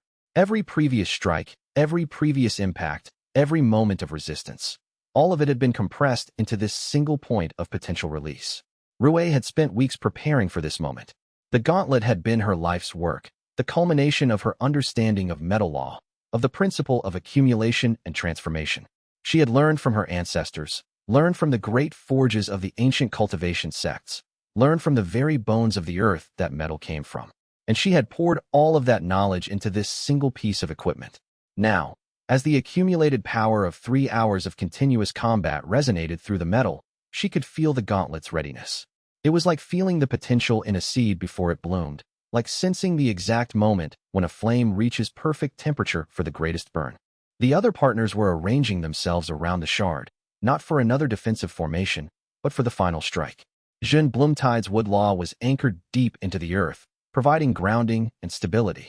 Sha's shadow law formed a dark circle around the shard's perimeter, preventing any escape routes, cutting off the possibility of dispersal or flight. Sable's fire was building in intensity, not attacking but burning with anticipation, ready to be unleashed in conjunction with the final strike. Yu's lightning was coiling around the formation's edges, monitoring, refining, keeping everything in perfect timing. Mei's water was flowing around the shard in careful spirals, mapping the terrain of corruption, identifying the weak points. Lian's ice was locked in place, creating rigid boundaries that the shard could not escape. Xianxia's space law was compressing subtly, creating the geometry that would allow the final strike to travel true and undeflected. Von Emberstorm's earth and magma were binding the entire formation together, making sure no energy was wasted, no power scattered, every force directed toward the single point of impact. And Tian Luminary's heaven's light was weaving through all of it, connecting every partner to Wei Liang, connecting Wei Liang to the gauntlet, connecting the gauntlet to the moment of absolute resolution. He looked at Rui, and she nodded once. Not a question, not a request, just acknowledgement of perfect timing. The metal cultivator's face was calm, centered, ready. She had been waiting for this moment her entire life. had been born to forge something that could contain 10 elemental laws in unity. Now the moment was here. Now, he said quietly to Rui, his voice carrying the weight of every moment that had led to this. The words felt heavier than normal words. They felt like a vow, like a promise, like the moment when everything decided to become what it had always been meant to become. Now, she confirmed, and she released everything at once. All 10 elemental laws channeled through the gauntlet in a single unified strike. Not 10 separate frequencies anymore, but one true resonance that contained all 10. The beam erupted from the gauntlet with a force that bent space around it, that left scorched paths in the air, that made reality itself seem to bend away from the sheer power of it. It was white, then blue, then every color in sequence, as if the spectrum itself was being reorganized by the force of partnership. The light was so bright that it burned away shadow. The sound it made was like the sky tearing open. The heat that radiated from it was like the birth of stars. Jean Blumtide's wood law provided structural cohesion, making sure the strike held together rather than scattering into separate components. The wood was the principle of growth, and it ensured that the strike grew stronger as it moved rather than dispersing. Wei Liang felt the wood's contribution flowing through him. The pattern of vines spiraling tighter and tighter around the central beam of energy, each spiral adding resilience, ensuring that the strike would not break apart against the shard's defenses, that it would remain a fist rather than becoming an open hand scattering in all directions. Sha's shadow law provided penetration, creating a path through the shard's defenses that nothing could slow. The shadow was the principle of absence, and it made the strike pass through matter as if that matter didn't exist. Wei Liang could feel the shadow within the beam, the way it dissolved obstacles, the way it made boundaries irrelevant. It was like the beam was passing through a dimension where the shard's corruption had no solidity, no reality, no way to obstruct. Sable's fire provided ignition, the spark that set the entire strike burning from the inside. The fire was not heat meant to destroy, but illumination meant to reveal. It burned away illusion, burned away pretense, burned away the false structures the shard had built to protect itself. Wei Liang felt the fire at the heart of the beam, purifying, transforming, making destruction into something almost beautiful. Yu's lightning provided direction, keeping the beam laser-focused on the shard's core with military precision. The lightning was the principle of clarity, and it ensured that every unit of power was directed exactly where it needed to be, with no wasted energy, no deflection, no mercy born from imprecision. Wei Liang felt Yu's presence guiding the strike like an archer with a perfect aim, like a conductor keeping an orchestra in absolute time, like a general directing every soldier to the exact point where they would be most effective. Mei's water surrounded it, creating a shell that prevented the shard from fragmenting sideways. The water was adaptive, conforming to every shape the shard tried to take, and then collapsing back, denying escape routes. Wei Liang felt Mei's fluid presence, the way it filled every gap, the way it made escape impossible while also absorbing the shard's counterattacks before they could reach the center of the formation. It was like being wrapped in a living ocean, protective, relentless, impossible to resist. Lian's ice crystallized the structure, making it rigid, unable to flow or escape. The ice was the principle of preservation, and it locked the shard in place at the moment of impact, preventing any transformation or reformation, ensuring that the destruction would be complete and final. Wei Liang felt the ice's cold touch, the way it froze motion, the way it crystallized possibility into a single outcome. It was beautiful and terrible at once. Xianxia's space law focused the geometry, compressing the strike down to a point smaller than any escape route. The space law was the principle of dimension, and it made the strike converge with geometric perfection, transforming power into precision. Wei Liang felt the space collapsing around the strike, could feel the mathematics of it, the way that multiple dimensions of reality were being folded into a single blade point of force. It was like holding infinity in a grain of sand. An emberstorm reinforced the entire structure with earth and magma, the principles that bound cultivation to the world itself. The earth was the principle of foundation, and the magma was the principle of transformation, and together they made the strike real, made it manifest, made it impossible for the shard to escape into abstraction or philosophy, or the places where corrupted things like to hide. Wei Liang felt Fun's presence like bedrock beneath his feet, like the ground rising up to support the strike, like the very planet itself joining in the assault. And Tian Luminary wrapped it all in heaven's light, the frequency that made all the other 9 frequencies cohere into something greater than their parts. The light was the principle of transcendence, and it elevated the strike beyond mere destruction into something that approached transformation. Wei Liang felt Tian's presence most keenly. The way her light blessed the strike, the way it made destruction become enlightenment, the way it ensured that when the shard was broken, it would be broken in a way that led toward healing rather than perpetuating harm. It was the most beautiful sensation of all, to know that his partners had turned his will into something perfect. Wei Liang felt all 9 partners moving through him, felt their power moving through the gauntlet, felt them transforming his singular will into something that was 10 times stronger because it was not singular at all. It was distributed. It was together. It was partnership made manifest as force. It was the expression of everything they had become together, no longer individuals, but a unified entity that was stronger than its parts. It was the answer to 300 years of suppression, the reply to institutional fear, the manifestation of possibility. The strike traveled toward the shard with the inevitability of destiny. It moved through space that seemed to shatter around it. It crossed the distance between them in an eternal instant that contained all the weight of their struggle. And in that moment, Wei Liang felt the presence of all 10 women flowing through him, felt them trusting him to deliver their combined will, felt their names inscribed in his very being. The strike pierced through all the corruption, all the distributed hunger. It hit the shard's core, and the shard screamed. The scream was in the voices of every arbiter who had fed it, every moment of institutional certainty that had become hunger. The scream was in voices that had been stored up for 300 years, finally being released, finally being silenced.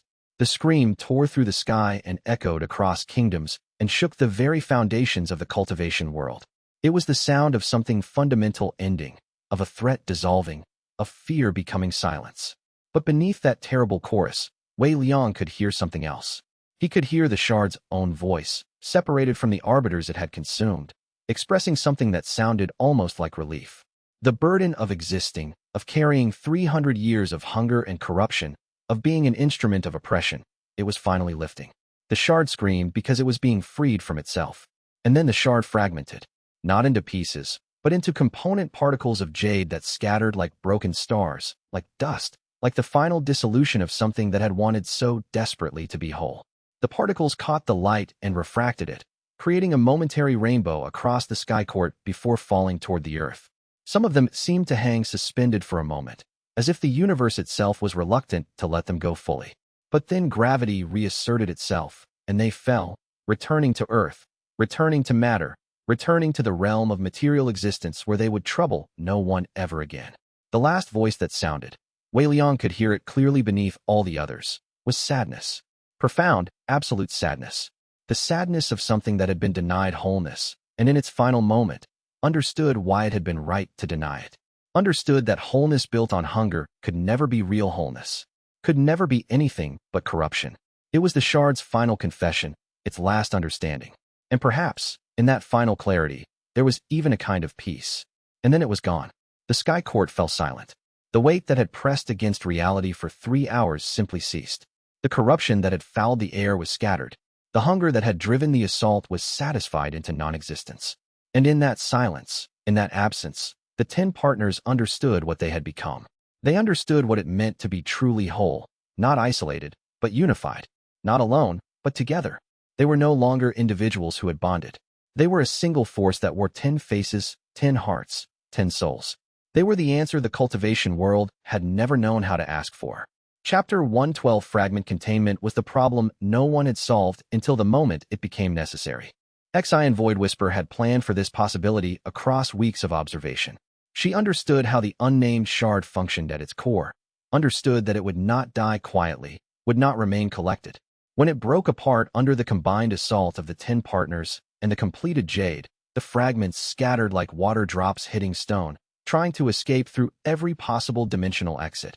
Every crack in the mortal world's fabric where a piece of corrupted immortality could slip away and regenerate in isolation. But Xian had sealed every exit. She did it instantaneously, the moment the shard fractured into its component pieces. The Space Law Cultivator didn't move from her position at the formation's north point, didn't need to. Her understanding of dimensional geometry meant that her consciousness could exist in multiple reference frames simultaneously. She perceived each fragment's trajectory before it even began to move. She perceived the gaps it was attempting to exploit, and she closed them. The barriers she constructed were not obstacles in the traditional sense. They were spatial impossibilities, regions where the dimensional gradient made escape mathematically unreachable. A fragment would push against them and find itself in a space that extended infinitely in every direction, with no center and no boundary to cross. It was the kind of prison that only a space law cultivator could craft. Only xian could have held such a formation. Meitai Caller was second to respond. While xian sealed the geometric boundaries, Mei shaped the air itself into something that pushed back against the fragment's panic. Her water law was subtly misnamed. It had never been merely about water. Water was the expression of fluidity, of adaptation, of pressure that found every crack and pushed insistently. Mei created pressure fields in the space above the destroyed sky court, invisible channels of force that functioned like currents in an invisible ocean.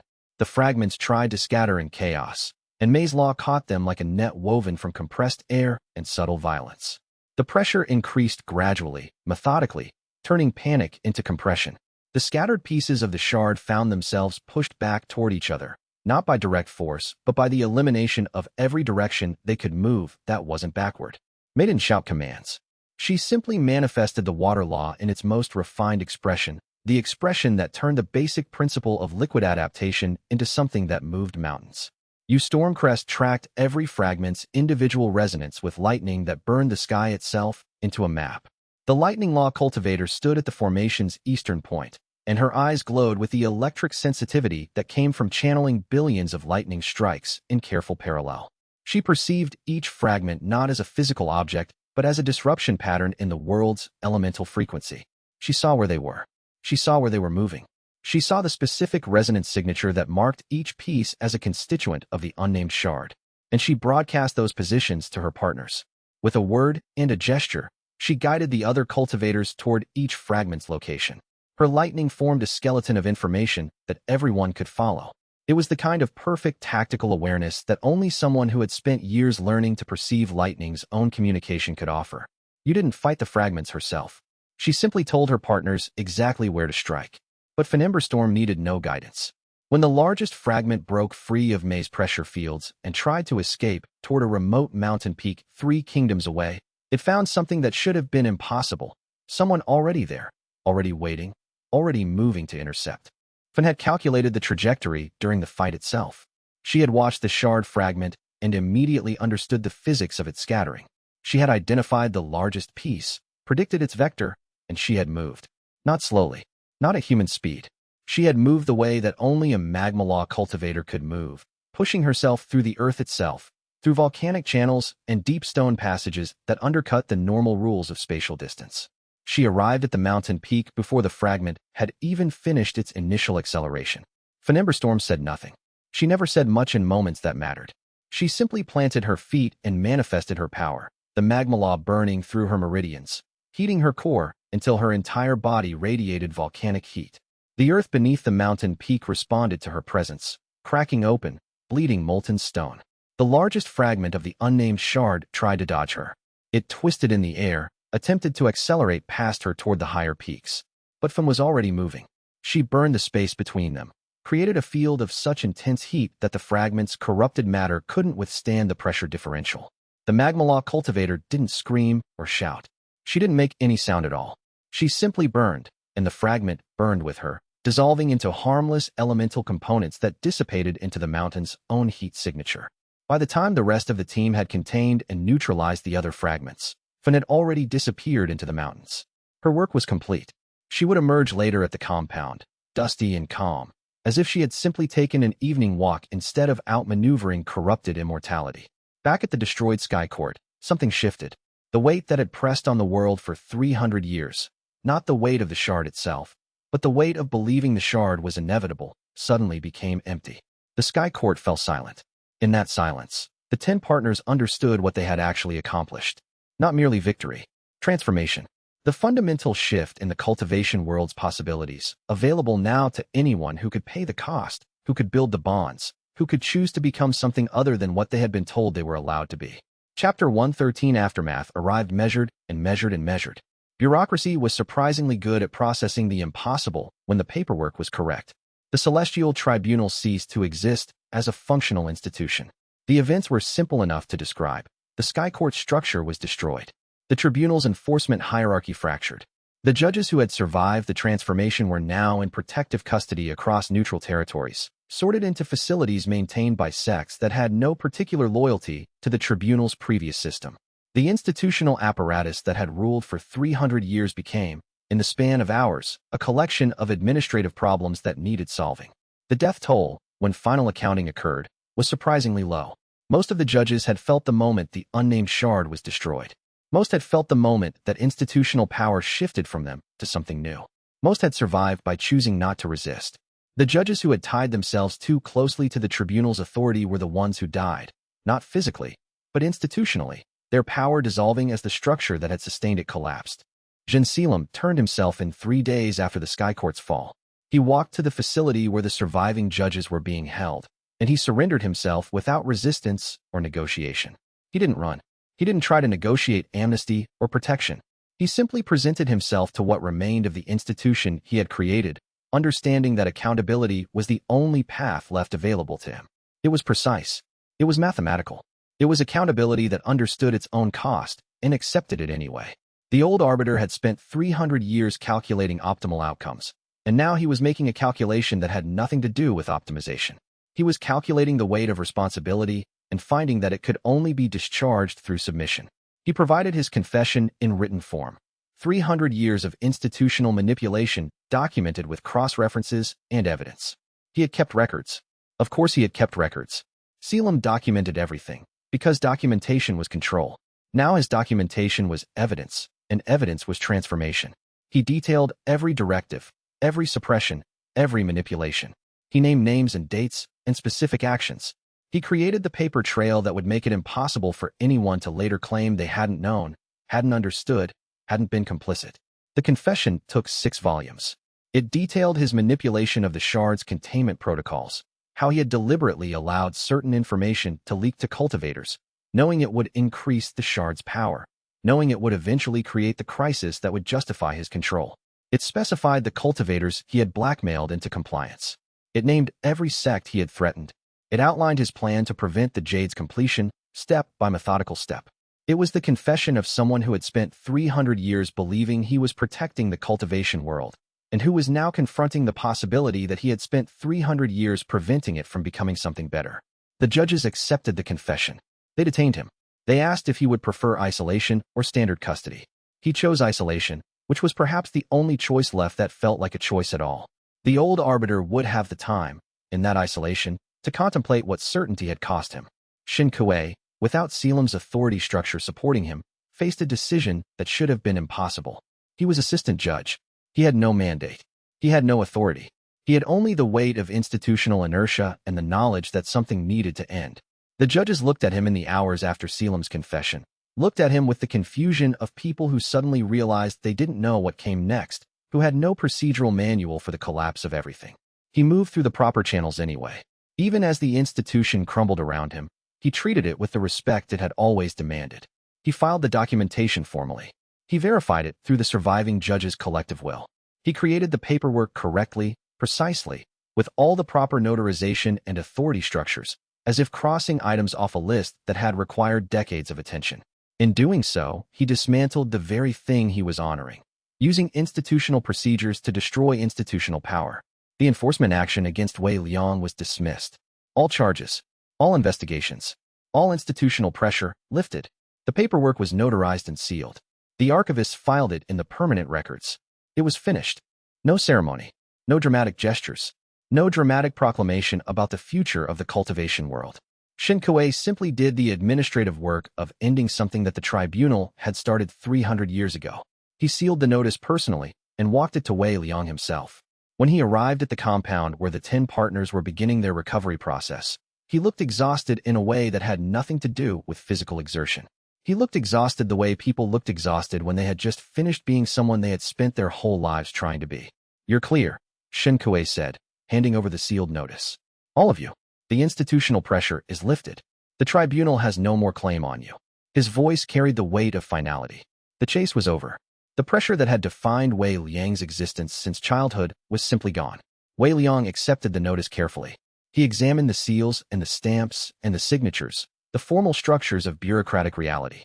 He understood that 300 years of fear had just become paperwork. The tribunal's power had never been supernatural. It had always been institutional.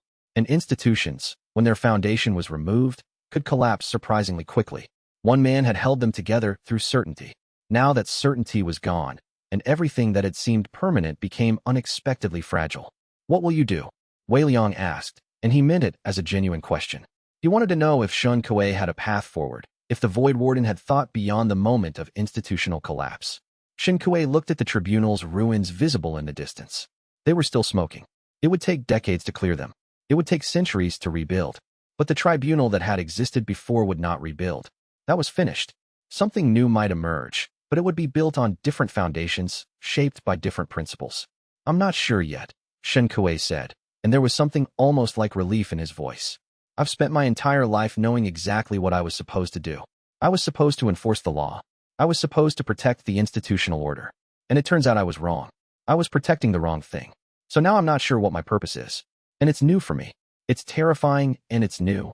And I think I'm going to sit with that uncertainty for a while and see what it teaches me." He smiled slightly, a gesture that looked foreign on his institutional face. "Maybe that's the real beginning, not knowing what comes next." He left the notice and departed, leaving the 10 partners in the quiet that follows when the external world's pressure finally, genuinely stops. Chapter 114 Recovery took longer than the battle. The battle had lasted hours. Recovery would take weeks, and the kind of exhaustion they were experiencing could not be repaired by cultivation techniques alone.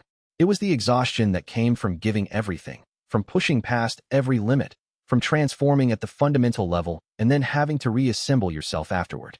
All 10 partners were exhausted in ways that transcended physical damage. The integration of the Jade had been absolute. It had required every part of them to achieve. They had pushed past the boundaries of what a single cultivator could endure. They had pushed their meridians until the channels were damaged at the fundamental level. They had pushed their cores until the natural flow of energy became fractured and unstable. The very act of being together, of channeling through one unified gauntlet, had changed them in ways that would take time to understand. Zhun Blumtide's healing law worked continuously for the first 6 hours after the shard's destruction, cycling through each partner's body in rotation, knitting damaged meridians with surgical precision, reinforcing stressed connections with the ancient knowledge of someone who had been healing things for longer than some empires had existed. She moved through each of them with quiet, methodical care, her woodlaw tracing the patterns of damage with diagnostic precision. She understood healing not as restoration but as integration, helping their bodies understand how to exist in this new state. When she emerged from her healing trance, she collapsed into a meditation that would last for 3 days. Her meridians were empty. Her core was silent. She had given everything she had to give. The compound was silent. The 10 partners had each found their own space. Lien had gone to the cold stones, finding the place where ice perpetually formed, where temperature was absolute and precise. Sable had found a room with a view of the mountains, staring at the distant peaks, as if trying to understand something in their permanence. Yu was reviewing documents, because you reviewed documents even when everything hurt, the political documents, the administrative records, the proof that the tribunal's power had truly ended. Sha had disappeared into shadow and silence, which was normal for Sha. Zhun had gone to the gardens that still stood, tending to what remained with obsessive care. Rue had returned to her forge, not working, just sitting in the presence of metal and fire. Mei had found a pool of water and was simply floating in it, letting the water carry her weight. Xian had retreated into the compound's highest chamber, mapping the spaces there with her dimensional senses. Fen had buried herself in the earth, letting the magma law settle into natural patterns. Tian had positioned herself where she could see the sky in all directions, her heaven's light touching the clouds. Wei Liang sat in the ruins of what had been the tribunal's central chamber, the greatest hall of their enemies, now broken stone and crystallized memory. He sat on a piece of fallen architecture and stared at nothing in particular. He looked broken in a way that didn't show in physical injury. His meridians were healing. His core was stabilizing. But something inside him was fractured, and he didn't know if it could be repaired. He was no longer the person he had been before the Jade. He was no longer singular. Every part of his consciousness seemed to carry echoes of all 9 partners. When he tried to think, he heard multiple voices. When he tried to feel, he felt across all 10 perspectives simultaneously. Lien Frostmere found him there as the afternoon light was beginning to fade into evening. She didn't announce her presence. She simply appeared, the way that ice law cultivators could appear, moving through temperature gradients with mathematical precision. She sat down next to him on the broken stone. Her presence was cold, literal temperature dropping where she sat, but also cold in the way of clarity, unadorned, precise, honest. For a long time, neither of them said anything. The silence stretched between them like winter itself, vast and quiet and complete. Lian had never been good with words. She was good with precision, with clarity, with the kind of understanding that transcended language. She sat next to Wei Liang and simply existed in the same space, letting him exist in whatever state he was existing in. Her ice law resonated with the patterns of damage in his meridians, recognizing the scars they both understood would take time to fade. "Are you whole?" Lian asked finally. It was not a simple question. Even though the words were simple, Lian was not asking about his cultivation. She was not asking about his meridians or his core or his ability to channel power. She was asking about something deeper. She was asking, are you complete? Are you integrated? Are you yourself? Can you still recognize yourself in the mirror? Or have you become something too foreign to name? Wei Liang considered the question seriously. He had been trained his entire life to be a sect member, a servant, a vessel. He had been forced into the role of the Jade's anchor. He had become integrated with 9 other people in ways that required absolute trust. He had been transformed into something that had never existed before. Sometimes he felt like a bridge between 9 people. Sometimes he felt like a new person entirely. He thought about the past months. He thought about the 10 bonds, each unique, each necessary, each changing him in fundamental ways. Lian's ice law had taught him precision and acceptance. Sable's fire had taught him passion and commitment. Yu's lightning had taught him strategy and connection. Sha's shadow had taught him patience and depth. Zhen's wood had taught him growth and healing. Rui's metal had taught him strength and direction. Mei's water had taught him adaptation and compassion. Xianxia's space had taught him perspective and possibility. Fun's magma had taught him endurance and transformation. Tian's light had taught him transcendence and vision. He thought about the moments of perfect alignment where all 10 partners felt synchronized and whole, like they had achieved something that the universe itself had approved of. He thought about the terrible moments of fracture and misalignment where the bonds felt like they were tearing him apart from the inside. He thought about what it meant to be split across 10 perspectives, to feel everything 9 times over, to never again be alone in his own mind. "I think I'm becoming something," he said carefully. "It's different from whole. Less finished. More like, still becoming. I'm not whole without all 9. I can't be. I'm not a complete entity on my own anymore. I'm part of something larger." His voice carried the weight of understanding what it meant to accept that change. But maybe that's what whole is supposed to mean. Maybe single entities were never as whole as partnerships can be. He looked at his hands, at the places where his meridians still ached from the integration, where the Jade's resonance was still settling into new equilibrium points. The marks of transformation were written in his flesh. "I'm not the person I was before the Jade," Wei Liang continued. "I'm not entirely the person I was when we first started this. I'm becoming something new, something that only exists in relationship to all of you. I don't know if that's whole, but it's real. It's more real than anything I was before. When I'm with all 9 of you, and the resonance aligns, I feel more myself than I ever did alone. So maybe wholeness was never about being complete in isolation. Maybe it was always about integration." Lian looked at him for a long moment. Her ice law precision understood what he meant without needing clarification. She understood integration. She understood the kind of transformation that changed who you were at the fundamental level. She had been changed by the bonding too. Her ice law had learned new patterns. Her cultivation had developed new dimensions. Her understanding of what she could be had expanded. "That'll do," she said simply, and she left him to it. It was the most warmth Lian Frostmere had expressed in 114 chapters, and it was exactly the right amount. It was acceptance without sentimentality. It was understanding without explanation. It was partnership made manifest in the simple act of sitting in silence and accepting what someone had become. Chapter 115. The cultivation world processed what had happened in waves that spread like controlled fire. First to the neighboring sects, then to the great academies, then outward to every corner of the cultivated lands, reaching finally to the most remote villages where cultivation was barely more than legend. The information moved through communication networks and messenger routes, carried by disciples and merchants and traveling cultivators, each retelling adding its own interpretation but never changing the fundamental truth. Something that was supposed to be impossible had happened. The Hollowed Emperor's armies dissolved without their patron. The shard had animated them, had given them terrible purpose. Without it, they became what they had always been, corpses that could not hold themselves upright anymore. Cultivators across the continent reported the same phenomenon in the same instant. The undead simply stopped. They fell. They became empty. The threat that had loomed for 300 years evaporated like morning mist. Entire battlefields went quiet in moments. Commands meant nothing. The soldiers that had animated those corpses suddenly understood they could rest. The tribunal's leadership was on trial. The surviving judges testified. Jin Selim testified with the weight of his confession. Shin Kuei testified with the kind of administrative precision that made it impossible to deny the basic facts. The trial would take years to complete. But the outcome was already clear. The tribunal as it had existed would not survive this. Something new might eventually be built from its ashes, but it would not be the same thing. The foundation was shattered. The certainty that had sustained it was revealed as corruption. A new institution, if one arose, would have to be built on different principles. And the Jade was confirmed, completed, and anchored. The verification was simple and terrifying. Wei Liang was alive. 9 partners were integrated with him. The Jade was stabilized. The completion was real. All the theological debates about whether it was possible had become irrelevant the moment it actually happened. The cultivators who had spent decades arguing against the possibility suddenly had to reshape their entire understanding of what cultivation could be.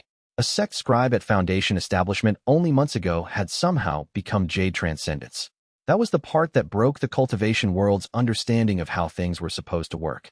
The progression was supposed to be orderly, incremental, predictable. A disciple spent decades at Foundation establishment, then years at core formation, then more years at nascent soul, then decades at spirit ascendance, then centuries at immortal realm. Only then, if everything aligned perfectly, did you reach Jade Transcendence, and even then, most cultivators never made it that far. The entire structure of cultivation was built on the assumption of slow, incremental progress. Wei Liang had shattered that assumption in months. Reactions came in waves.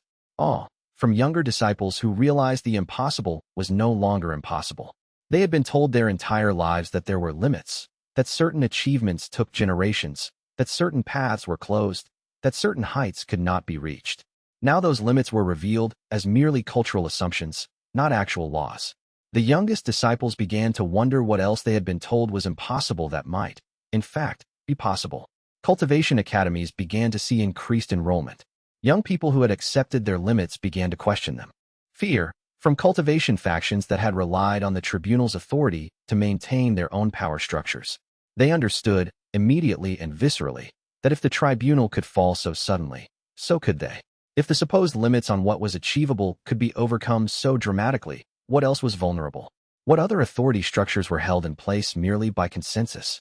Some factions strengthened their defensive formations. Some consolidated their internal hierarchies. Some began to wonder if their own systems needed reformation. Disbelief, from old masters who had to reconcile their lifelong conviction with the existence of 10 perfectly integrated bonds. Some of them had spent decades arguing that dual-soul cultivation was impossible. Now they had to confront the existence of something far greater than dual-soul cultivation. Some of them adapted. Their fundamental understanding of cultivation expanded to include the new possibility. Some of them took decades to accept what they had witnessed, clinging to their old certainties even as reality contradicted them. Some of them simply retired, finding it easier to leave cultivation entirely than to accept that everything they had believed was wrong. And admiration, that particular quality that cultivators reserved for people who somehow did what they were told was impossible.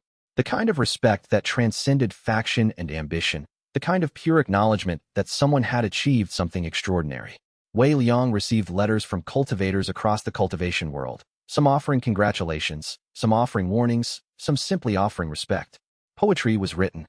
Whole schools of poets began composing about the Jade's completion, about the 10 partners, about what it meant to transform yourself so fundamentally that you became something the cultivation world had no framework for understanding. Verses were recited in academies. Poems were carved into stone. The story of the 10 bonds was transformed into art, into myth, into something that transcended the mere fact of what had happened. Philosophy essays were composed. Entire schools of thought began forming around the implications. What did the completed Jade suggest about the nature of enlightenment? Was individual achievement actually the highest form of cultivation, or was integration something greater? Could the path forward involve more partnerships, more completed Jades, more people choosing to transform themselves through connection rather than isolation? The fundamental debates about the nature of cultivation began to shift. In the academies, the debates raged. In the temples, the priests argued theology. In the streets, common people who barely understood cultivation simply marveled at the fact that something impossible had become possible. And if it had happened once, what else was waiting? The certainty that had sustained the cultivation world for centuries began to develop cracks. People started to wonder what else they might have been wrong about. Wei Liang learned none of this for weeks. He was too busy recovering, too busy existing in a state where the boundaries between himself and his 9 partners felt paper-thin and dangerous. Too busy learning how to be a person again in the aftermath of being something that had never existed before. He moved through the compound in a daze, sometimes speaking as himself, sometimes speaking in the unified voice of all 10, sometimes forgetting which perspective was which. The celebration would come later. For now, there was only recovery. Chapter 116. New complication arrived 3 weeks after the shard's destruction. 3 cultivation factions called an emergency coalition meeting. They had no desire to challenge Wei Liang's group. They had no dispute with the Jade's completion. Their complaint was technical and specific and absolutely legitimate. The completed Jade's resonance was destabilizing regional cultivation flows in measurable, dangerous ways. The representatives arrived at the compound on a gray morning, riding in a carefully ceremonial formation that demonstrated respect without submission. The Sunfire Alliance sent Master Zhou, a woman in her 7th decade, with white-streaked hair bound in the traditional style of her sect and robes that bore the insignia of a senior administrative council member. She carried herself with the authority of someone who had spent 40 years navigating the political hierarchies of cultivation sects, and her expression showed no anger, only the measured concern of a skilled negotiator who had come to solve a problem, not pick a fight. Accompanying her were the Azure Veil sect's representative, a younger man named Lu who moved with the precision of a military commander despite his civilian robes. He had scars on his knuckles that suggested experience in direct combat, but his eyes were sharp with administrative knowledge. He carried detailed documentation in a leather case, organized by section, annotated with the kind of care that indicated he had personally reviewed every piece of evidence before bringing it to this meeting. The third representative was harder to categorize. From the Iron Meridian Covenant came a woman named Yao who appeared to be in her mid-50s, with the lean, muscular build of someone who spent their life in intensive physical cultivation. Her robes were practical rather than ceremonial, designed for movement rather than display. She had the look of someone who had worked her way up from the field into administrative position, and she carried authority that came from practical experience rather than hierarchy. Cultivators within 500 miles of the Heaven-Weaving Ancestors' original compound were experiencing advancement that outpaced their ability to safely process it. Some were advancing 3 ranks in weeks when the normal progression was 3 ranks per decade. Some were trying to resist the acceleration and burning out their meridians in the process. Some were absorbing the acceleration and becoming unstable, their consciousness unable to adapt to the sudden elevation in power. The situation was not malicious. The 10 partners were not deliberately harming anyone, but the effect was undeniable and measurable. The representatives had brought physical evidence. They had brought healers with testimony. They had brought case files with photographs of cultivators whose meridians had shattered, whose cores had fractured, whose minds had broken under the pressure of advancement that came too fast. Wei Liang found himself looking at the face of a 30-year-old cultivator who had been advancing at normal rates and then suddenly skipped 4 ranks in a single month. The psychological transformation visible in photographs taken before and after was haunting. The before version showed a person engaged with the world. The after version showed someone profoundly confused, as if they had been transformed into a stranger inside their own body. The Sunfire Alliance reported 6 casualties. Cultivators who had pushed themselves too hard trying to process advancements that had come too fast. Their meridians had shattered under the acceleration. The healers had done what they could, but some damage was permanent. The Azure Veil sect reported 14 instances of severe meridian damage. Cultivators whose cores had been forced to advance faster than their bodies could adapt. Lu laid these out with careful precision, showing the progression of the damage, the specific frequencies that had caused the shattering, the permanent limitations that 3 of the cultivators would carry for the rest of their lives. The sect had detailed medical records showing pre-injury capacity compared to post-injury capacity, and the gap was heartbreaking. These were people who had trained their entire lives to become powerful cultivators, and they had been broken by power they had never asked for. The Iron Meridian Covenant reported something worse. Cultivators who had integrated the accelerated advancement so completely that they were now unmoored from their original cultivation paths, their identities transformed by power they hadn't had time to choose. Yao spoke about this with particular gravity. 7 of her sect's members had accelerated past the point where their original training paths were relevant. They were stronger now, certainly, but they were no longer the people they had been. Their cores had been fundamentally altered by the acceleration. Their cultivation pathways had shifted into new configurations that didn't match anything they had prepared for.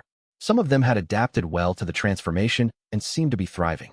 Others seemed lost, caught in a new existence they hadn't asked for and didn't understand. Wei Liang received the complaint in written form, properly notarized and filed by representatives who had done their homework. The three factions had documented cases. They had healers ready to testify. They had data showing the specific resonance frequencies that were causing the problems. They had even been polite about it, framing it as a problem that needed solving, not as a threat or an attack. They had come with respect, but also with the weight of legitimacy. Their presentation was professional and devastating. The documentation was thorough. It contained detailed case studies of injured cultivators, with before and after measurements, with psychological evaluations, with cost analysis showing how much the affected sects were spending on healing and rehabilitation. It contained measurements of resonance frequency fluctuations taken at multiple points in space, showing a clear correlation between proximity to the compound and severity of unwanted advancement. It contained calculations showing exactly how far the destabilization extended, roughly a 500-mile radius. But with intensification, the closer one got to the original location. It was the kind of complaint that could not be dismissed as bias or misunderstanding. It was factual. It was real. It represented genuine harm caused by the mere existence of the completed jade. The most difficult moment came when Lu showed photographs of the cultivators who had been permanently damaged. Wei Liang saw a woman of perhaps 40 years staring into the camera with eyes that couldn't quite focus, that couldn't quite process what they were seeing.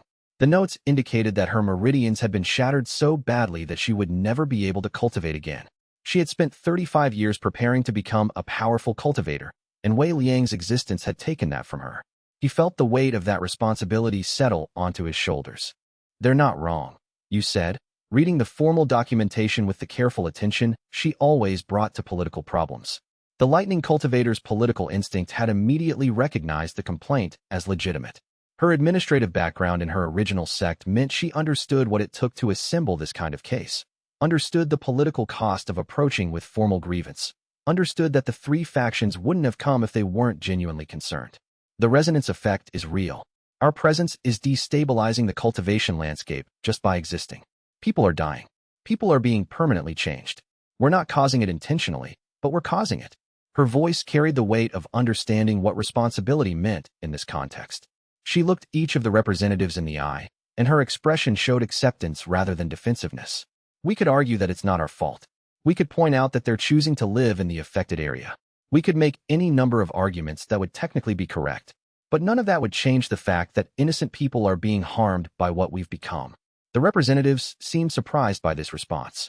They had come prepared for negotiation, prepared for argument, prepared for the defensive reactions of a powerful group protecting its position. Instead, Yu was acknowledging the validity of their complaint before they'd even finished presenting it. The dynamic of the meeting shifted perceptibly. "So we move," Mei said simply. The water cultivator had never been one to tolerate unnecessary harm. Her philosophy was simple and absolute. If your existence in a place harmed innocent people, then you had no right to be in that place. We're not going to hurt innocent people to keep our current location comfortable. That's not why we achieved this. Her voice was certain in a way that made the decision feel inevitable. If our existence in this place is harming people, then we don't stay. It's simple. There was a long silence as the three representatives processed that the group they had come to negotiate with had just agreed with them and proposed moving unilaterally. Wei Liang considered the complaint, and considered Mei's response, and considered the legitimate fact that their existence was causing measurable harm. He understood what needed to happen, and the understanding came without resistance. The decision was correct, even though it meant leaving the safety of the compound they had just found, even though it meant accepting new restrictions on where they could exist, even though it meant relinquishing the place they had fought so hard to reclaim. Because this was what being powerful actually meant. It meant understanding that your power carried responsibility. It meant accepting consequences even when those consequences were unwanted. It meant choosing to limit yourself for the sake of others. "We'll relocate," he said to the representatives who had delivered the complaint. "Tell the factions that we accept the premise of their complaint. We understand the problem. We're willing to move. Where do you propose we go?" His tone carried no resentment, no sense of being forced. He understood that this was what responsibility meant. Accepting consequences even when those consequences were unwanted. "Our presence here is causing harm. We didn't intend that, but intent is not the same as responsibility. The harm is real. People are suffering. We will leave. I want to know where you think we should go so that we can continue to exist without damaging the cultivation landscape." He paused and then added, "And I want to contribute resources to healing the people who have been harmed. Tell me what the costs are. We will cover them. This is not a request, and it's not negotiable. If our existence caused damage, we will fix what damage we can." The representatives seemed almost shaken by this response. They had prepared for days of negotiation, for arguments about culpability, for the defensive posture of the powerful protecting their position. Instead, they were encountering a group that had accepted responsibility immediately and was now offering reparations without being asked. Master Zhou was the first to recover. She inclined her head respectfully, acknowledging the sincerity of Wei Liang's commitment. "There are locations that might be suitable. More remote areas, less densely populated. The resonance effect might extend further, but would encounter fewer people. We could discuss specific geography." The discussion shifted into logistics very quickly after that, moving from complaint to collaboration, from problem to solution. The three representatives found themselves working together with Wei Liang's group to identify the best possible relocation site. A place far enough from population centers that the resonance effect would not cause harm, but accessible enough that the group could still maintain connections with the broader cultivation world. They discussed specific geography, specific distances, specific population densities. They began to coordinate on timeline and logistics. By the end of the meeting, the tone had transformed from formal grievance to cooperative problem-solving. The representatives departed with the understanding that Wei Liang's group would begin relocating within the month, and that resources would be provided both for the healing of the injured cultivators and for supporting the transition to new locations. It was not the outcome the representatives had expected, but it was the outcome that allowed everyone involved to walk away with integrity intact and honor preserved. After they left, the compound fell quiet. Wei Liang stood looking out at the land they had just fought so hard to defend, at the walls they had thought would finally give them safety, at the place they had believed they were finally home. And he understood that home wasn't a place. Home was wherever the 10 of them were, together, facing the world as one. The physical location had never mattered as much as the bond that they shared. Chapter 117. The negotiation took a week of careful discussion, and it took you Stormcrest to turn it into something meaningful. The Lightning Cultivator understood, immediately, that the three factions could propose dozens of remote locations. They had wilderness areas that were perfectly isolated. They had mountains that no one lived on. They had valleys that were far from population centers. They had canyons and caves and hidden places that no one would ever need to visit. But you understood something that the factions themselves didn't quite grasp yet. Relocation to arbitrary isolation would be accepting diminishment. It would be treating the completed jade as something shameful, something that needed to be hidden away. You didn't argue that the relocation was unnecessary. Instead, she acknowledged the problem completely and negotiated aggressively on the terms. She had learned politics running a kingdom, and she understood that the words you spoke about a relocation determined what it meant symbolically. "We'll go where you say," she told the representatives on the third day of negotiation. "We're not going to hide your complaint under bureaucratic refusal. We're not going to pretend the problem doesn't exist. But we're not going to disappear into empty land either. We're going to a place that has meaning, a place that's part of the cultivation world's history, a place that signifies something." Her tone was firm but collaborative, making clear that this was not negotiable. The representatives kept proposing remote wilderness areas. They suggested a canyon system 500 miles from the nearest city. They proposed a mountain range in the far north that barely saw human cultivation. They suggested settling in the deep forests, far from any population centers, where the resonance effect would disperse through uninhabited terrain. Each suggestion was reasonable. Each was far enough away that no innocent cultivators would be harmed. Each was also completely isolating. You kept pushing back, with the kind of political acuity that came from understanding that symbols mattered as much as logistics. She understood that accepting a hidden relocation would be accepting that the jade itself was something to be ashamed of. It would be reinforcing the tribunal's old message, that 10 bonds were too dangerous for the world to see. "A cave in the mountains says you're ashamed," you said carefully. "A forest settlement says you're in hiding. We're not hiding. We're not ashamed. We achieved something the cultivation world said was impossible, and we're not going to treat that as something that needs to be apologized for. The resonance effect is a real problem that needs solving, but the solution can be visible. It can be part of the cultivation world's history, not separate from it." On the third day of negotiation, the representative from the Sunfire Alliance brought up an idea almost tentatively, as if she wasn't sure if it would be received well. She had been listening to Yu's arguments, understanding the underlying logic, and now she offered an alternative that fit both the practical requirements and the symbolic ones. There's the heaven-weaving ancestors' original compound, she said. It's been preserved as a historical site for 800 years. No cultivators live there anymore. It's been maintained by a preservation society with no particular loyalty to the tribunal or any of the factions. It's relatively isolated, about 200 miles from the nearest major city, but it's also historically significant. The place where soul bond cultivation was first theorized. If you relocated there, the symbolism would be clear, not hiding, but honoring history. Not ashamed, but completing what was started centuries ago. Yu's eyes brightened immediately. Her lightning instinct understood the poetry of it. It understood what message the relocation would send to the cultivation world. It would say, we are not separate from cultivation history. We are the fulfillment of that history. We are completing what the ancestor started. That works, she said. That's perfect. The compound where soul bond cultivation was first theorized becomes the home of the first completed jade. There's poetry in that. There's history in that. There's a message that says we're not suppressing what we achieved. We're completing what the ancestor started. She could already see how the cultivation world would interpret it, not as exile, but as destiny, not as punishment, but as inheritance.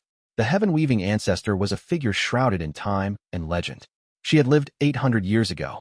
She had theorized the possibilities of soul bond cultivation centuries before anyone had the courage to attempt it. She had built a compound where research had occurred and knowledge had been developed. That compound had been carefully preserved by a society dedicated to maintaining historical sites. The ancestors' work had been the theoretical foundation for everything that had come after. Her journals were studied. Her ideas were debated. She was revered as one of the greatest minds in cultivation history. No one had lived there for centuries. It was a museum of an old idea. Now it would become the birthplace of a new one. The 10 partners would inhabit the same compound where the ancestor had first imagined the possibility of 10 bonds unified. They would live where she had lived, work where she had worked, think where she had thought. The 3 factions agreed to the location.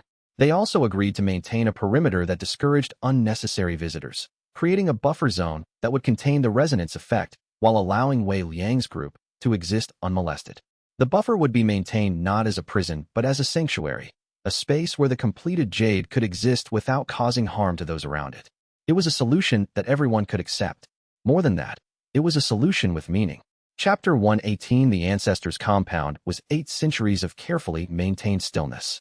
It seemed to exist outside of normal time, preserved in amber, waiting for something that only it understood. The buildings were constructed in the old style, elegant, flowing, designed with principles that had been lost in more recent construction methods. Gardens surrounded the compound, not wild but maintained in careful patterns that suggested intention without obviousness. The stone pathways were worn smooth by footsteps, but the last footsteps had fallen centuries ago. Wei Liang felt the moment they arrived, not as a thought, but as a physical sensation that reverberated through his entire being. He felt it in his bones, in his meridians, in the jade at his core. The resonance changed. Not diminished, not weakened, transformed. It was like someone settling into a chair that was built specifically for their body after a lifetime of sitting in things that didn't fit. It was like a piece of music finally finding its intended tempo after years of being played in the wrong key. It was like coming home to a place you'd never been before but had always belonged in. The frequency shifted, aligned, deepened. The completed jade sang at a different frequency when they arrived. It was a frequency that felt like home. Wei Liang could feel every partner notice the shift simultaneously. Lian's ice law hummed with different resonance, becoming more stable, more integrated with the compound's natural temperature patterns. Sable's fire aligned differently with the compound's ambient heat, settling into rhythms that felt natural rather than forced.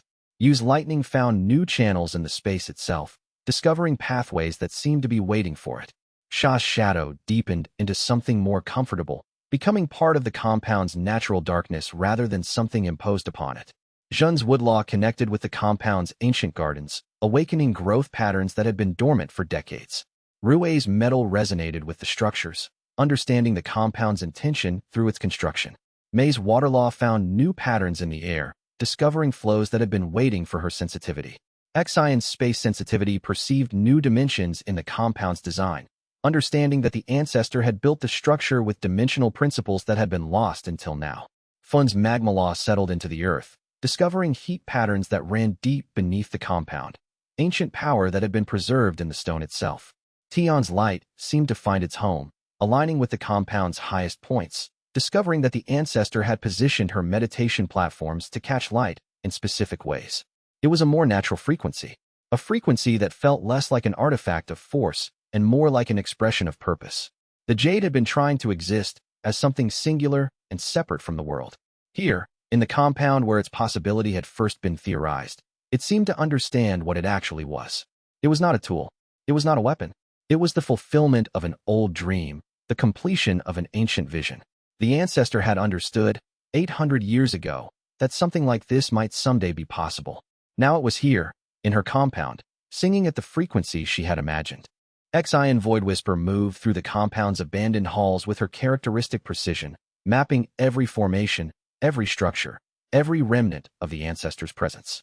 She walked through corridors that had been empty for centuries, her feet making no sound on the ancient stone. She examined meditation chambers that hadn't been used since the ancestor's death.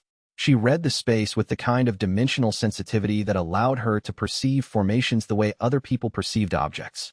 For Xian, the compound was a text written in space itself, every room a sentence, every corridor a paragraph of meaning. She spent hours in the compound's central chamber, staring at nothing visible to anyone else, reading something in the space that only her dimensional sensitivity could perceive.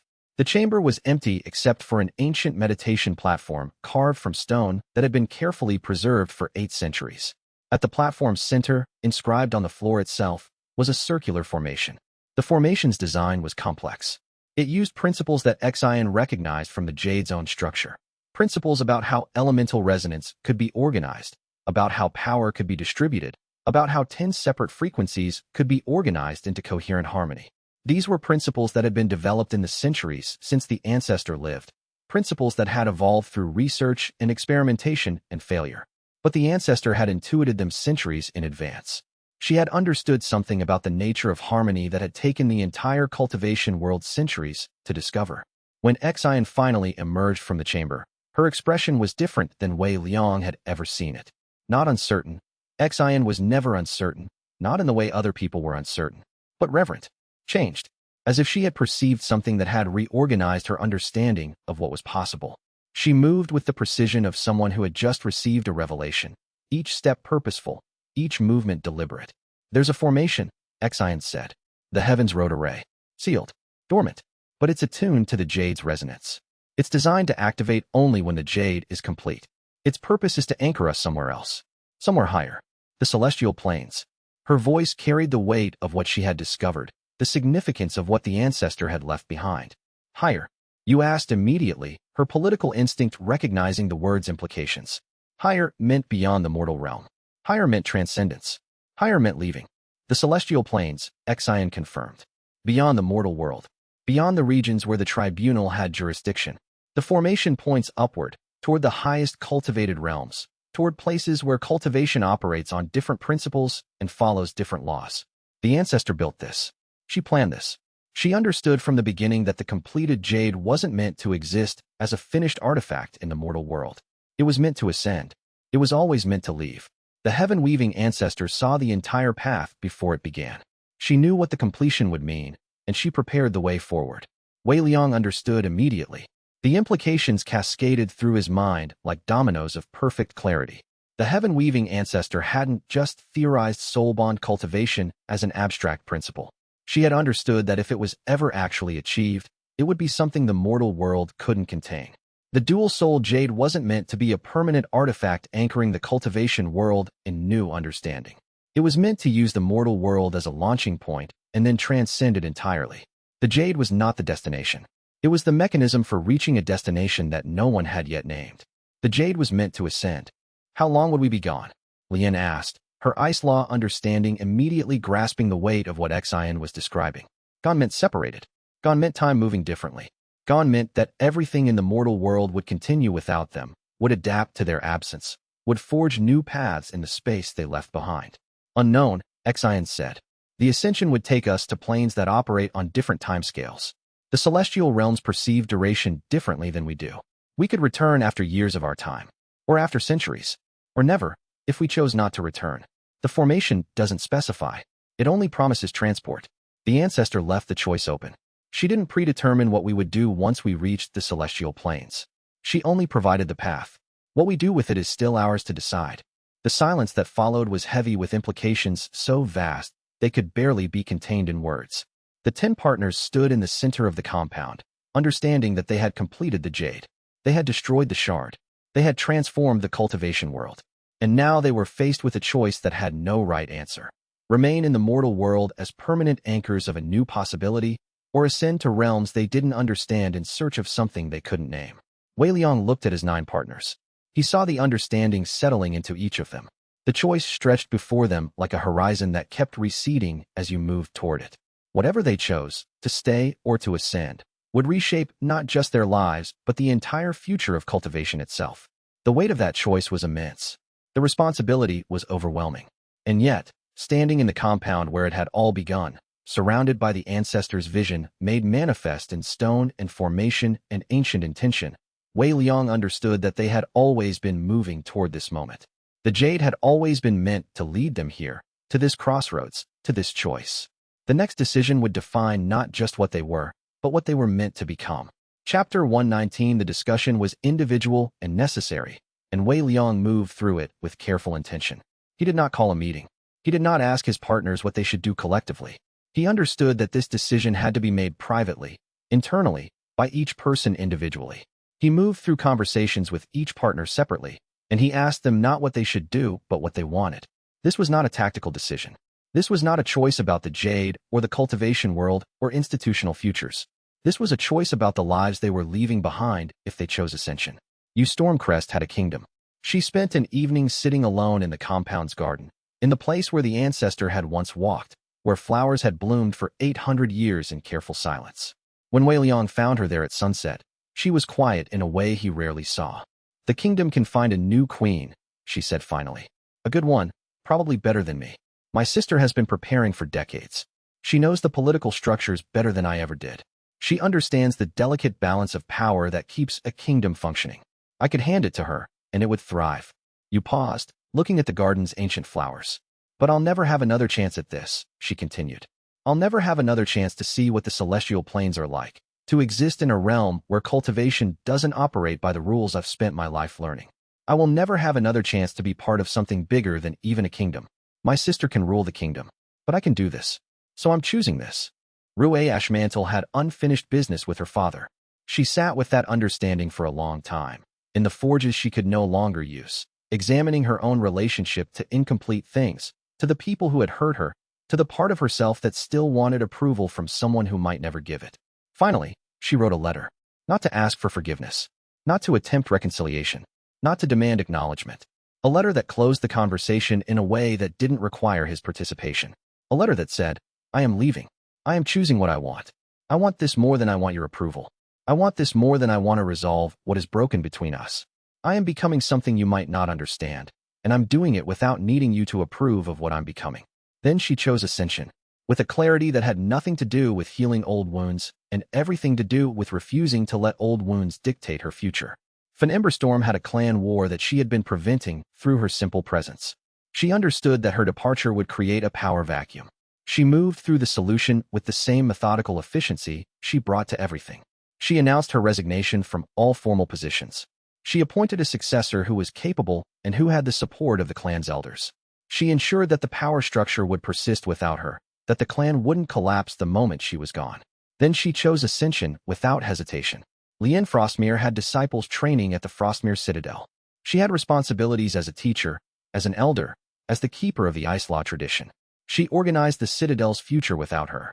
She trained her most accomplished disciples in the teaching methods that mattered.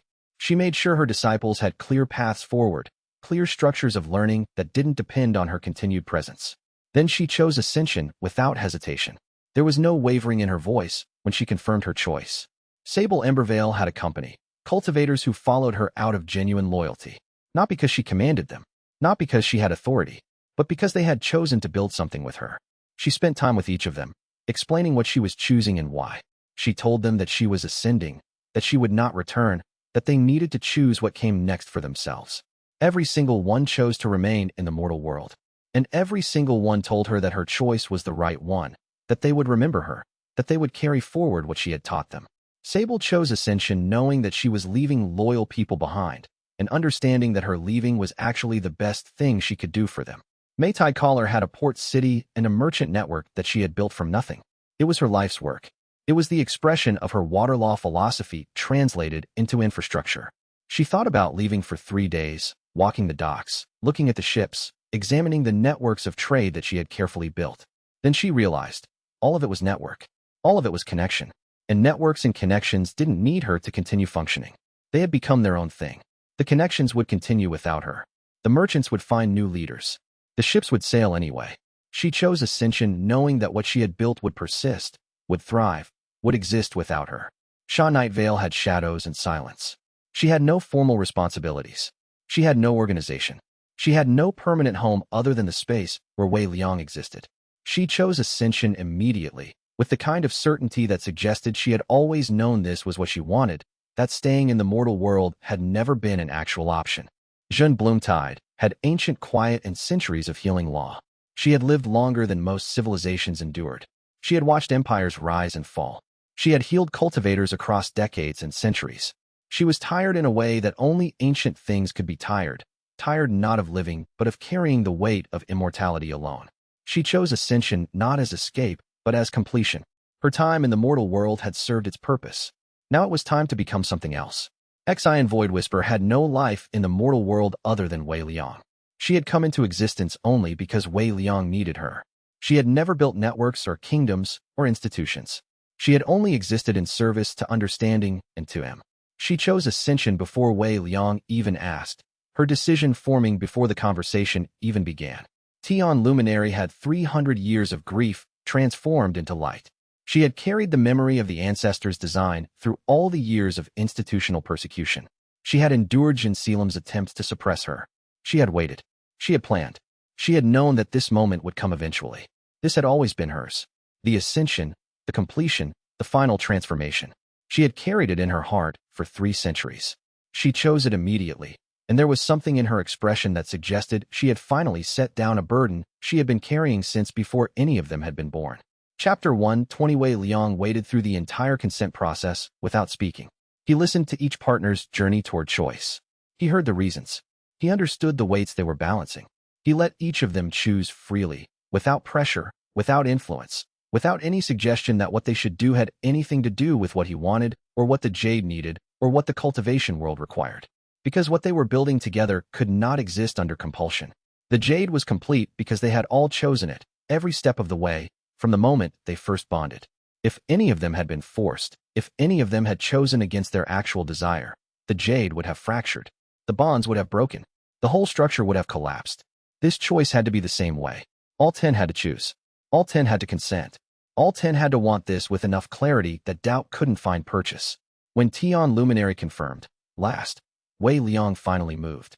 He walked to the Heavens Road Array's center, moving through the compound's ancient halls with the kind of certainty that came from knowing exactly what needed to happen. He felt the Jade respond. All 10 elemental laws were ready. All 10 partners were standing at the formation's cardinal points, their resonance synchronized, their choice confirmed beyond any possibility of reversal. Wei Liang placed his hands on the array's activation point. The stone was warm under his palms. The Jade sang against his core. The formation beneath his feet began to glow with faint light that had been waiting for 800 years to manifest. And he wove all 10 elemental laws into the formation simultaneously. The ice flowed first, followed by fire, lightning, shadow, wood, metal, water, space, magma, and finally light. The 10 frequencies intertwined, creating harmonies that had never existed before, creating patterns of power that the universe itself hadn't imagined until this moment. The 10 frequencies danced together in perfect synchronization, building and building, layer upon layer of resonance that grew stronger and more certain with each pulse. The compound filled with light. It was the kind of light that had never existed in the mortal world. The light of 10 frequencies becoming one, of 10 souls choosing the same direction, of an ancient design finally achieving its purpose. It was beautiful in a way that things don't usually get to be beautiful. It was the kind of beauty that made existence worth the effort of existing. It was the kind of beauty that made 900 years of waiting seem like an instant. The Heavens Road Array activated fully, and the formation blazed with the radiance of 900 years of preparation. The ancestor had built this and sealed it, knowing that it would only activate when the Jade was complete, knowing that it would only manifest when 10 souls chose to ascend together. She had waited. She had trusted that what she had envisioned would eventually become real. Now it was real. 3 kingdoms away, in a cell in what had once been the tribunal's highest tower, xianxia saw the light from a prison window. He watched it expand across the sky in waves of pure radiance. He watched it touch the clouds, watched it reach toward the highest celestial planes, watched it become so bright that day itself became pale by comparison. And he had no argument left to make, no position left to defend, no institutional structure left to protect. He understood finally that what he had tried to prevent for 300 years had become something more perfect than he could have imagined. He understood that he had been fighting not against corruption, but against transcendence. He understood that he had spent his life trying to suppress something that was actually humanity's highest possibility. The light expanded outward, consuming the compound, lifting the 10 partners and their completed jade toward realms that operated on laws Selim could no longer protect against. The formation carried them upward, through layers of celestial space, toward planes of existence where soul bond cultivation was not forbidden, where the partnership of 10 souls was recognized as the ultimate expression of cultivated harmony, where what they had achieved was not an anomaly, but the natural expression of what the universe had always intended. Wei Liang felt his last connection to the mortal world fade into memory. He felt the earth falling away beneath him. He felt the sky opening into dimensions that had no sky, spaces that operated on principles he didn't yet understand but was eager to learn. He felt himself becoming something other than what he had been, and understood finally what Lian had meant when she said that becoming something was different from being whole. Becoming something meant change. It meant growth. It meant transformation that could not be reversed, only transcended. It meant accepting that who you were now would not be who you were next, and that this constant evolution was not loss, but the most authentic expression of existence. The light intensified. It became brighter and brighter until it was all that existed, until there was nothing but the light and the harmony and the 10 souls ascending together, bound in ways that the mortal world could not understand but would never forget. And then it was gone. The compound remained, preserved, empty, waiting. The formation that had held so much power lay dormant again, sealed, ready for 800 more years if necessary. A monument to a possibility that had finally learned to fly. A reminder that some things could not be controlled, could not be suppressed, could not be kept down through institutional force or bureaucratic pressure. Some things would always find a way to become. Some things would always reach toward the sky. The mortal world adjusted. New cultivators took over in the areas the 10 partners had previously occupied. The factions rebuilt their own structures. The tribunal was replaced eventually with something more distributed, less centralized, less capable of becoming corrupted by a single mind. And in every corner of the cultivation world, people remembered the story of the 10 partners, the completed jade, and the light that had ascended toward realms no one in the mortal world could reach. The light was gone, but its meaning remained. The jade was gone, but its transformation persisted. The 10 partners were gone, but what they had become would echo through the cultivation world for centuries yet to come. Chapter 121. The heavens road array lay beneath them like a map written in light. Wei Liang stood at the center of the compound's inner sanctum, his 10 partners arranged in a circle of perfect balance. Above, the ceiling had dissolved, not broken, but transformed, revealing a pathway that shouldn't exist. The array itself was ancient beyond measure, inscribed with laws that predated the modern cultivation codex by millennia. The jade pillars that marked the cardinal and intercardinal points glowed with a soft luminescence, each tuned to one of the elemental laws that bound Wei Liang's soul. Mei stood to his left, her presence serene as still water. Her robes, once the deep blue of mountain lakes, seemed to ripple with their own current though no wind touched them. She had always been the stillest of his partners, but now her stillness held anticipation. The water cultivation base within her thrummed with a frequency that matched the array's awakening resonance. Beside her, Shu breathed slowly, her green-tinted cultivation base humming with the patient strength of ancient wood. Her hands were pressed together at her heart, a gesture of profound centeredness. Neither had spoken since entering the sanctum an hour ago. There was nothing left to say. Years of bonding, of growing stronger together, of facing trials and overcoming obstacles as a unified force. All of that had led to this singular moment. The array itself began to pulse, and Wei Liang felt it first in his soul sea. The jade there, that perfect sphere that had grown and evolved through 10 bondings, suddenly resonated with a frequency that transcended sound. It was felt rather than heard, a harmonic that made his bones sing with a resonance so profound it felt like the universe itself was tuning to their presence.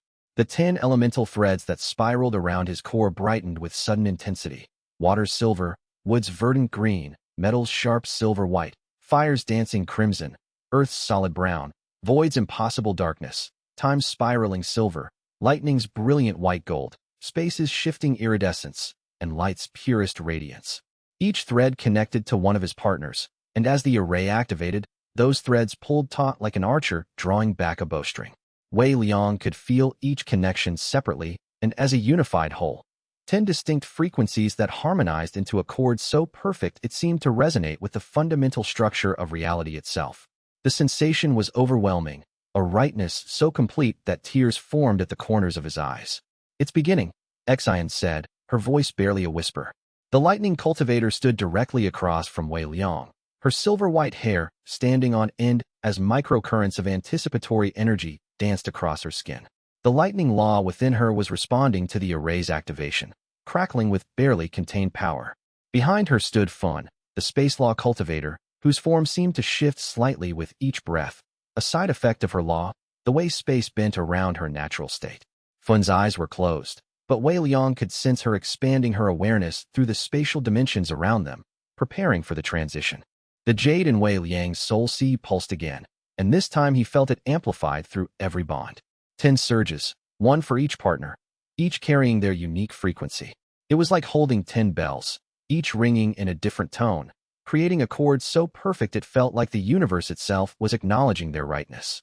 The sensation spread through his meridians, through his bones, through the very substrate of his being. His golden core, which had been refined over decades of cultivation, suddenly seemed to expand, to become less a point and more a sphere of infinite radius. Within that expansion, all 10 partners existed simultaneously, their essences intertwined with his own. The floor beneath their feet wasn't stone anymore. It was light, pale blue light that seemed to come from infinite depths.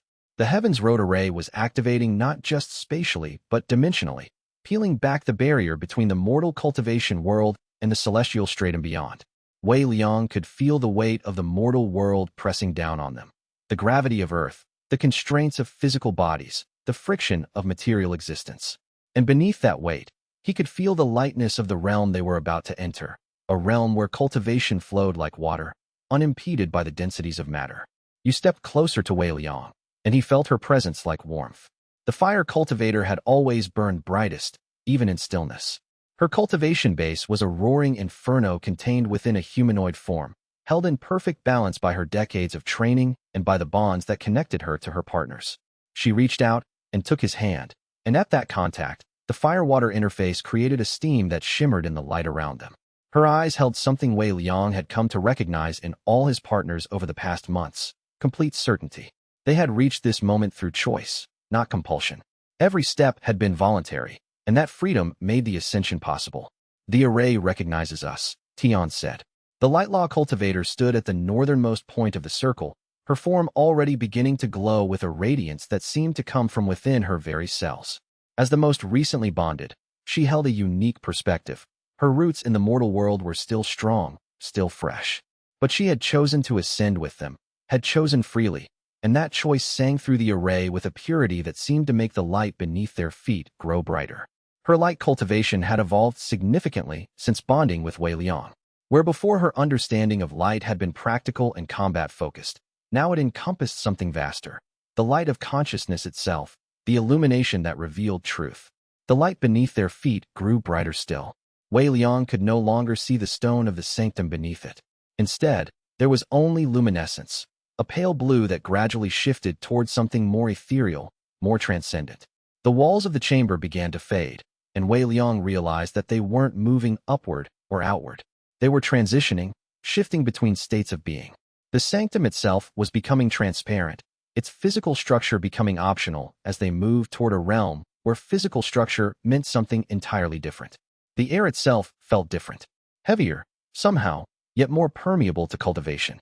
Wei Liang's breathing became synchronized with all 10 of his partners, each inhale drawing in power from the array, each exhale releasing it back into the collective resonance. It was like breathing through the same set of lungs, though their bodies remained distinct. He could feel Mei's breath, flowing cool and clear. He could feel Shu's breath, steady and rooted. He could feel all 10 of them breathing together, their respiratory patterns merging into a single unified rhythm. "Hold the bonds," Ru called out. The earth cultivator's voice had the weight of stone, of mountains that endured for 10,000 years without moving. She stood to Wei Liang's right, her cultivation base already visible in the transitional light, a deep brown that held all the colors of fertile soil within it.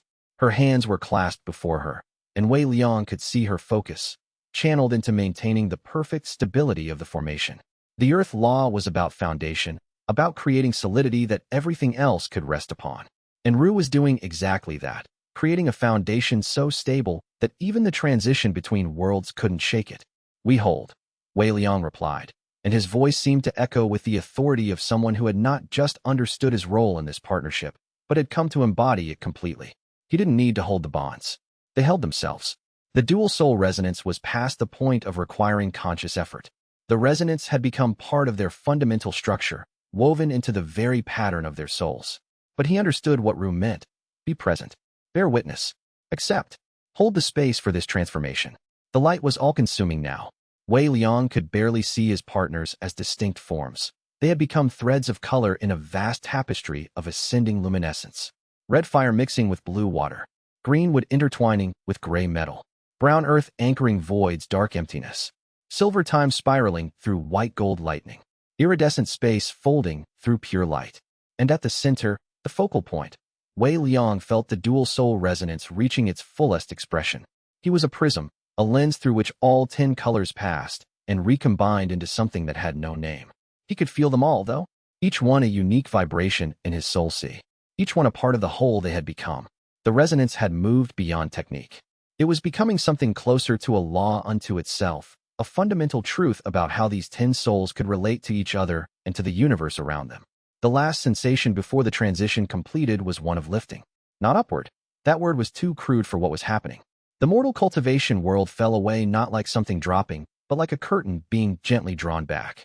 Wei Liang felt the weight of earthly cultivation laws release from his shoulders, felt the constraints of the material realm dissolve. His body didn't disappear. It was still there, still real, but it became less significant, less constraining, like a hand releasing its grip on something precious. In their place was something vast, something infinite, a sky that went down instead of up, laws that bent in directions that had no names in the mortal tongue, colors that existed in the spaces between colors. The ground beneath their feet became something other than stone or earth. It became pure principle, the physical manifestation of law itself. The Celestial Stratum. Chapter 122. The first thing Wei Liang became aware of was silence. Not the absence of sound. That would have been empty, void of all presence. This was a silence that held depth, that seemed to contain multitudes. It was the silence of a library where infinities of truths waited to be read, the silence of mountains that had stood for longer than civilizations, the silence of genuine peace that had not earned its stillness through suppression, but through the resolution of all conflict. It was a silence that sang. The second thing was hunger. Not hunger for food or power, but hunger for understanding. Wei Liang opened his eyes. He hadn't known they were closed, and found himself in a realm that defied simple description. The ground beneath his feet seemed to be made of crystallized light, yet it was solid, capable of bearing weight. More than solid. It felt alive, responsive, a medium through which cultivation could flow without friction or impediment. Above or below, or in all directions simultaneously, the sky was a color he had no name for. It existed in the space where blue became violet, where purple touched something that had no chromatic designation. It was like looking at a color that his mortal eyes had never been equipped to perceive, and now that he was perceiving it, he wondered how he had ever lived without seeing it. His partners materialized around him, each arriving in their own manner. May appeared like water coalescing, her form resolving from mist into clarity. The transition was so smooth and natural that it seemed like she had always been there, like perhaps she had only become visible just now. Shu seemed to grow from the ground itself, her presence rising like a sapling unfurling, like a seed becoming tree through the patient miracle of cultivation and growth. Lan materialized with the sudden solidity of metal, sharp and precise, her form settling into reality with geometric perfection. Yu blazed into being, her fire cultivation answering to something in this new realm that made her burn brighter than Wei Liang had ever seen her, a radiance so intense it should have been painful to look at, yet somehow it was beautiful. Each of them emerged in character with their elemental law, and yet all of them were here, all of them were real, all of them were still bound to him. The dual-soul resonance still sang in Wei Liang's core, but the song was different. Clearer, perhaps, or more profound. The constraints of the mortal world, the weight of the physical body, the friction of material resistance, the density of earthly laws pressing down on cultivators like an invisible hand, were gone. Here, cultivation felt as pure as thought itself, as immediate as intention, as fundamental as breathing. "This is extraordinary," Su breathed. The Void Law cultivator stood closest to Wei Liang, her form barely a shadow in the strange light of the celestial stratum. Unlike in the mortal world, where she had to work to make her void-touched body visible, where she had to constantly assert her presence against the natural tendency of void to render her invisible, here she seemed almost more real, more present. The Void Law made perfect sense in this place where emptiness was as fundamental as form, where the space between things was as important as the things themselves. That was when the trial came. Wei Liang felt it like a wave passing through the celestial stratum, a shift in the fundamental vibration of the realm. The ground remained solid beneath his feet, but around them, reality began to bend. The sky contracted, became walls. The infinite sky became a chamber, small and intimate and crushing in its smallness. The sense of unlimited possibility compressed into constraint. And Wei Liang saw his partners, all 10 of them, beginning to walk away. They didn't run. They didn't flee in panic or anger. They simply turned, calmly and deliberately, and began to walk toward doors that were opening in the walls of the chamber. Each door led somewhere different. Wei Liang could feel the different cultivation energies emanating from each opening. These were not illusions of doors. These were real possibilities, real choices. The doors led to realms where each of his partners could pursue the deepest expressions of their individual laws, could become something greater than they had ever been in partnership with him. His first instinct was panic. The thought that he would lose them, that they would choose those infinite possibilities over the bonds they had created together, threatened to shatter something fundamental in him. His cultivation base flickered, losing coherence for just a moment. The jade in his soul sea, that perfect sphere that had been refined through 10 bondings, suddenly dimmed. Then acceptance came, and with it, something deeper, understanding. This was the trial of the celestial stratum.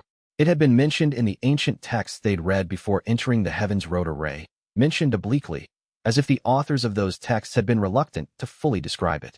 Every cultivator who ascended was tested, and the test was tailored to their deepest fear, their most fundamental doubt. The test didn't seek to punish. It sought to reveal what the cultivator was truly made of, what remained true at the core when everything else was stripped away. For Wei Liang, the test manifested as this. They were leaving him, not in anger, not in betrayal, but in simple, inevitable, natural separation. The test didn't make them cruel or rejecting. It simply presented the truth that they were individuals with their own paths, their own destinies, their own potential for growth that didn't require his presence. And now, in the celestial stratum where every cultivator could choose their own way forward, where no bonds constrained and no obligations bound, they were choosing to go. May paused at her door, her hand on the frame. She turned back to look at him, and her eyes held sadness but no regret. "I love you," she said, her voice echoing strangely in the chamber. The words carried such weight, such truth, yet they also carried finality. That love will never fade. But I must walk my own path now. The water law here goes so much deeper than I ever understood. There are mysteries of the water that only I can explore, that only my complete self, devoted entirely to understanding, can begin to touch. She didn't ask permission. She didn't ask his blessing. She simply stated the truth, and Wei Liang recognized in her words the fundamental independence that had always been part of who she was. She had bonded with him willingly, had created something beautiful together with him, had devoted years to the partnership. But she was not his.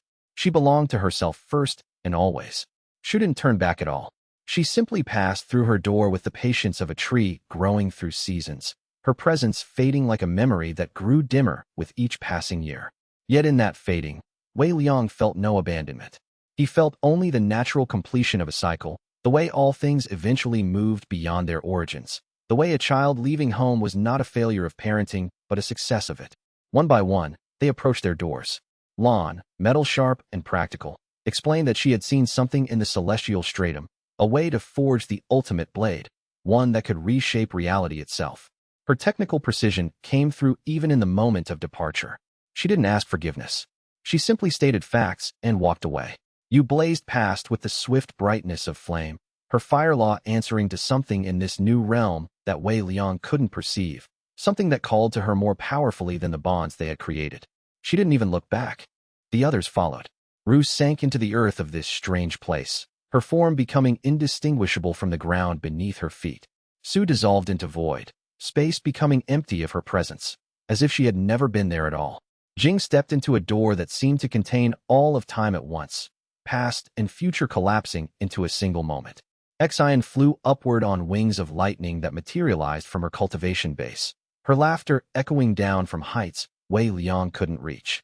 Fen simply vanished, space folding around her and swallowing her whole, the geometry of reality rearranging itself to accommodate her absence.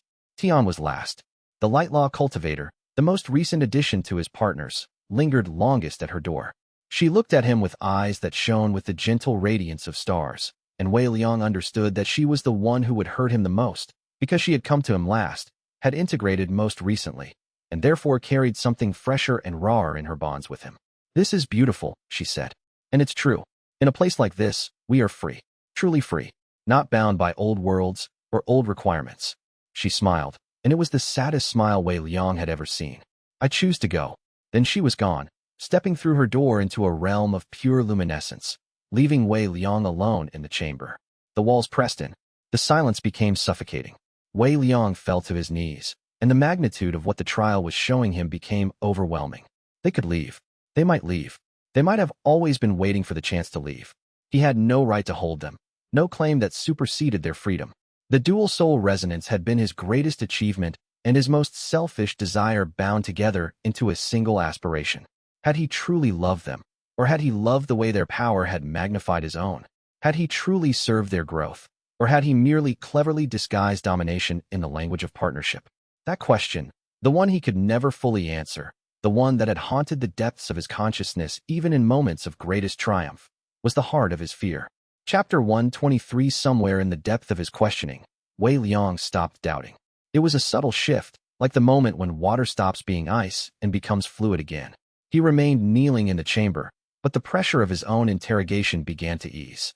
His cultivation base, which had been flickering like a candle in wind, began to stabilize.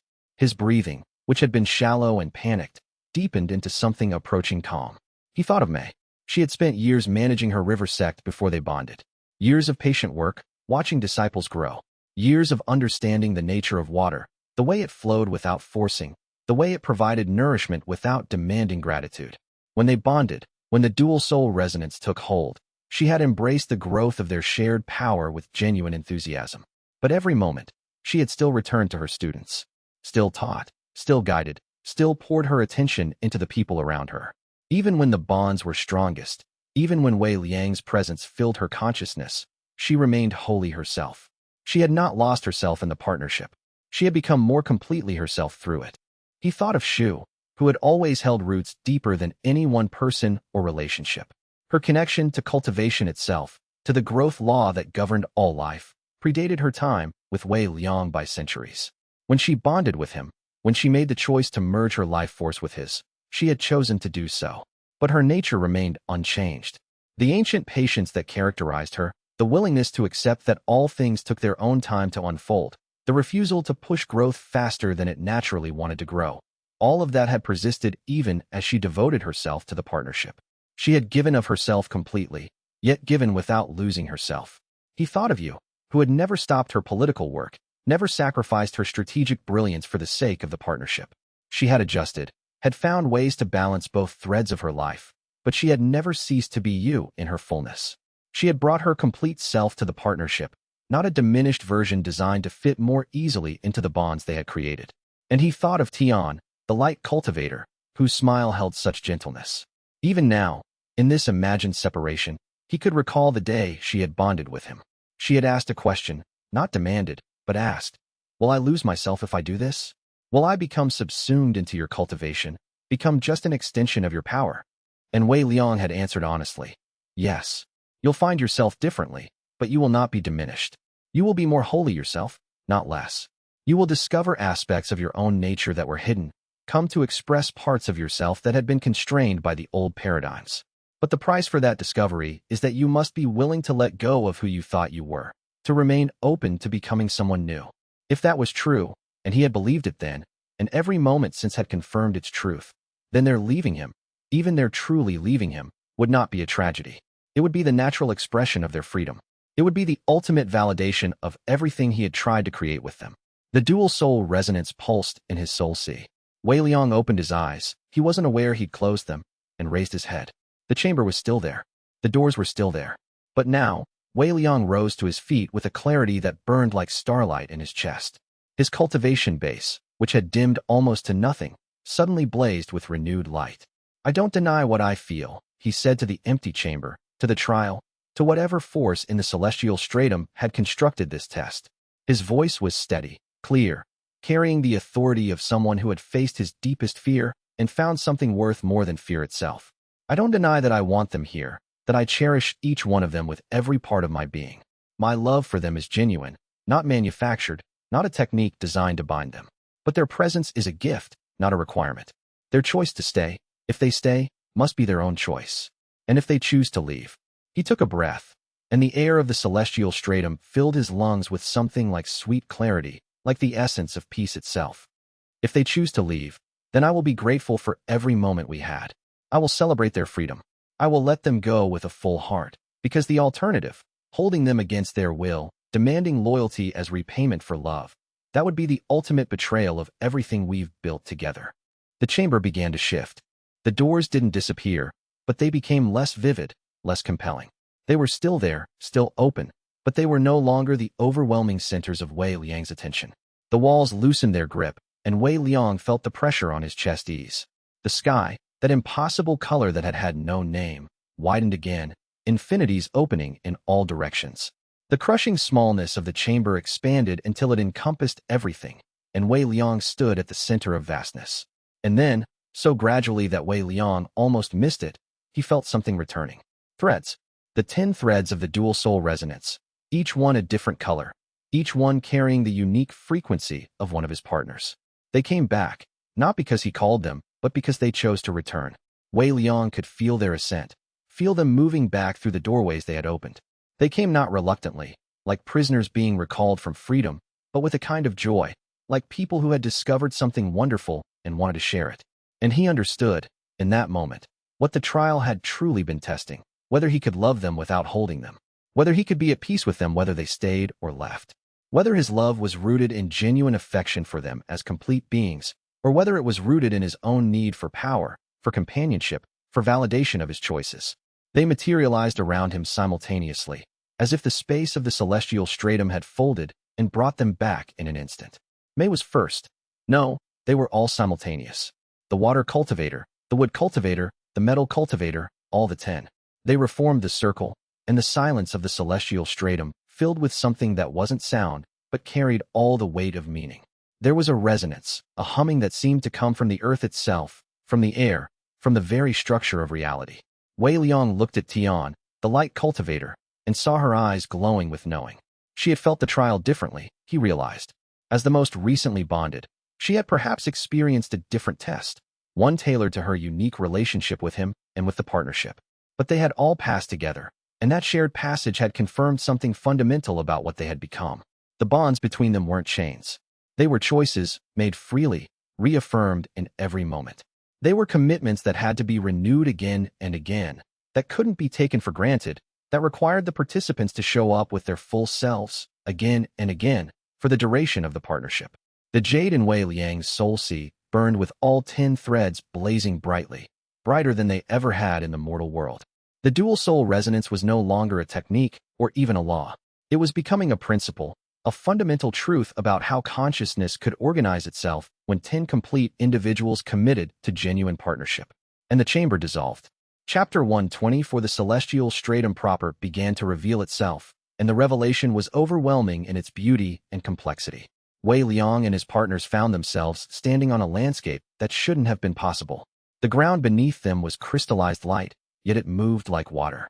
The sky held all colors at once, not blended together in muddy confusion, but each frequency distinct and perfect, creating a luminescence that seemed to come from infinity itself. The horizon, if one could call it that, extended infinitely in all directions, yet Wei Liang never felt disoriented.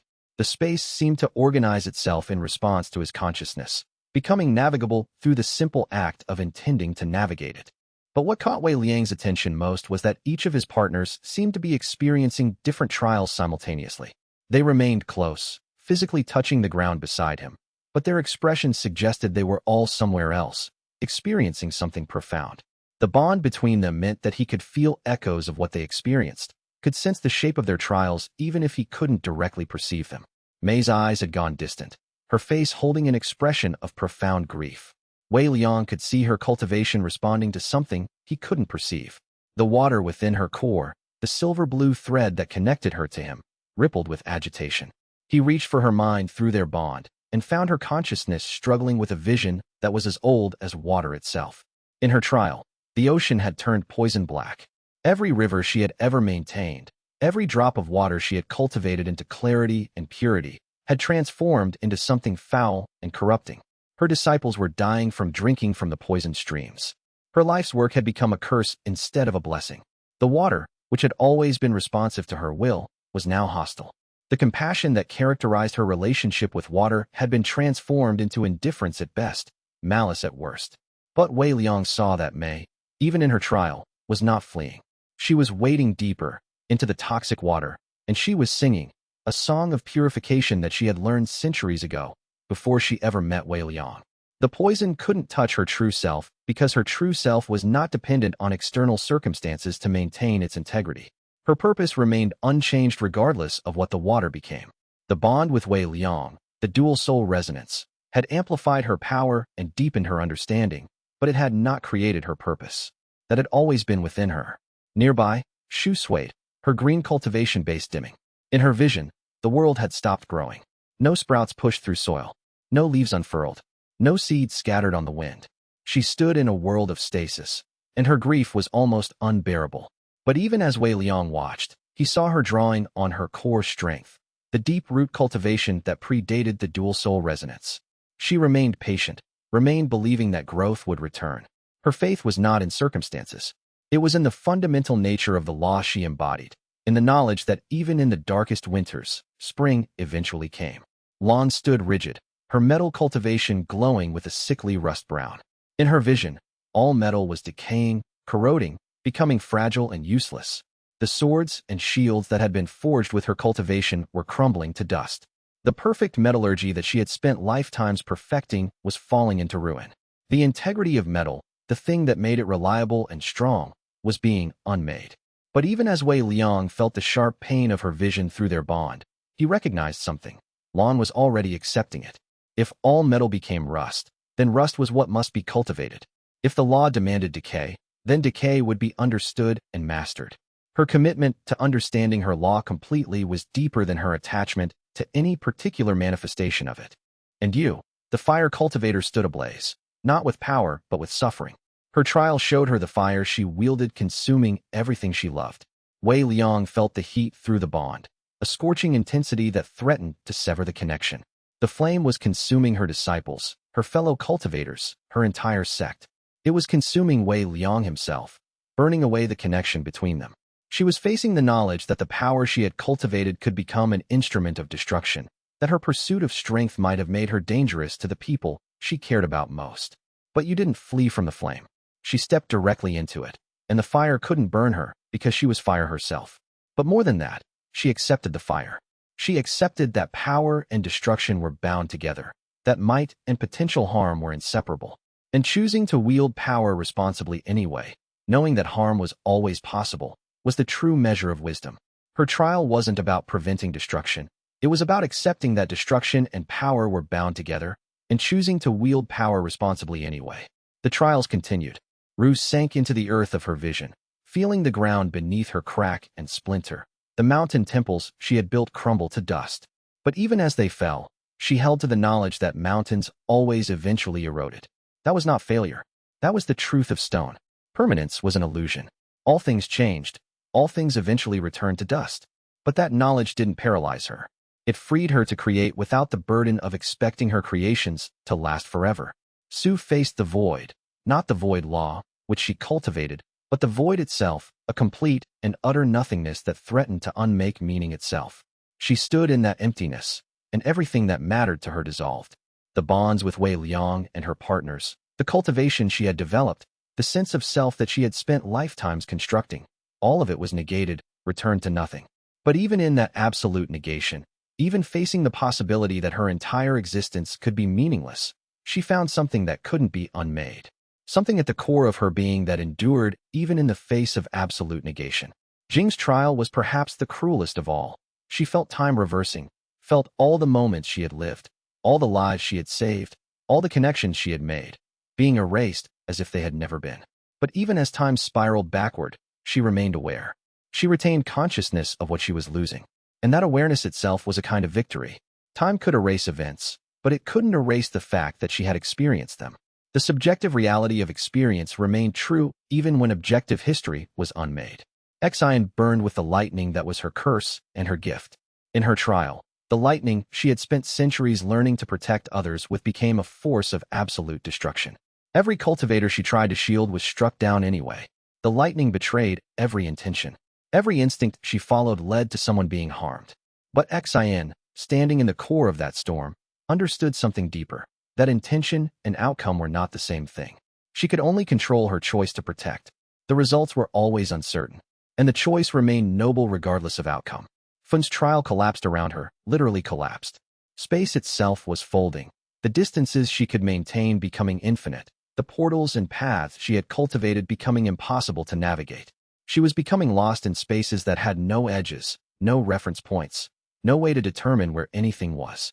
But even lost, even disoriented, Fun continued moving forward. Her movement itself was a kind of assertion that space, however chaotic, could still be navigated. And Tian's trial was the most recent, and perhaps for that reason, the most intimate. The light that she wielded was being smothered, darkness pressing in from all sides. Every illumination she created was swallowed by the night. Every truth she tried to reveal remained hidden in shadow. The revelation law that she had discovered in this new realm was being suffocated. But Tian didn't extinguish her light. She let it shine smaller, quieter, not because it was defeated, but because small lights in vast darkness were sometimes enough. Enough to guide one person. Enough to reveal one truth. Enough to offer hope without demanding certainty. And then, as suddenly as it had begun, the trials ended. All 10 partners gasped, as if they were simultaneously surfacing from deep water. Their eyes cleared. They looked at Wei Liang, and he saw in their faces that they had all passed. Not because they had conquered their fears, but because they had found what remained true even in the presence of those fears. They had discovered the bedrock of their being, the thing that was them regardless of circumstances. Chapter 125. In the aftermath of their trials, Wei Liang's partners gathered closer together, and the dual-soul resonance began to change in ways that were both subtle and profound. It had always been strong in the mortal world, but here in the celestial stratum, it transformed into something else entirely. The threads that connected each cultivator to Wei Liang seemed to multiply, to fractal outward into infinity. He could no longer count them as 10 separate connections. They were 10, and yet they were infinite variations on 10, each reflecting different aspects of the bonds, different moments of choice and commitment, different reasons why each partner had chosen to bond with him. The transformation was visible now not just to Wei Liang's inner sight, but to anyone who looked closely enough. The 10 threads of light that surrounded Wei Liang and his partners had become a complex geometry, a pattern that hurt to perceive directly, but that held a beauty so profound that tears flowed freely down the faces of those who witnessed it. The array warned us about this, Ru said, her earth cultivation still humming with the aftereffects of her trial. It said that the celestial stratum recognizes different patterns of cultivation than the mortal world does. I didn't fully understand it until now. What seemed like mastery in the mortal world was only the beginning of understanding here. Mei approached Wei Liang, and her form seemed to glow with water light. She reached out and placed her hand on his chest, directly over his heart. "Can you feel it?" she asked. "The way the resonance is deepening? It's not just becoming stronger. It's becoming more real, more fundamental. It's moving from being a technique that we practice into being something closer to a law, something that exists independently of our conscious cultivation of it." Wei Liang could. In the mortal world, the dual-soul resonance had been something that required maintenance and focus. It was a technique that grew stronger with practice, but could be damaged through neglect or conflict. Here, in the celestial stratum, it was becoming something closer to a law, a fundamental truth about how these 10 souls related to each other and to the universe around them. It didn't require his constant attention to maintain. It simply existed, as real as gravity, as foundational as the laws of nature themselves. We're changing, Tian said. Her light cultivation was still burning, but it had expanded in scope. Where before her light law had been about illumination, now it seemed to encompass something vaster: revelation, understanding, the clearing away of illusion. The trial wasn't just a test. It was a transformation. We're not the same as we were when we arrived. We passed through fear and came out different. More complete, somehow. More honestly ourselves.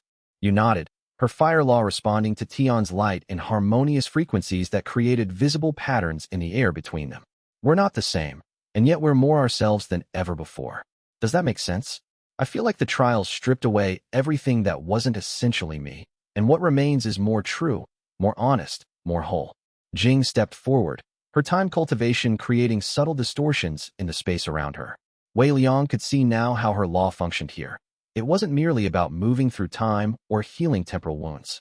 It was about understanding causality itself, about seeing the web of moments that connected all events in an eternal pattern.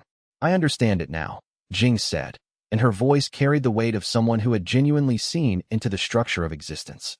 The trials don't punish us. They reveal what we already are, beneath all the cultivation and all the technique. And then we have a choice: accept what we've been shown, or reject it and turn away. We all chose acceptance. We all stayed, Xian said. The lightning cultivator was standing slightly apart from the others, not distant but independent, her nature to move freely and not be constrained by proximity.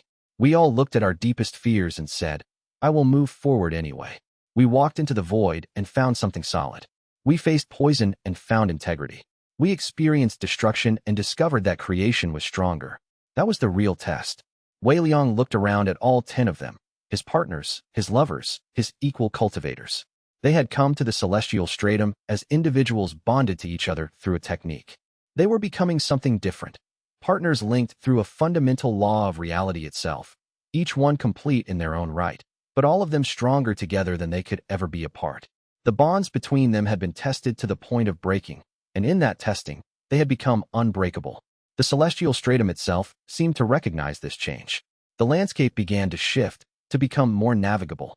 The sky, that impossible color that had had no name, gradually separated into distinct realms that opened up before them.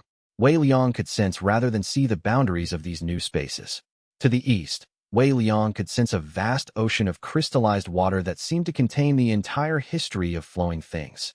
Every river that had ever existed, every raindrop, every wave, every moment of water moving through the world.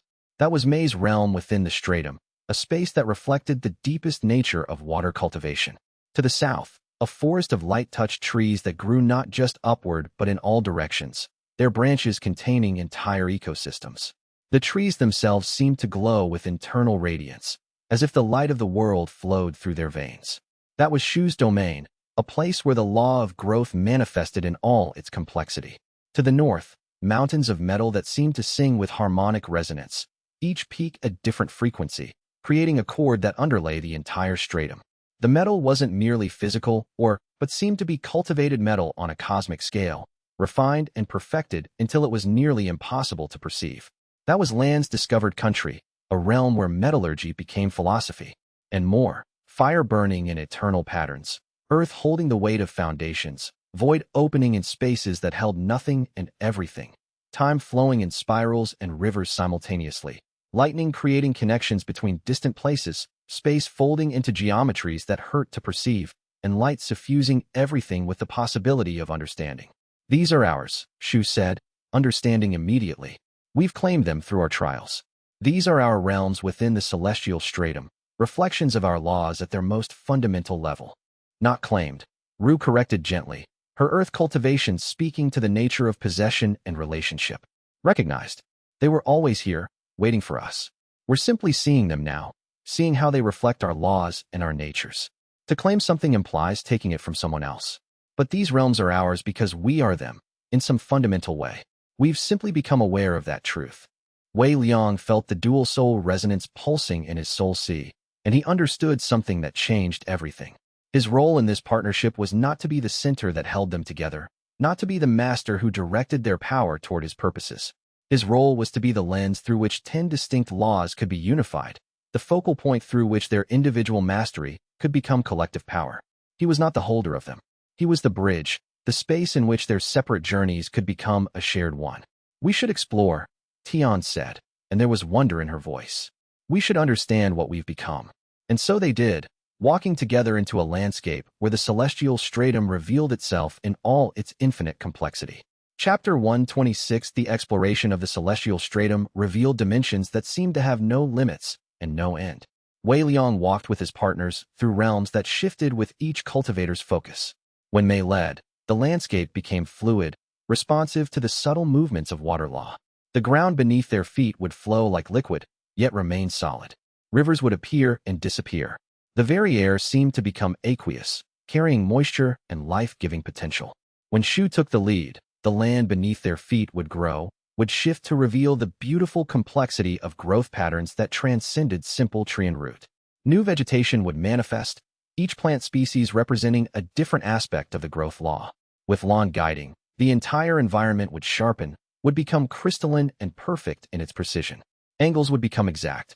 Structures would manifest with mathematical perfection. But there were also inhabitants. They encountered them in a place that seemed to be a gathering point, a town or city formed from architecture that appeared to have grown rather than been built. The buildings seemed organic, as if they were alive or had once been alive. The beings who occupied this place were cultivators, clearly, but their cultivation base ran so deep, so complex, that Wei Liang couldn't properly perceive their full nature. They seemed almost semi-transparent, as if their physical forms were merely the surface expression of something vastly larger. Ascended ones, Mei whispered. They've been here for, how long would you say? One of the beings turned to face them. It was vaguely humanoid, but it wore its form lightly, as if any moment it might shift into something else entirely. Its eyes held the depth of centuries, perhaps millennia. When it blinked, Wei Liang sensed vast amounts of time passing, ages in which entire civilizations rose and fell. We recognize your pattern, the being said. Its voice was neither male nor female, but something that incorporated both and transcended both. It was like the voice of an entire civilization speaking in unison. The completion form. We haven't encountered one for 3,000 years, mortal measure. Wei Liang felt a shock run through the dual-soul resonance, transmitted through all 10 bonds to his partners. Completion form? He had never heard the phrase before, though something in his deepest understanding resonated with the rightness of it. The completion form. A form of partnership that was complete within itself, that didn't require anything external to validate it or make it stronger. You stepped forward, her fire law manifesting protectively around her. What does that mean? She asked, her diplomatic instincts kicking in. You speak as if it's something rare, something significant. The Ascended One, for that was what Wei Liang's mind insisted on calling the being, gestured, and the space around them filled with images. They were visions of other cultivators, throughout history, who had attempted something similar to what Wei Liang and his partners had created. Some tried 2 bonds, others 3, some even attempted larger groups. But the visions showed failure after failure, bonds that didn't hold under pressure, partners who fell away when circumstances changed, power that came apart when put to the test. The most common failure point was simple. One partner would accumulate more power than the others, and the hierarchy would be reestablished. The dream of equality would dissolve. The completion form requires perfect mutual choice, the Ascended One explained. Every bond must be entered into freely, with full knowledge of what is being given and received. No coercion, no desperation, no imbalance of power or understanding. Most cultivation partnerships fall apart because they are rooted in inequality, a stronger partner and weaker ones, a master and disciples. But this, the being's form shifted, and suddenly Wei Liang could see the dual-soul resonance from the outside, could see the 10 threads of light surrounding him and his partners, could see how they formed a perfect symmetry, how each thread was equally weighted with the others, how the geometry was perfect in ways that human mathematics had no language to describe. This is rare, the Ascended One continued, precious beyond measure. The fact that you achieved this in the mortal world, where cultivation is constrained by so many limitations, where physical bodies make true equality nearly impossible. The being's form rippled, and Wei Liang realized it was the equivalent of an expression of shock. This suggests either extraordinary wisdom or extraordinary luck, or perhaps both. It was both, Su said, her void cultivation responding in ways that only made sense to those who truly understood emptiness. We were guided by fate or chance or the universe's sense of humor. but we also chose it consciously. We constructed it deliberately. Both things are true. The Ascended One bowed, a gesture so profound that all 10 of Wei Liang's partners bowed simultaneously in response. Then we offer you the hospitality of the stratum. You may explore, learn, deepen your cultivation. There is no pressure to leave, no requirement to return. Some cultivators who ascend choose to remain here forever, deepening their understanding until they become something more than fully cultivated, something closer to the living embodiment of their law. Others choose to return to the mortal worlds, to serve as guides for those still struggling. We do not judge either choice. As the Ascended One withdrew, returning to whatever it was that occupied their attention in this higher realm, Su approached Wei Liang. The void cultivator's presence was always slightly unsettling, but he had grown accustomed to it, had learned to read her in the subtle shifts of the emptiness around her. We need to talk, she said quietly. All of us. About what we do next.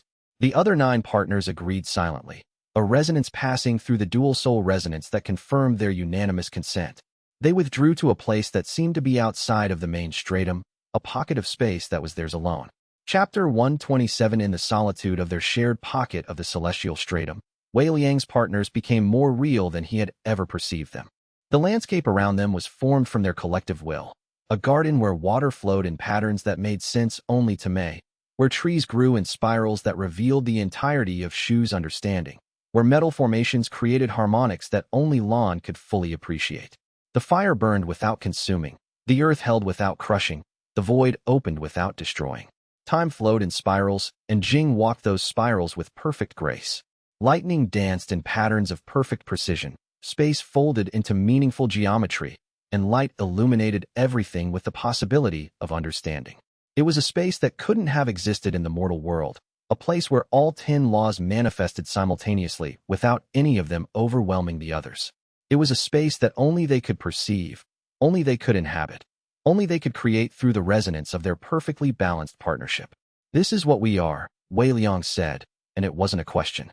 Here, in this place, without the constraints of the mortal world, this is what the dual-soul resonance actually is. Tian nodded, her light cultivation merging with the ambient illumination of the pocket space. It's not a technique. It's not even a law exactly. It's a pattern that emerges when 10 complete individuals choose to bond with perfect equality and perfect honesty. It's something new, something that didn't exist before we created it.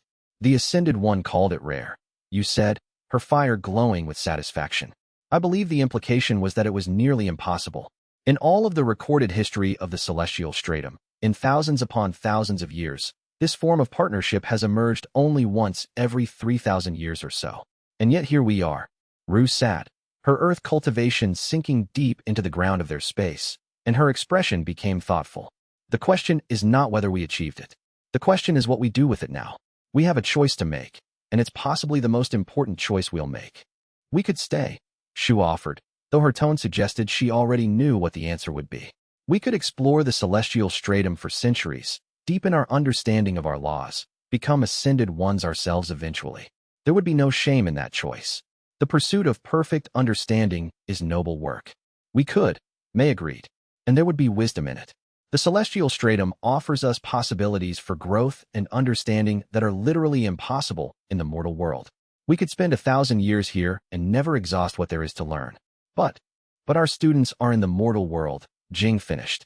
The time cultivator's eyes held a quality of profound sadness mixed with determination. My disciples, the ones I taught temporal healing to, they're still struggling with the damage the tribunal collapse caused. Time-scarred cultivators, people whose temporal flow is broken by the destruction of the tribunal structure. They can't be healed by someone else, someone who doesn't understand the nature of time cultivation as deeply as I do. I could abandon them for centuries of personal cultivation, or I could return and help them heal. And my river sect, May continued. The disciples I trained, the people who depended on me for guidance, they're still developing their cultivation. The water law responds differently when the teacher returns, responds as if the teacher's presence actualizes potential that can't be realized in their absence. It's not that I'm irreplaceable, but that their path is different with me present than without me. And Shu's disciples, Lan said, her metal cultivation sharp and clear. And my students. And everyone else. Each of us has roots in the mortal world that run deep. People who are waiting for us, people who need us, people whose growth is connected to our presence in ways we can't simply abandon. Xian and Fun exchanged glances, and Fun spoke first. I built a portal network to help the displaced cultivators resettle after the tribunal collapse. It's not complete. It's barely functional yet. The tribunal collapse displaced thousands, left people without homes, without sects, without the infrastructure that had defined their lives. I promised to help them find new homes, to create pathways between safe places. I could abandon that project, could leave it half-finished, or I could return and complete it. I trained lightning cultivators, Xian added. Young people with the potential to master a difficult law, people who would never have found a teacher without my willingness to train them. If I don't return, many of them will never reach their potential. They'll settle for inferior cultivation, inferior understanding, inferior lives. That feels like a betrayal to me. Not just a failure of responsibility, but a genuine betrayal of their trust in me. Wei Liang looked at the remaining 3 partners. Su, the void cultivator, was staring into the emptiness she had created, her form barely visible. Lan, the metal cultivator, was examining the harmonic structures that formed the boundary of their pocket space. Yu was watching the fire, but her expression was distant, political, calculating. The coalition, Yu said finally. The political situation in the mortal world. There were complaints about compensation for the tribunal collapse victims. There were demands for greater transparency in cultivation governance. There were calls for reform, for changing the old power structures that had enabled the tribunal's corruption. Most of those issues were unresolved when we ascended. If I abandon them, they'll either fester or be resolved poorly by people with less understanding of what happened, less capacity for strategic thinking, less ability to navigate the complex interests of different groups. The political situation was always going to outlast us, Wei Liang said. But even as he spoke, he knew that Yu's point stood. She had never been just a cultivator. She had always been a leader, a diplomat, a strategist. Leaving that work unfinished would be leaving a piece of herself behind, and more importantly, it would mean leaving the people of the mortal world without adequate representation in the conversations that would shape their future. One by one, they looked at him. He was standing at the center of the pocket space, and he could feel the dual-soul resonance pulsing with their collective uncertainty.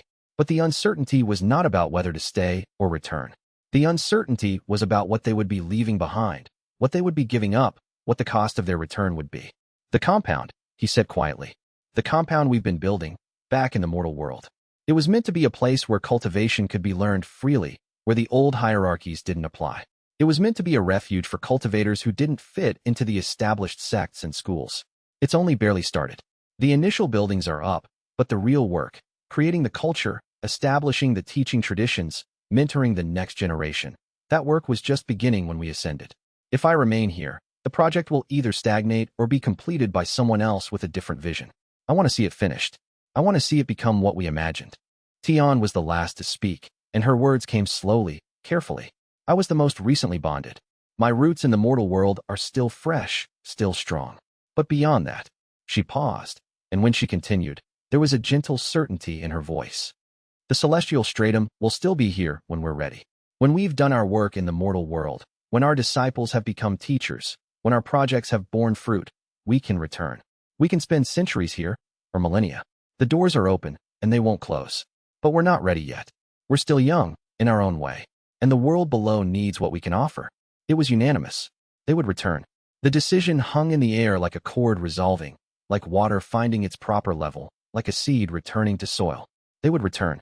Chapter 128. The return journey began in a space that seemed both vast and intimate. The ascended ones had shown them the way, not a physical path, but a method of redescent, a means of moving back through the celestial stratum toward the mortal world. The transition would be more difficult than the ascent, they were told, because the mortal world would feel constraining after the freedom of the higher realm. But with the dual-soul resonance intact, with all 10 bonds solidified through trials and tests, it would be possible. Wei Liang stood at the threshold with all 10 of his partners, feeling the pull of the mortal world like a gravity well beneath them. The sensation was strange. He had not realized how much of his earlier life had weighed on him until he experienced what it was like to be free of it. The constraints he had lived under. Physical gravity, the resistance of air and matter, the friction of bodies moving through space, the weight of time pressing forward in a single direction. All of that had felt normal, had felt like simply the way existence was structured. But now, having lived without those constraints, they seemed like enormous burdens. Yet choosing to return, he could feel that weight approaching again. But it was a weight he chose to carry. The lightness of the celestial stratum had been beautiful, but it had also been somehow empty. The mortal world, with all its weight and friction and constraint, also had something the higher realm did not: consequence. The weight meant that the things they did mattered, that their choices reverberated through the world, that their presence made a difference. The descent was not a falling. It was a transition, like the ascent, but in reverse. The infinite colors of the celestial stratum gradually compressed, became more familiar. The landscape shifted from the realm of pure law to something more material. The sky, which had held all colors at once, began to separate, began to form clouds, began to look like a sky again. The ground beneath their feet began to feel more solid, more like actual earth rather than crystallized light. And as they descended, Wei Liang felt time change. Minutes in the celestial stratum had translated to hours in the mortal world. Hours there had become days here. Days there had become weeks. And the weeks they had spent in the higher realm, from ascent through trials through exploration and decision, had become not days but months. The relativity of time between the realms was striking. Wei Liang realized that to the people of the mortal world, they would seem to have been gone for half a year or more. They emerged in the compound's inner sanctum, the same place they had begun their ascension. But the sanctum had changed. The walls were different, fresh stone, recently placed. The inscriptions that had powered the heavens road array were still there, still glowing, but dimmer now, their power partially exhausted by the dual passage of 10 fully cultivated souls ascending and descending. And outside, when they stepped through the doorway, Wei Liang could see something that made his breath catch. The compound had grown. Not the structure they had begun to build, though that was still there, visible in its skeletal form. Beyond that structure, someone had continued the work. New walls had been erected. New buildings had been constructed. Gardens had been planted. The compound itself, the grounds, the architecture, the whole vision of a free cultivation sanctuary had been partially constructed by people who had remained behind, people who had continued the work while Wei Liang and his partners had been gone. How long? Ru asked, her earth law immediately reading the age of the stonework, the age of the growing things that had been planted in the courtyards. I need to know how much time has passed, how much has changed. 3 months, came a voice from the courtyard. An old woman emerged, moving slowly but with dignity. Wei Liang recognized her eventually. It was Master Chun, from the preliminary sect, one of the first people who had been interested in their vision of a free cultivation sanctuary. She had been young when they first met, or at least younger than she was now. Behind her came others, young cultivators, some he recognized from various points in his journey, others he had never seen before. You disappeared, Master Chen continued. Her voice was steady, but Wei Liang could hear the weight of those 3 months in it, the accumulated concern and uncertainty. The compound fell into some chaos for a few weeks. People weren't sure what to do without you here. Some cultivators started to question whether the vision was real, whether you were really coming back, whether this sanctuary would actually work. But then, she gestured to the partially built structures around them. Then people started finishing the work. Not everyone. Some cultivators abandoned the project, decided it was too uncertain, too visionary. But others stayed. Others believed in what you were trying to create. Mei moved forward, and Wei Liang felt the water law extending from her, reading the emotional tenor of the gathered people. The water cultivation could sense currents of feeling, could perceive the emotional landscape around them as clearly as anyone else could perceive physical space. Why did they stay? The water cultivator asked. Why continue building a vision that belongs to someone else? Why continue work on a project whose leaders had disappeared? One of the younger cultivators stepped forward.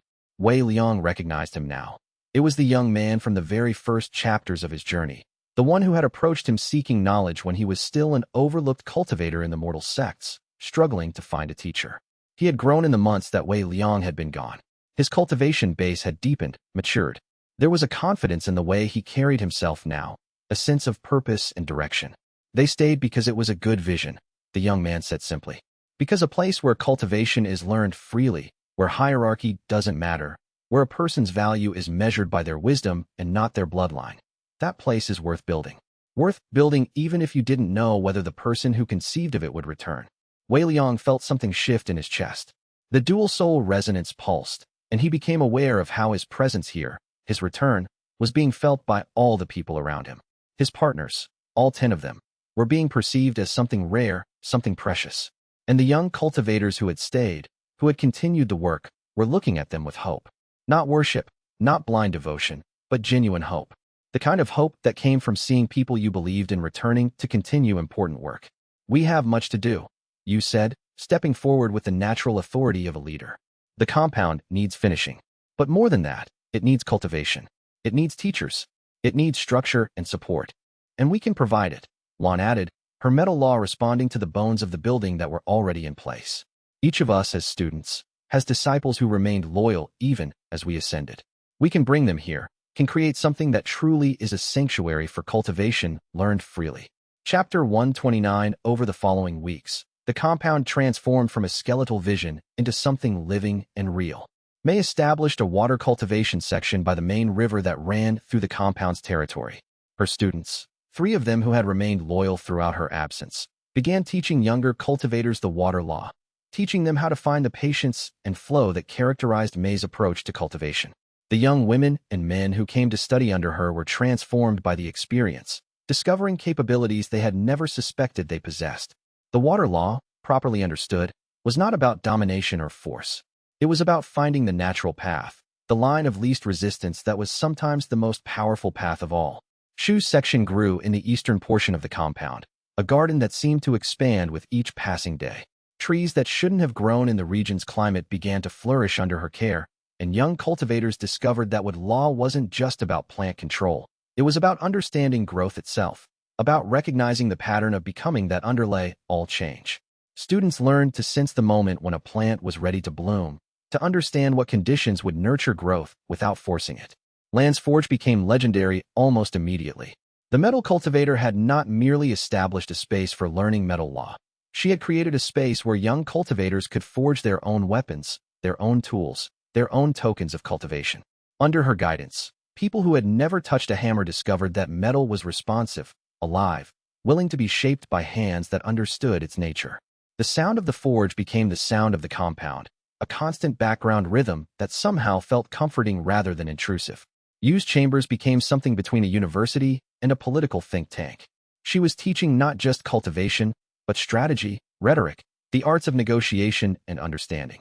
Young cultivators came to her with political questions, with problems about governance and hierarchy, and they left with clearer thinking and a more sophisticated understanding of how power actually worked in the world.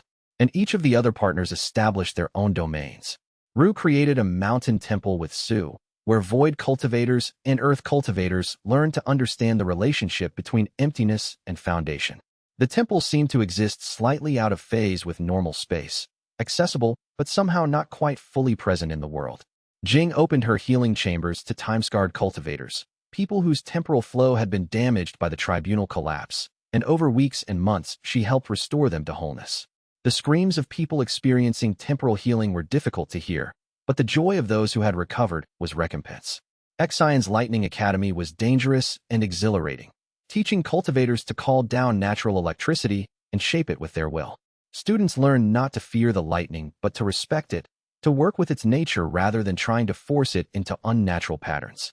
Fun's portal network became integrated into the compound itself, with gateways opening from various cultivation sites throughout the world. Young cultivators could arrive through the portals and be welcomed into the sanctuary. And Tion's light chambers became a place of revelation and understanding, where cultivators came to illuminate what was hidden in their own hearts, to understand themselves more fully.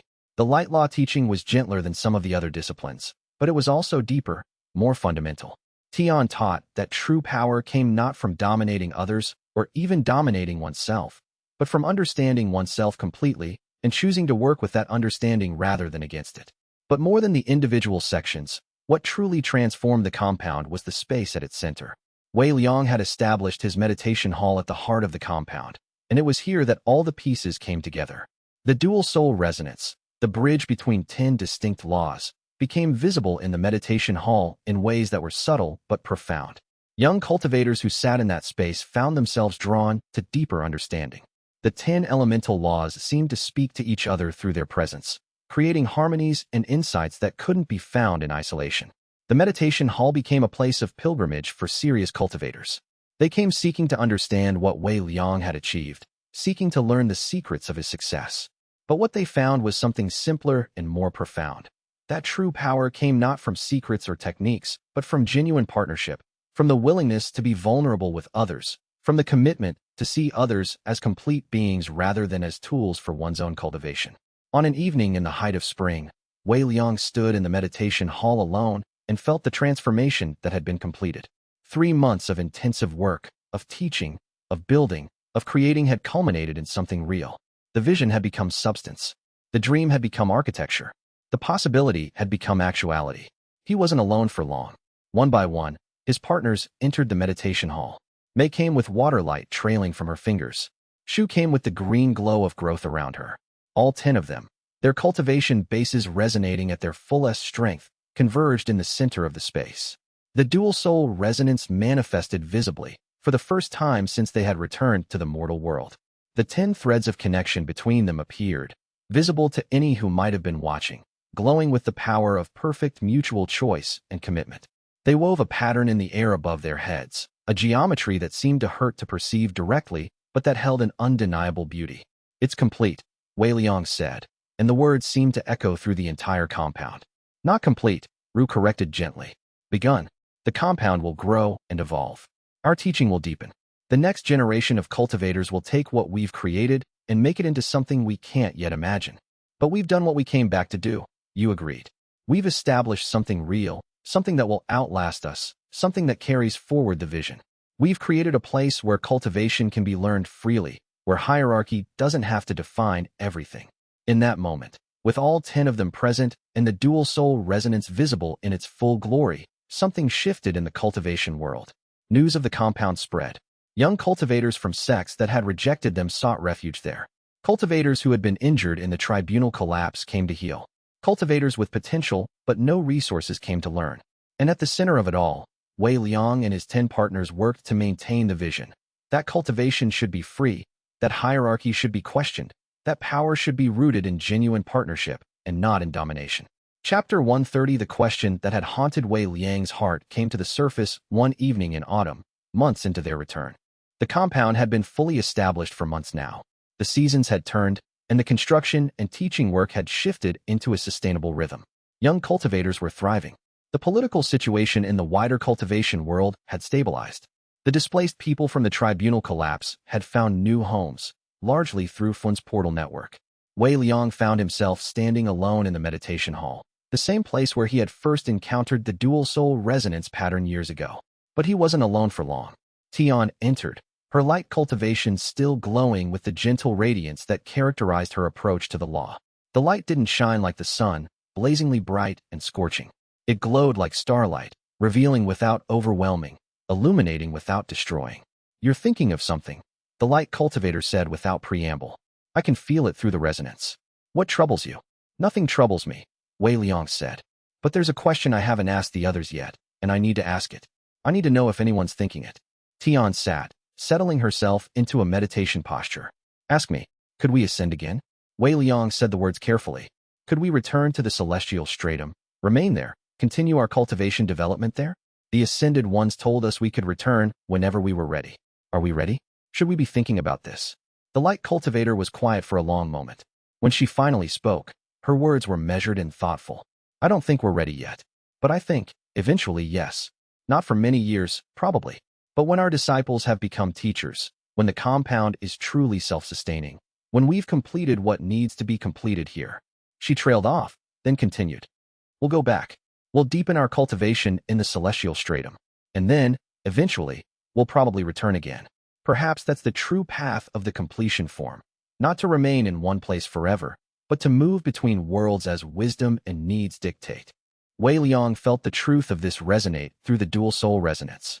And when he brought the question to the others, over the following weeks, they all confirmed what Tian had expressed. They would remain in the mortal world for now, but the celestial stratum would always be accessible to them. The doors they had opened would remain open. They could return whenever they were ready, and they could return again after that. The path was not a single decision, but an ongoing choice, made moment by moment, day by day, year by year. But there was another conversation that proved more significant. It came late one night, when Wei Liang was sitting with all 10 partners in a private garden, one of the few spaces in the compound that was just for them, away from students and followers and the constant work of the sanctuary. The garden was beautiful in a way that reflected all 10 of them. Water flowed in patterns determined by Mei's will. Trees grew in spirals designed by Shu. Metal sculptures caught the light in ways that pleased Lan. Fire burned in carefully contained braziers, managed by Yu. Earth formed the ground beneath their feet. Void spaces created pockets of emptiness that somehow made the place feel larger than it was. Time flowed differently here, causing them to feel rested even if only hours had passed. Lightning danced in controlled patterns, and Fun had arranged the space so that stepping through a portal could transport you instantly to another part of the compound. Tion's light illuminated everything with perfect clarity. Xian asked the question that had clearly been in many minds. Can the completion form be passed on? Can others achieve what we've achieved? Wei Liang considered this carefully. He had been thinking about this question for months, since they had returned. The issue of legacy, of whether what they had created was unique or replicable. The pattern is visible. Others could potentially follow it. But it requires perfect mutual choice. May finished. It requires that every bond be entered into freely, that no partner surrender any part of themselves for the sake of the partnership. That's the foundation. Without it, the completion form cannot form. And it requires a particular kind of person at the center, Shu added. Not necessarily someone stronger or wiser than the others, but someone who can hold multiple distinct laws in balance. Someone who can be the bridge without becoming the tyrant. Someone willing to be less important than the partnership they facilitate. Not everyone is suited for that role, you said. And I think that's actually good. A healthy cultivation world wouldn't have every practitioner attempting the completion form. It would have people following their own paths, building their own partnerships on their own terms. Diversity strengthens a community. Jing nodded, and when she spoke, her words carried the weight of understanding that came from truly perceiving time.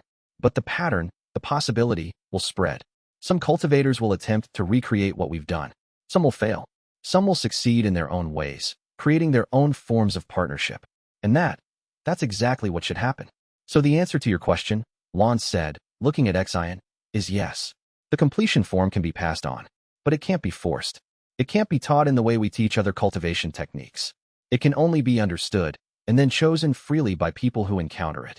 Wei Liang felt relief wash through him at this conclusion. He had been carrying the burden of the dual-soul resonance, as if he were responsible for its replication, as if he needed to create some way to ensure that future generations could access what he and his partners had found. But the truth was simpler and more profound. They simply needed to live the pattern, demonstrate it, make it visible. The choice to pursue it would always remain with others. That night, when Tian asked him again if there was any trouble in his heart, Wei Liang could answer with complete honesty, no. There's only rightness. We've created something beautiful and real, and we've done it in a way that honors every person who's part of it. Chapter 131. The compound's first year as an established sanctuary culminated in a gathering of all the cultivators who had come to study there. Wei Liang sat in the center meditation hall with all 10 of his partners, and around them were arranged the students. More than 100 now, from a dozen different sects and backgrounds. Young cultivators, veteran cultivators returning to deepen their practice, displaced cultivators seeking refuge. Each one had come here of their own free choice, and each one had found something true in the teaching. The gathering was held on the anniversary of their return from the celestial stratum, marking the moment when they had chosen to come back and create the compound. May stood first, her water cultivation glowing with serene light. I want to share something about patience, the water cultivator began. When I first bonded with Wei Liang, I thought the dual-soul resonance would force me to become something I wasn't. But it didn't. It only deepened what I already was. A person who understands that change takes time, that water moves around obstacles rather than breaking through them. If you're drawn to the water law, know that it will ask patience of you, not constraint. Patience, the willingness to understand that all things flow according to their nature, and to trust that flow even when you can't see where it's leading. Shu went next, her teaching focused on growth. The wood law grows from the ground up, always seeking to understand what the soil needs, what the season offers. It never fights against winter. It simply waits for spring. If you study wood cultivation here, you'll learn that growth isn't always visible. Sometimes the most important development is happening beneath the surface, in roots that no one sees. One by one, the partners taught. Lon spoke of the integrity of metal, the way a well-forged blade held its edge because of the truth of its construction. Cultivation rooted in deception will eventually fail, she said. But cultivation rooted in truth becomes stronger the more it's tested. You taught about fire's transformative power, how it could destroy the old to make way for the new. She spoke of how destruction was sometimes necessary, and how a true leader knew when to burn away what no longer served. Ru explained the solidity of earth, the way it held everything up without claiming dominion. The foundation is important, she said, but the foundation should not dominate or control what stands upon it. The earth law is about providing support, not control. Sue spoke of void, of the revolutionary idea that emptiness was not absence, but potential. The void, she said, is the space in which all things can emerge. It is not nihilistic or destructive. It is the canvas on which all of existence is painted. Jing taught about time, about the way healing requires patience and the ability to understand cause and effect. She showed how the same action could have different meanings depending on when it occurred, how timing was not just physical but spiritual. Time law is about understanding rhythm, she said. The rhythm of healing, the rhythm of growth, the rhythm of change itself. Xian spoke passionately about lightning, about power that moved fast and bright and could never be held still. Lightning cultivators are often misunderstood, she said. People think the lightning law is about speed or destruction, but it's really about connection. The way lightning bridges the gap between earth and sky, the way it connects separated things. She taught them about channeling the lightning not just through their bodies, but through their relationships, creating connections that made them stronger. Fun explained space and its possibilities, the way distance was not separation, but connection when properly understood. Through space law, I learned that nowhere is truly isolated, she said. Everything is connected through space, and once you understand that connection, you can travel between places that seem infinitely far apart. She described the portals she had created not as mere bridges, but as the revelation of connections that had always existed. And Tian stood last. Light law is revelation, she said simply. It shows what is hidden, but what it reveals is not always comfortable. Truth can be harsh. Understanding can hurt. But the light cultivator stands in that truth and says, I can bear this. The world is more complete when seen clearly than when kept in darkness. When all 10 partners had finished teaching, a young cultivator raised her hand. Wei Liang recognized her, one of Mei's students, a woman who had come to the compound seeking refuge after a failed bonding in another sect. Her name was Xiao, and she had struggled with questions of trust and vulnerability since arriving. How did you know? The woman asked. How did you know that you could trust each other so completely? How did you know that your risk would be returned with care? The 10 partners looked at each other, and Wei Liang felt the dual-soul resonance pulse with the weight of the question. How could they answer something that had seemed so obvious in the living of it, and so impossible to explain in words? We didn't know, Wei Liang said finally. We moved forward despite doubt.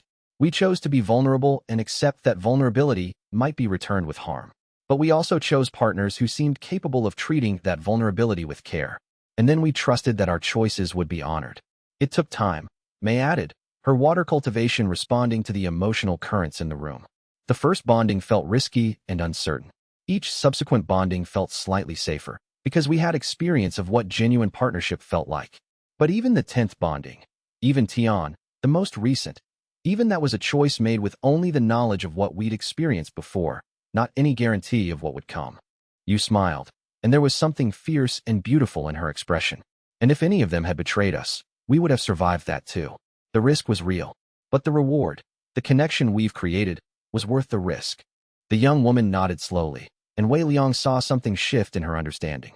She had come to the compound broken by a failed partnership, convinced that the risk of bonding was too great. But hearing the partners speak with such honesty about their own risks and fears seemed to be opening something in her. She was beginning to see that genuine connection was possible, even with risk, even with uncertainty. The fear would never fully go away, but the reward for managing that fear was worth the cost. That was the true teaching, Wei Liang realized. Not technique or secret knowledge, but the lived truth that genuine connection was possible, even with risk, even with uncertainty. And that truth was more powerful than any technique could ever be. Chapter 132. As the years passed, the compound became more than a sanctuary. It became a school, and then an institution, and finally something that transcended categories, a place where the old paradigms of sect hierarchy and power accumulation simply didn't apply. Wei Liang's partners continued their individual teachings, but they also created something new together, a course called The Path of Partnership, which taught cultivators not just how to bond, but how to bond well, how to maintain partnerships that honored both parties, how to understand the difference between true connection and exploitation. The course became legendary, sought after by young cultivators from across the cultivation world. Students traveled months or even years to attend, understanding that what they learned here would transform not just their cultivation, but their entire understanding of what it meant to be in relationship with another person.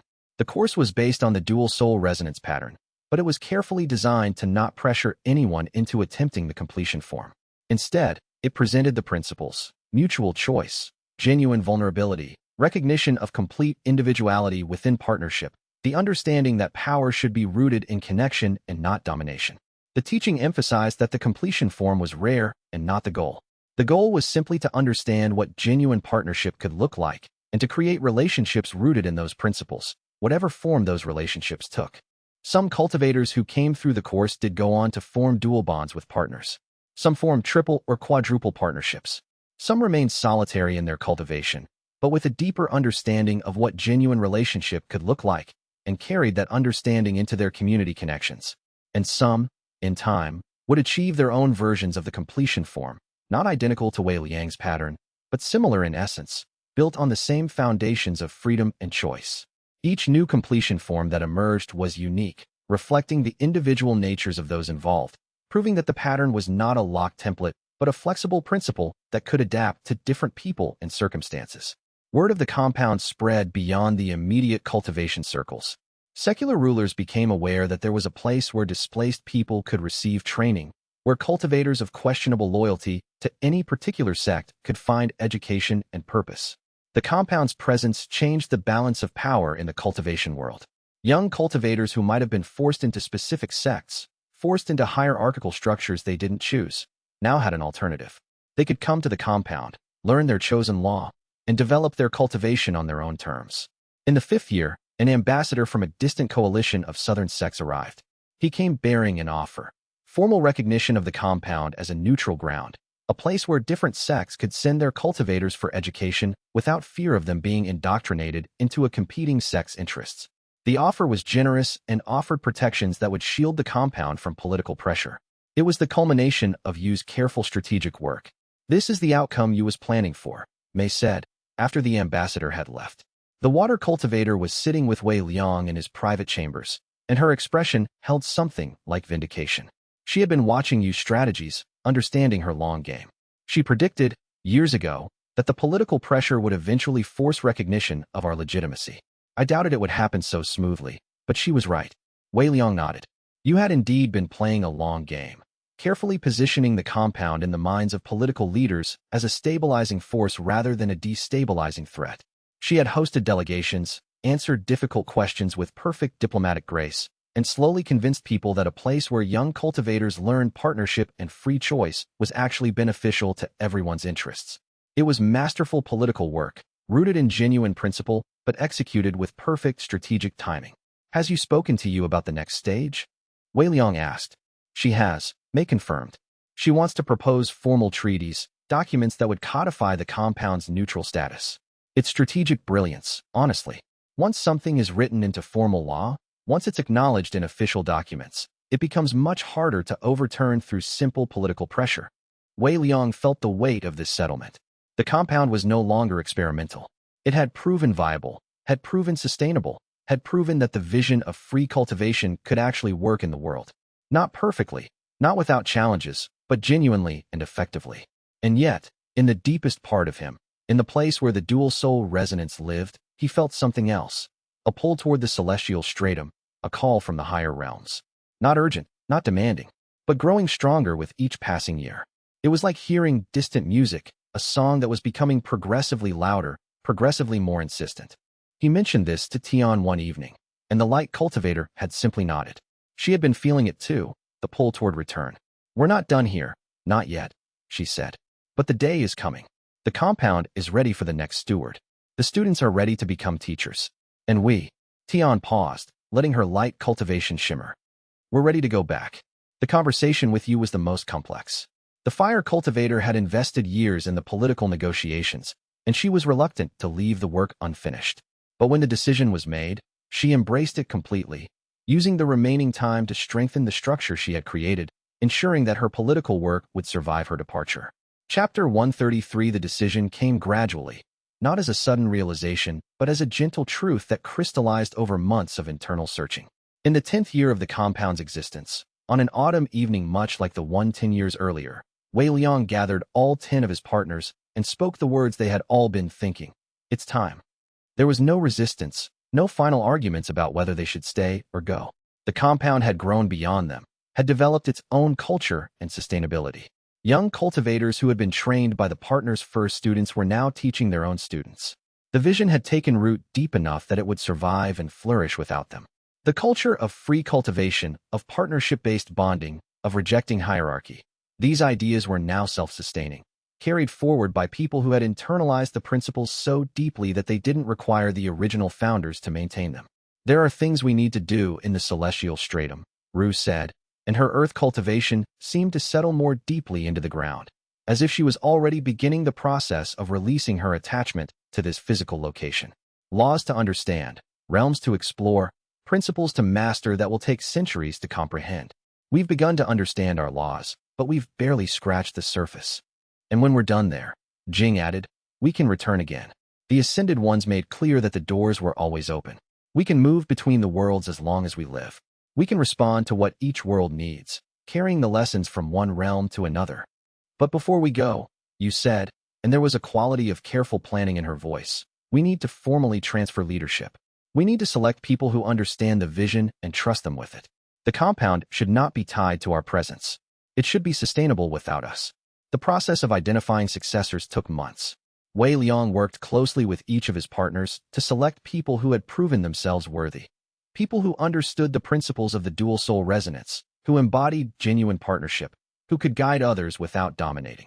The selection process was careful and thorough because choosing the right successors was crucial to the long-term success of the compound. For May's water teachings, they selected one of her first students, a woman named Kai who had come to the compound broken and had healed herself through patient cultivation. Kai had developed her own unique understanding of water law, seeing it not just as a tool for healing or combat, but as a mirror of consciousness itself. For Shu's wood law teachings, an older cultivator named Long who had spent decades studying tree law in solitude before finding community at the compound. Long's approach to growth cultivation was gentler than Shu's, more oriented toward organic development than directed cultivation. For Land's metal teachings, a young man named Jean whose commitment to the integrity of metalwork rivaled Land's own. Jean had a gift for helping students understand not just the techniques of metal cultivation, but the philosophy underlying it. The idea that true strength came from honest construction, not from pretense. For Yu's political teachings, a woman named Lei who had proven herself not just a student of strategy, but a practitioner of it, using her influence always in service of the compound's mission. The others selected their successors as well. Ru chose an earth cultivator named Shi, who understood that foundation work was about service, not domination. Su selected a void cultivator named Kong, who had discovered how to make emptiness itself a tool for revelation rather than mere negation. Jing trained a time healer named Hui, whose approach to temporal healing was gentler than Jing's own, more focused on patient restoration than dramatic intervention. Xian entrusted her Lightning Academy to a fierce young woman named Dian who had shown extraordinary capacity for both power and compassion. Fen selected a space cultivator named Su who had expanded the portal network beyond even Fen's original vision. And Tian, the light cultivator, chose a woman named Ming who had shown extraordinary capacity for revelation and understanding, helping people see their own nature with perfect clarity. And for Wei Liang's role as the spiritual center of the compound, the bridge between all laws, they all agreed on a young cultivator who had come to the compound with a unique gift, the ability to sense and honor the individual paths of others without imposing his own expectations. His name was Zhan, a name that meant truth, and it seemed fitting for someone who would guide others in seeking their own truth. Zhan had studied under Wei Liang for years, learning not just the techniques of the dual-soul resonance, but the underlying philosophy, the idea that true bridge work was about connection, not control. The formal transfer happened on the winter solstice, when the veil between worlds was thinnest. Wei Liang stood with his 10 partners in the meditation hall, and they performed a ritual that would have seemed strange to outsiders, but made perfect sense to those who understood the dual-soul resonance. They allowed their presence to gradually withdraw from the compound's daily operations, transferring the resonance's anchoring energy to the 10 successors who would now serve as teachers and guides. It was not sudden or painful. It was like slowly setting down a burden that had been carried so long it had become part of the body, and discovering that the body remained intact, remained strong, was perhaps even stronger for having carried it. The 10 successors stood at the cardinal points around the meditation hall, and as Wei Liang and his partners withdrew, they felt the resonance shift. The focus moved from the original 10 to the new 10. It was not a breaking of the bonds. The original bonds remained intact, but an expansion, a doubling of the resonance's power as it now anchored through two sets of teachers, two sets of guides. It was time to return. Chapter 130. For the night before their ascension, Wei Liang walked alone through the compound one final time. He moved through the water cultivation gardens where Mei had taught, watching students practice water law techniques with careful precision. He moved through the forests where Shu's law had manifested in living beauty, seeing young cultivators meditate beneath ancient trees. He visited the metal forge where Lan had created countless works of art and tools, hearing the ring of hammer on metal as Jin's students learned the craft. He walked past the political chambers where you had shaped events through strategy and dialogue, seeing Lei guiding new students through the complexity of power and responsibility. He walked past Ru's mountain temple, feeling the solid presence of earth law mastery emanating from the space. He passed Su's meditation halls, where void cultivators were learning to embrace emptiness.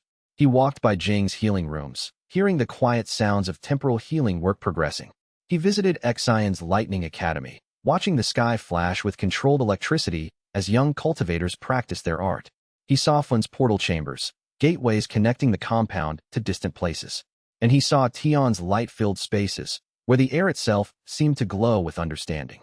In each place, he felt the echo of what his partners had created, but he also felt the presence of the successors, already beginning to make these spaces their own, already putting their unique stamps on the teachings.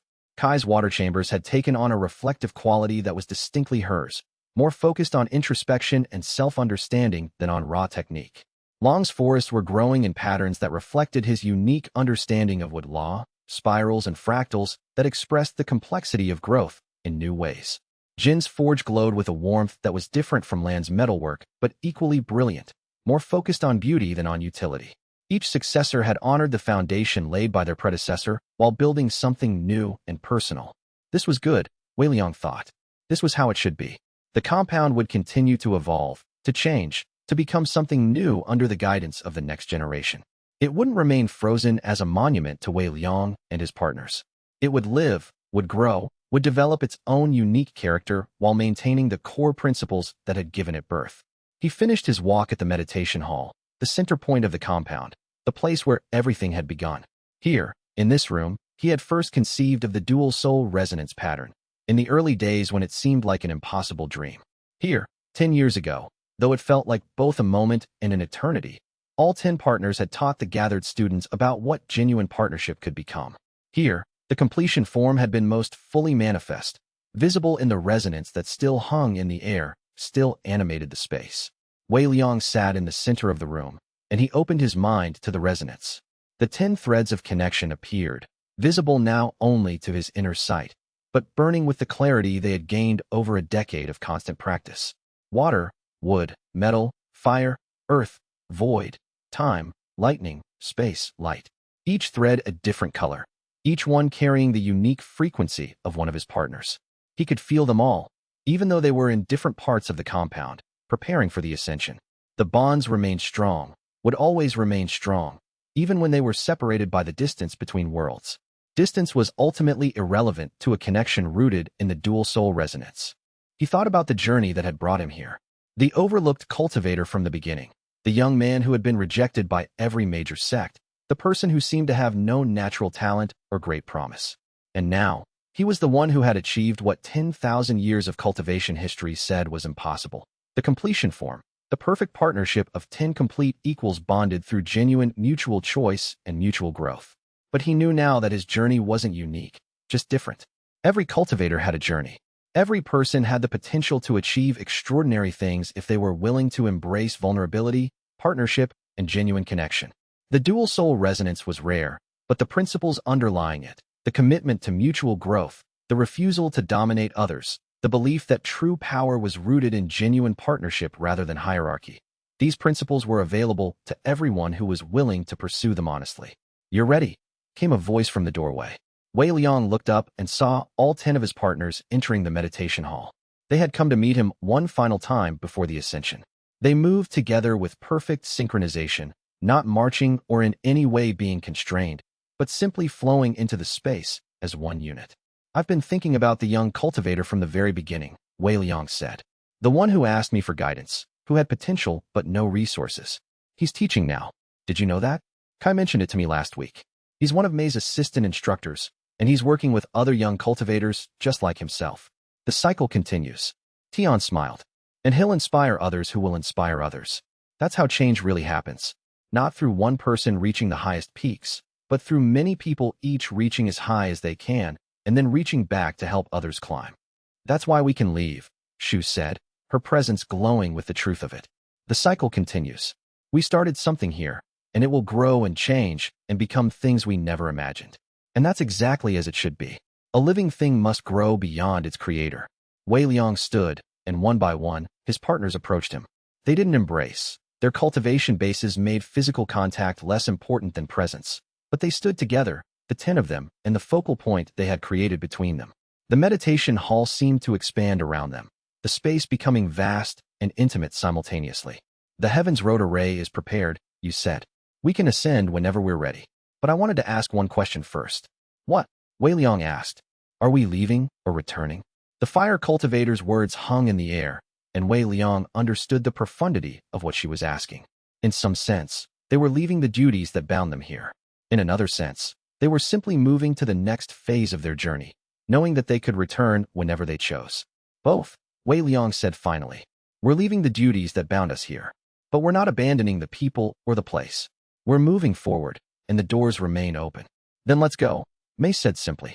The other 9 partners nodded, and together, the 10 of them moved toward the chamber where the heavens road array waited to take them back to the celestial stratum. Chapter 135. The second ascension felt different from the first. When they had risen to the celestial stratum a decade earlier, they had been uncertain, fearful, testing themselves.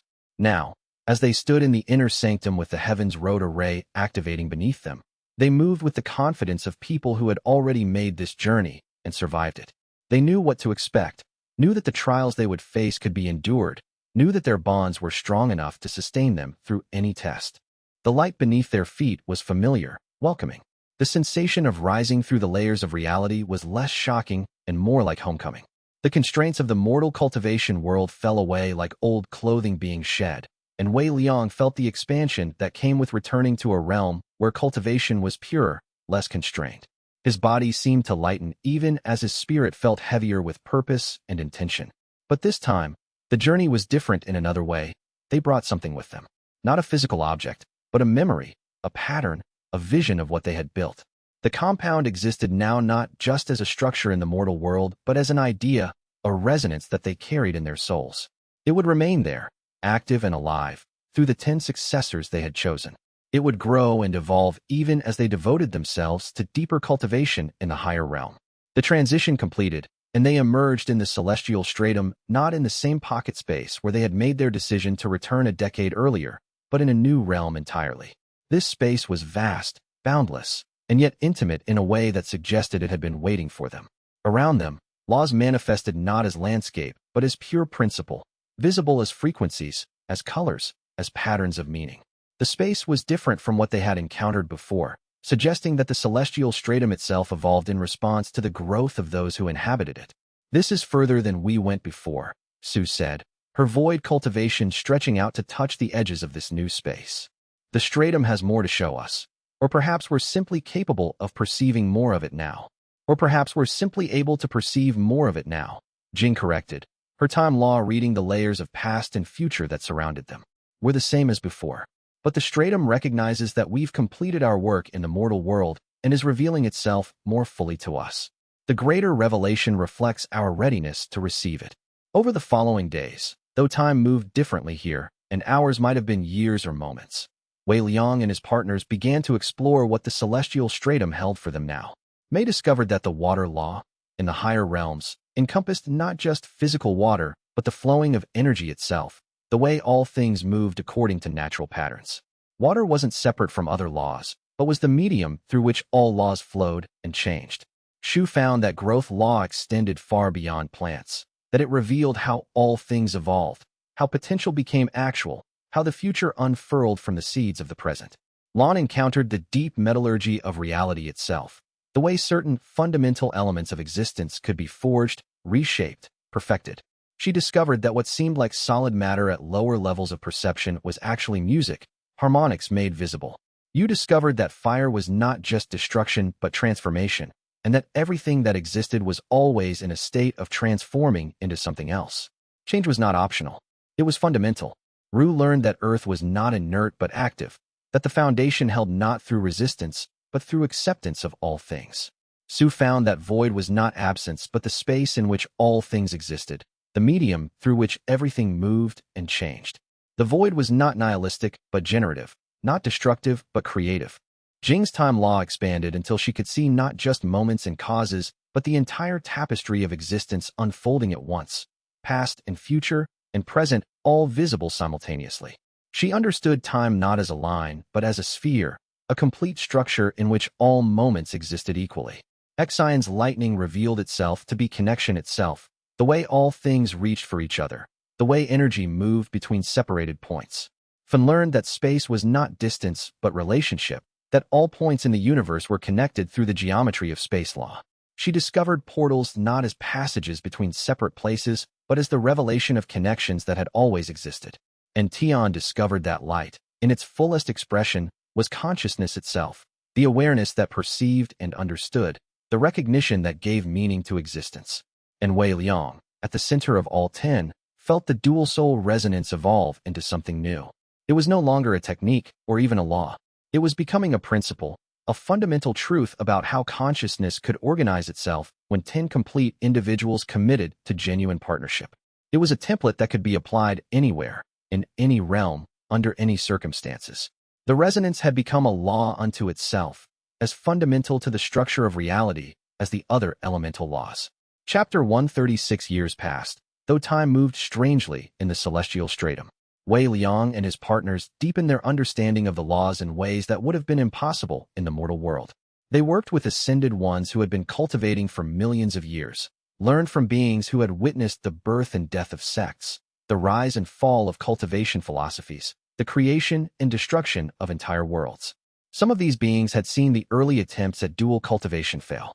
Some had watched previous versions of the dual-soul resonance collapse under the weight of human weakness and conflict.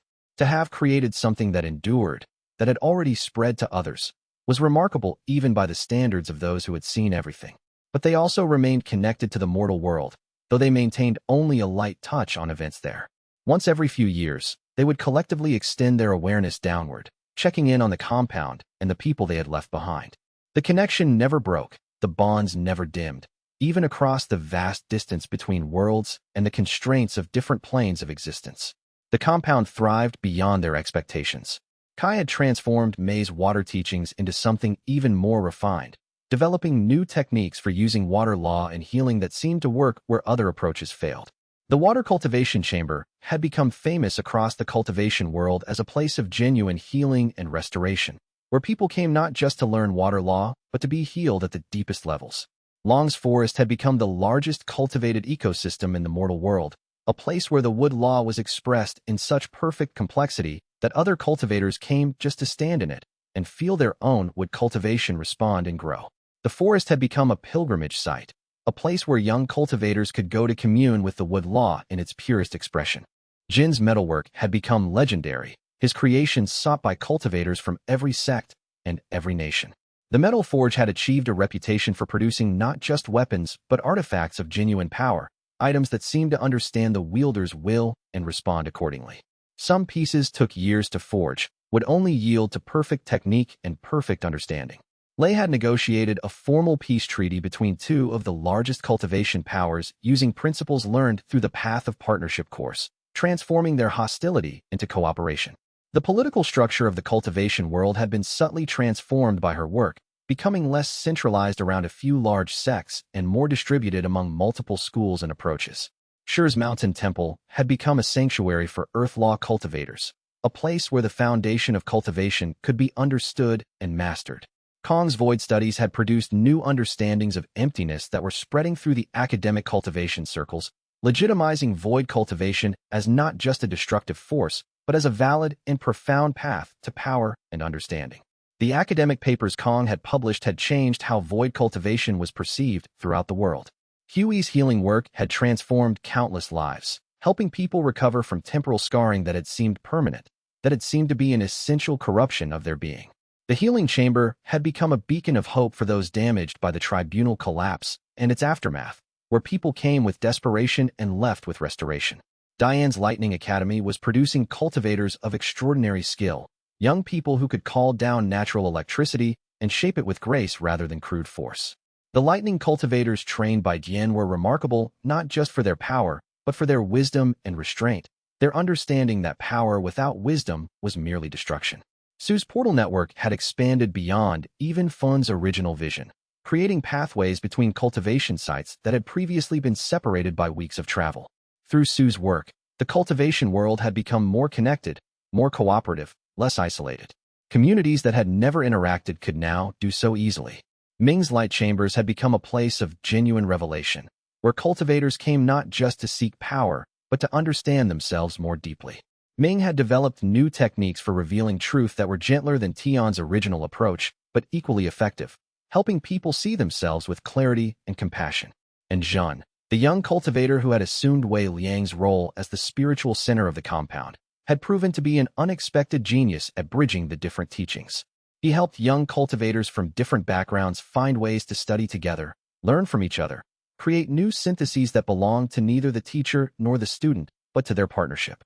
The compound under Zhan's guidance was becoming something even more innovative than it had been under Wei Liang's leadership, a place where tradition and innovation were held in perfect balance.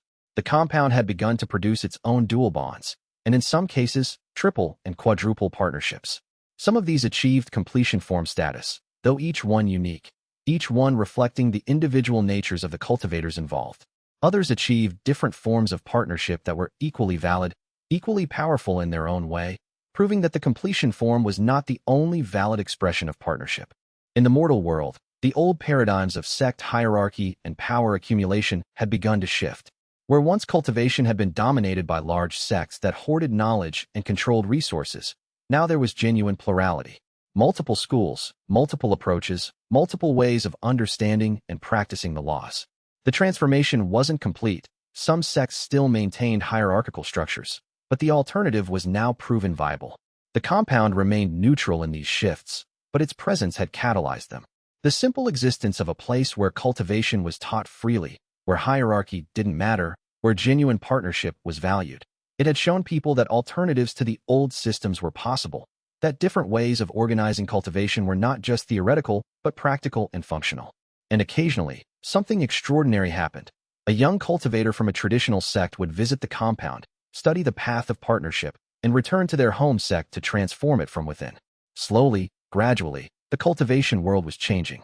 Not through revolution or forced change, not through conflict or conquest, but through the gentle transformation of one person at a time, each person returning to their home community carrying seeds of new possibility, planting those seeds through their presence and their teaching. Chapter 137. 14 years after their final ascension, Wei Liang found himself in a space of the celestial stratum that existed between the 10 partners' individual realms. It was a space of perfect balance, where all 10 laws manifested equally, creating a harmonic that was visible to those who could perceive it. The void itself seemed to pulse with gentle rhythm, water flowing in invisible currents, fire dancing without consuming, earth steady and eternal, metal singing in frequencies only spirits could hear, lightning crackling in contained brilliance. Here, the 10 partners could gather and simply be together, without teaching or learning or exploring, just existing in the fullness of their connection. It was a sanctuary they had created together, a place that could only exist because of the perfect symmetry of their partnership. Wei Liang sensed the space around him with something deeper than sight. The meditation dais at the center, carved from crystallized celestial stone, hummed with resonance. The walls themselves were not fixed, but responsive, shifting subtly to reflect the presence of whichever partner occupied the space. When Tian drew near, soft light radiated. When Xian passed through, electricity crackled harmlessly through the air. The space smelled of things that had no earthly equivalent, the scent of pure cultivation, of ancient knowledge, of genuine connection suspended in eternity. The temperature was perfect, neither warm nor cool, but precisely matched to each individual who entered.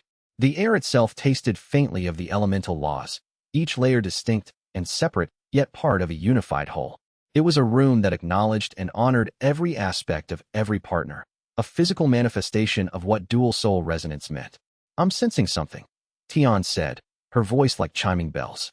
Her light cultivation filled the space with gentle radiance, warm and patient. Around her, the shadows seemed to deepen in reverence. In the mortal world, something significant is happening. Wei Liang extended his awareness downward, through the layers of the celestial stratum toward the mortal world. The sensation was like descending through water. Each layer offered gentle resistance, subtle texture, different temperatures and pressures of reality. What he found made his core resonate with something like wonder mixed with profound satisfaction. A new completion form had emerged. Not one of Wei Liang's direct students, but someone who had learned about the pattern through distant reports, through teachings that had spread through multiple generations. A young woman in a distant sect had managed to achieve what had once seemed impossible, bonding with 9 other cultivators in a perfect completion form that was entirely her own, shaped by her unique personality and the personalities of her partners. The form was recognizably similar to Wei Liang's pattern, but expressed in ways that were entirely unique to her and her partners. The resonance frequency was different. The interplay between the laws held different harmonics. The spiritual signature was unmistakably hers. And around her, other partnerships were forming like ripples spreading outward. Not all completion forms. Many were different configurations, different numbers of partners, different types of bonds. But all of them were rooted in the same principles: genuine choice, honest vulnerability, complete individuality preserved within partnership. Wei Liang could sense them like individual stars appearing in the firmament, far too many now to count, each one distinct, each one beautiful in its own way. The pattern is spreading, Ru said, understanding immediately what Wei Liang had sensed. Her metal cultivation resonated in agreement, a clear bell-like tone. Not through imposition or conquest, but through genuine appeal. People are drawn to it because it works, because it creates real connection. How many? You asked, her strategic mind already calculating implications. Her wood cultivation manifested as subtle growth, living energy coiling through the space. Dozens, Wei Liang said. Perhaps hundreds by now, though the reports we receive are old by the time they reach us. Young cultivators everywhere are learning about the dual-soul resonance pattern and attempting to create their own versions. Some will fail, Lon said matter-of-factly, her earth cultivation grounding and wise. They'll attempt it without genuine consent from all partners, or they'll try to maintain hierarchical structures within the partnership, or they'll discover that their personalities are simply incompatible. But that's fine. That's how it should be. The pattern isn't a guarantee of success. It's a template, a possibility, something to aim toward. The important thing, May added, her water cultivation flowing like gentle rivers through the space, is that it's now visible.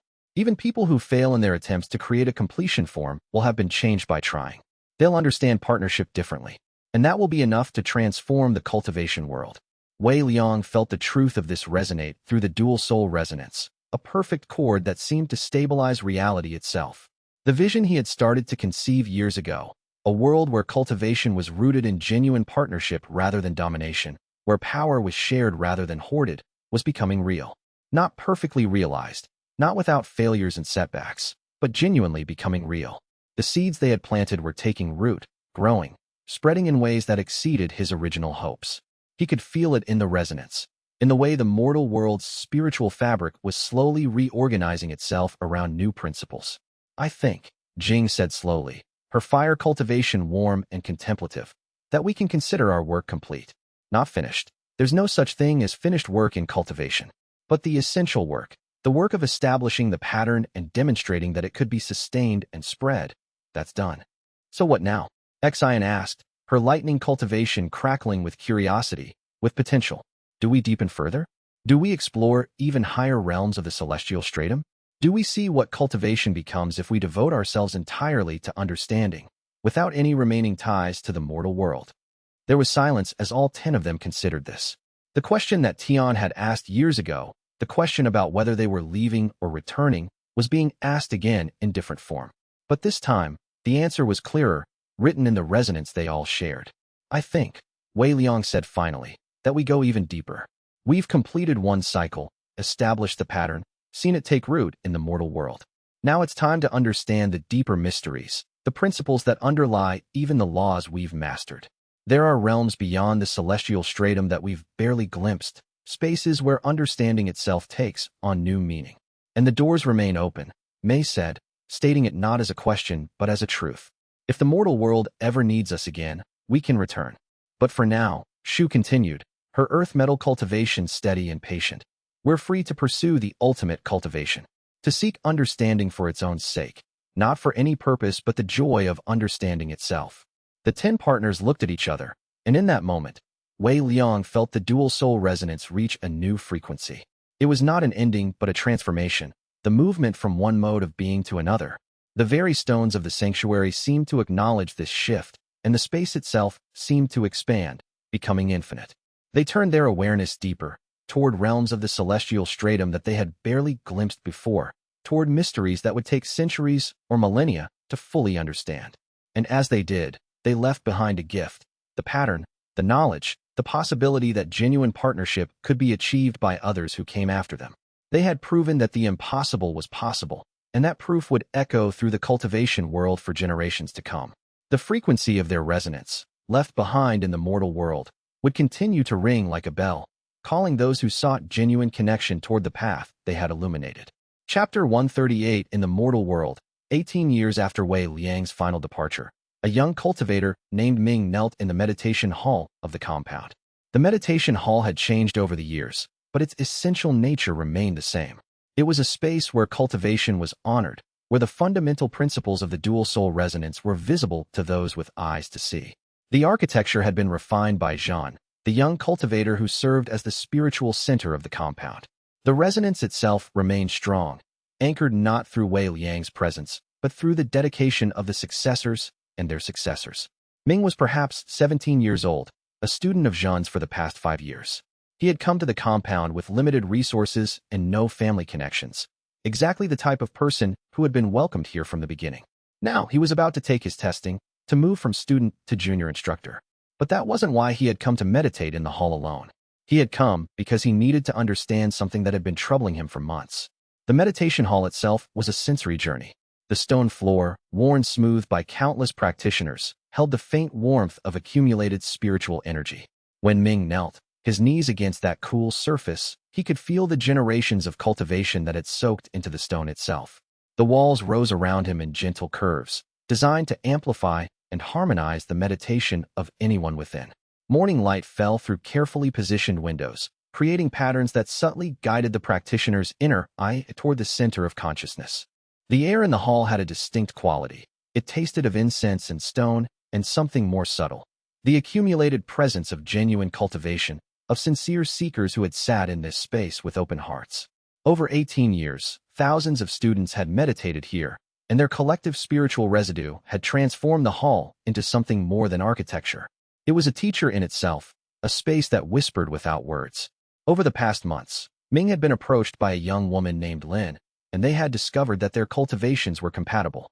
Lin studied under Ming's light law teacher, while Ming practiced the lightning law under Dian. Between them, there was natural attraction and, more importantly, genuine mutual respect. They had begun to discuss the possibility of bonding, of creating a partnership that would deepen their cultivation and strengthen them both. But Ming was afraid. He knew the stories about Wei Liang and his 10 partners. Every student at the compound knew them. The histories were taught in the academy. The principles were embedded in the compound's curriculum. He knew that genuine partnership was possible, that it could be achieved through free choice and mutual vulnerability. But he also knew that Wei Liang's path had been extraordinary, the kind of thing that only came along once in 10,000 years, or perhaps even longer. The weight of that knowledge pressed on him like physical force. Could he achieve something similar with Lin? Could they create a partnership that would endure, that would honor both of them, that would create something greater than the sum of its parts? Or would he merely be repeating a pattern that had already been established, creating an inferior copy of something that had been genuinely unique? The uncertainty was a tightness in his chest, a flutter in his core that wouldn't settle. Ming sat in meditation for hours, allowing the silence of the meditation hall to speak to him. The quality of silence here was profound, not the absence of sound, but a presence in itself. He could hear his own breathing, the subtle shifts of his body, the distant sounds of the compound, students training in the water gardens, the distant ring of metal from the forges, the whisper of wind through the forests where Shu's teachings flourished. All of these sounds wove together into the ambient silence, a kind of symphony that was felt more than heard. And gradually, he became aware of something, not a voice, not a vision, but a kind of knowing that seemed to come from the very stones of the compound. It was Wei Liang's presence, or more precisely, the resonance that Wei Liang had left behind. The dual-soul resonance was not just a technique or a law. It was a pattern that had been woven into the fabric of the compound itself, a template that remained available to anyone who approached it with sincerity and openness. The pattern existed not because Wei Liang maintained it, but because the people of the compound, generation after generation, had committed to living it and teaching it. In the meditation, Ming understood something profound. He didn't need to be Wei Liang. He didn't need to achieve the same extraordinary success. He simply needed to approach Lin with honesty, with genuine choice, with complete respect for her individuality. If they could do that, if they could create a partnership rooted in those principles, then whatever resulted would be valid, would be beautiful in its own way. The path might be different from Wei Liang's, but the principles were the same. The frequency of the dual-soul resonance was not fixed. It adapted, shifted, expressed itself uniquely through every partnership that honored its core truth. He opened his eyes, and the meditation hall was bathed in evening light. The golden quality of sunset filled the space, making the stone glow. Through the windows, he could see the gardens where May's students taught water cultivation, young practitioners guiding water in graceful arcs, their bodies moving in harmony with the element. He could see the forests where Shu's teachings continued, elders and students moving between the trees in the characteristic stillness that earth and wood cultivators developed. He could see the metal forge glowing in the distance, the Lightning Academy where xianxia students practiced precise control, all the spaces where the vision of the compound continued to grow and evolve. The compound was no longer Wei Liang's. It belonged to the people who inhabited it, taught in it, learned in it. And that was exactly as it should be. The living things that matter most are those that grow beyond their creators, that develop lives of their own, that transform what they've been given into something new and beautiful. The weight that Ming had felt in his chest, the pressure of matching Wei Liang's achievement, suddenly lightened. He was not expected to match it. He was simply called to honor it and add his own truth to it. Chapter 139. That evening, Ming approached Lin with an offer. "I want to try," he said simply, his voice steady in the garden where they often met. The evening air carried the scent of water-treated plants, of growth and cultivation. "I want to bond with you, if you're willing. I don't know if we'll achieve perfect partnership. I don't know if we'll create something extraordinary or just something steady and true. But I want to try." Lin's light cultivation responded before her words did, glowing with sudden brightness that lit the garden like captured sunset. The light cultivation could not lie, could not hide genuine emotion. Her entire being radiated joy and recognition. "I've been hoping you would ask," she said, stepping closer. Her presence felt warm beside his, complimentary. "I've been waiting to see if you were brave enough." They approached Zhen, the spiritual center of the compound, and presented their intention. Zhen was an older cultivator now, his face lined with years of teaching, his presence steady as bedrock. He listened carefully, asked questions designed to test their sincerity and understanding, not to test them in a harsh way, but to help them discover the depths of their own commitment.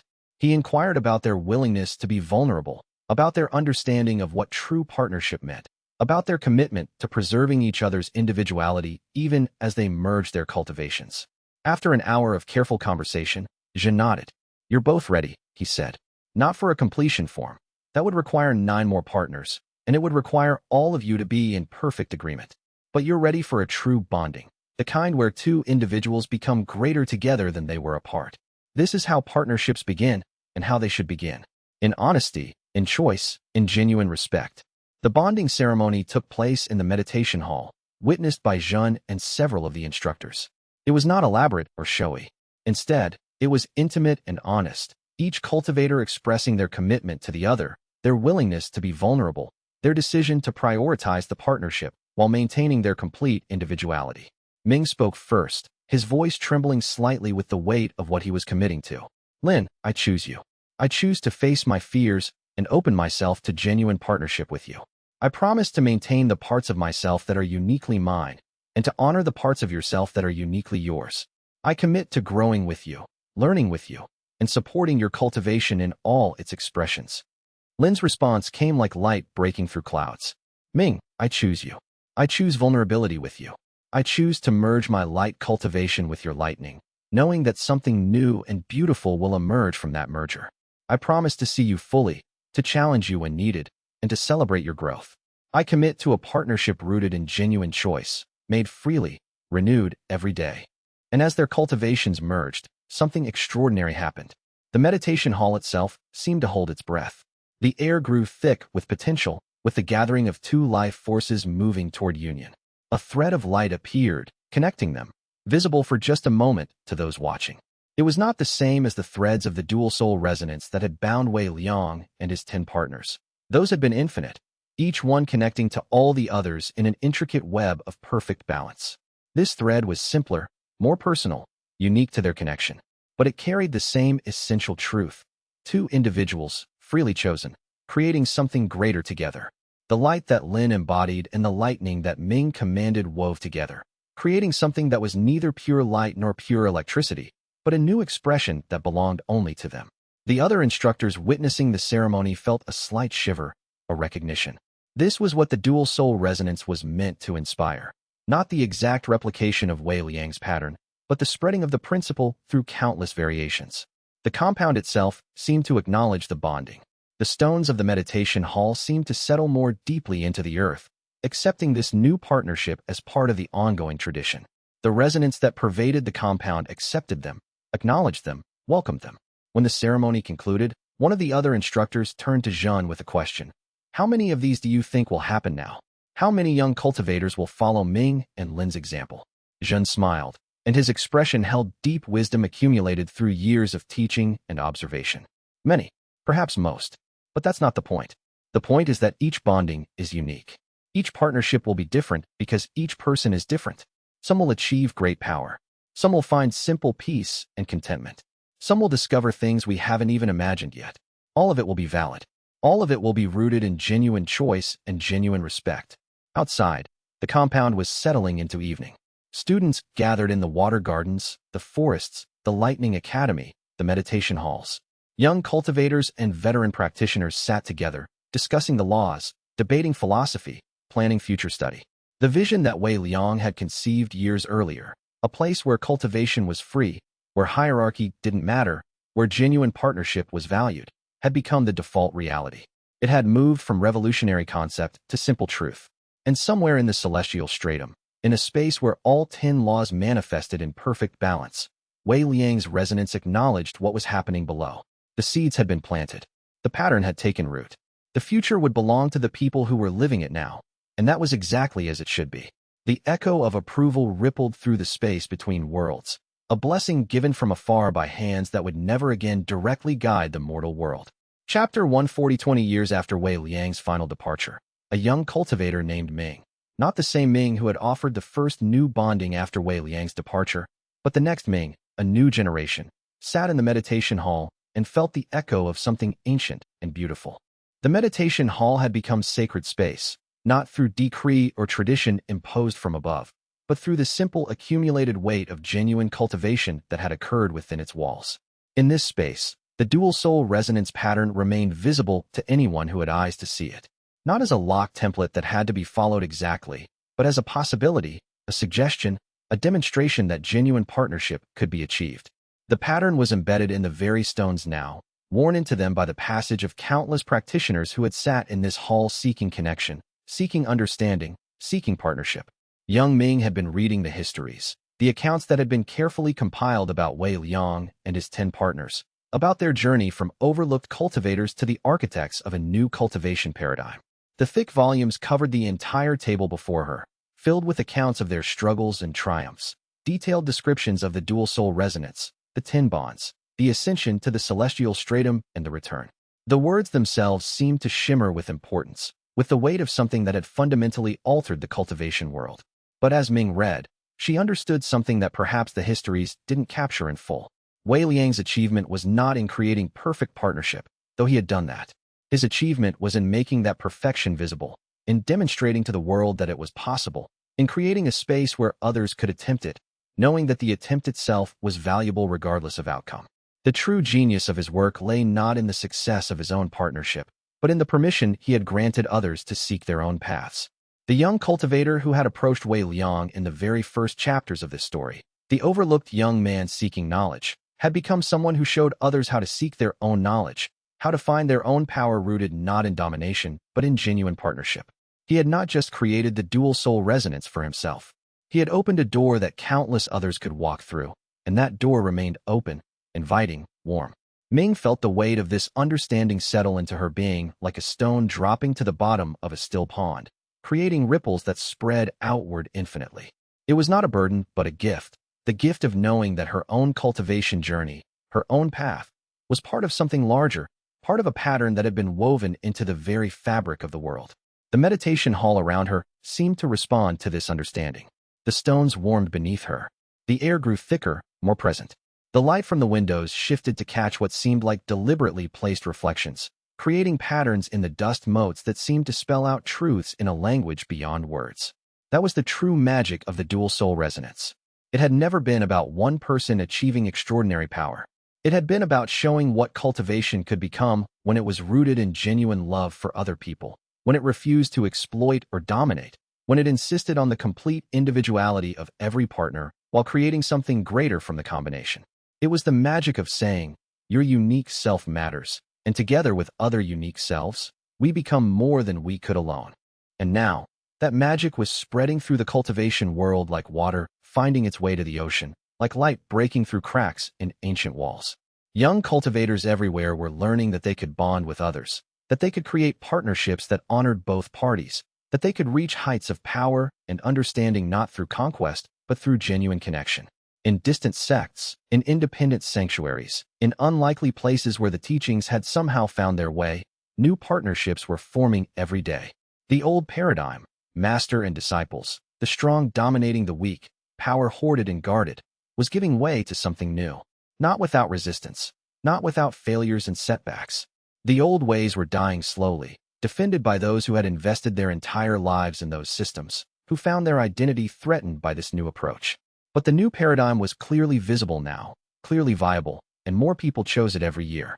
The momentum was building, unstoppable as a river flowing toward the sea. Ming closed the history book and sat in meditation, allowing the accumulated knowledge to settle into her being. She felt the compound around her, thriving with hundreds of students and teachers. The water gardens rustled with cultivators practicing gentle flows. The forests whispered with earth and wood practitioners finding stillness within growth. The forges rang with metal cultivators shaping their understanding. The lightning academies crackled with energy as young practitioners learned control and precision.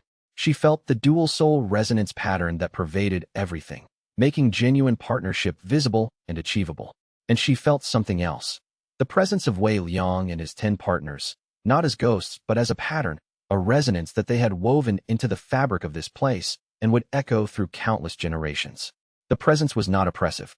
It was like feeling the presence of an ancestor who was genuinely proud of what you were becoming, who had given you tools, and then stepped back to let you forge your own path. They had left, but they had not abandoned. They had ascended, but they remained connected through the pattern they had seeded. The grace of their presence was not in the power they wielded, but in the possibility they had demonstrated, the doors they had opened, the permission they had granted for others to dream of genuine partnership as a foundation for cultivation. In the meditation, Ming understood something that shifted her entire being, that rewired how she perceived her place in the world. The dual soul resonance was never about power for its own sake. It was about what power became when it was rooted in genuine partnership. It was about understanding that the strongest cultivation was not achieved through domination or sacrifice, but through the free choice of equals to strengthen each other. It was about recognizing that two people choosing to merge their cultivations, genuinely and freely, created something exponentially greater than either could achieve alone. And when that principle was extended beyond two people, when it was extended to communities, to generations, to the entire cultivation world slowly reorganizing itself around partnership rather than hierarchy, the implications became staggering. And that understanding, once seen, could never be unseen. It would spread and grow and transform the cultivation world in ways that would take centuries to fully realize. But it had already begun. The pattern was already visible. The doors were already open. The frequency had been set, and countless new harmonies were beginning to resonate at that foundational frequency. Young cultivators everywhere, in sects and independent sanctuaries, and in communities of free practitioners, were beginning to walk through those doors, choosing partnership, choosing vulnerability, choosing to grow together rather than alone. Each one of them was writing their own story, creating their own form of the dual soul resonance, honoring the template while making it entirely their own. The cycle continued. The pattern spread. The future unfolded, shaped by the choices of countless individuals, each one walking a path that Wei Liang and his partners had helped illuminate. The cultivation world was slowly, irreversibly, becoming a place where genuine partnership was not a miracle, but a possibility accessible to anyone willing to choose honesty, vulnerability, and respect. And somewhere beyond the mortal world, in the infinite spaces of the celestial stratum, Wei Liang felt the resonance of all those choices, all those partnerships, all those lives transformed by the simple act of choosing connection over domination. He had found what he sought, not just power, but purpose. And in that purpose, he had discovered something greater, the knowledge that he had not just changed his own life, but had opened a door through which countless others would walk, each one creating their own story, their own partnership, their own form of the completion form. The legacy he had created would outlive him by centuries, perhaps millennia, woven into the very structure of cultivation itself. The journey continued. The exploration deepened. And the love, that pure, fundamental love that had begun with one overlooked young man seeking knowledge, that love had become a principle woven into the fabric of cultivation itself. It was no longer the story of one man and 10 women. It was the story of an entire world slowly, joyfully, discovering that the path to true power ran through the heart of genuine partnership. If you've reached this point, you've journeyed through all 140 chapters of 10 Wives, 1 Heaven. Wei Liang's path from overlooked cultivator to the first dual-soul resonance practitioner in 10,000 years wasn't won through domination or sacrifice. It was built through partnership, one genuine bond at a time. If this story moved you, consider leaving a comment below telling us your favorite moment, or which of Wei Liang's partners resonated most with you. Your engagement helps this channel continue producing stories like this one. The next story in this cultivation series is already in production. Subscribe and hit the notification bell so you don't miss it when it arrives. Thank you for listening.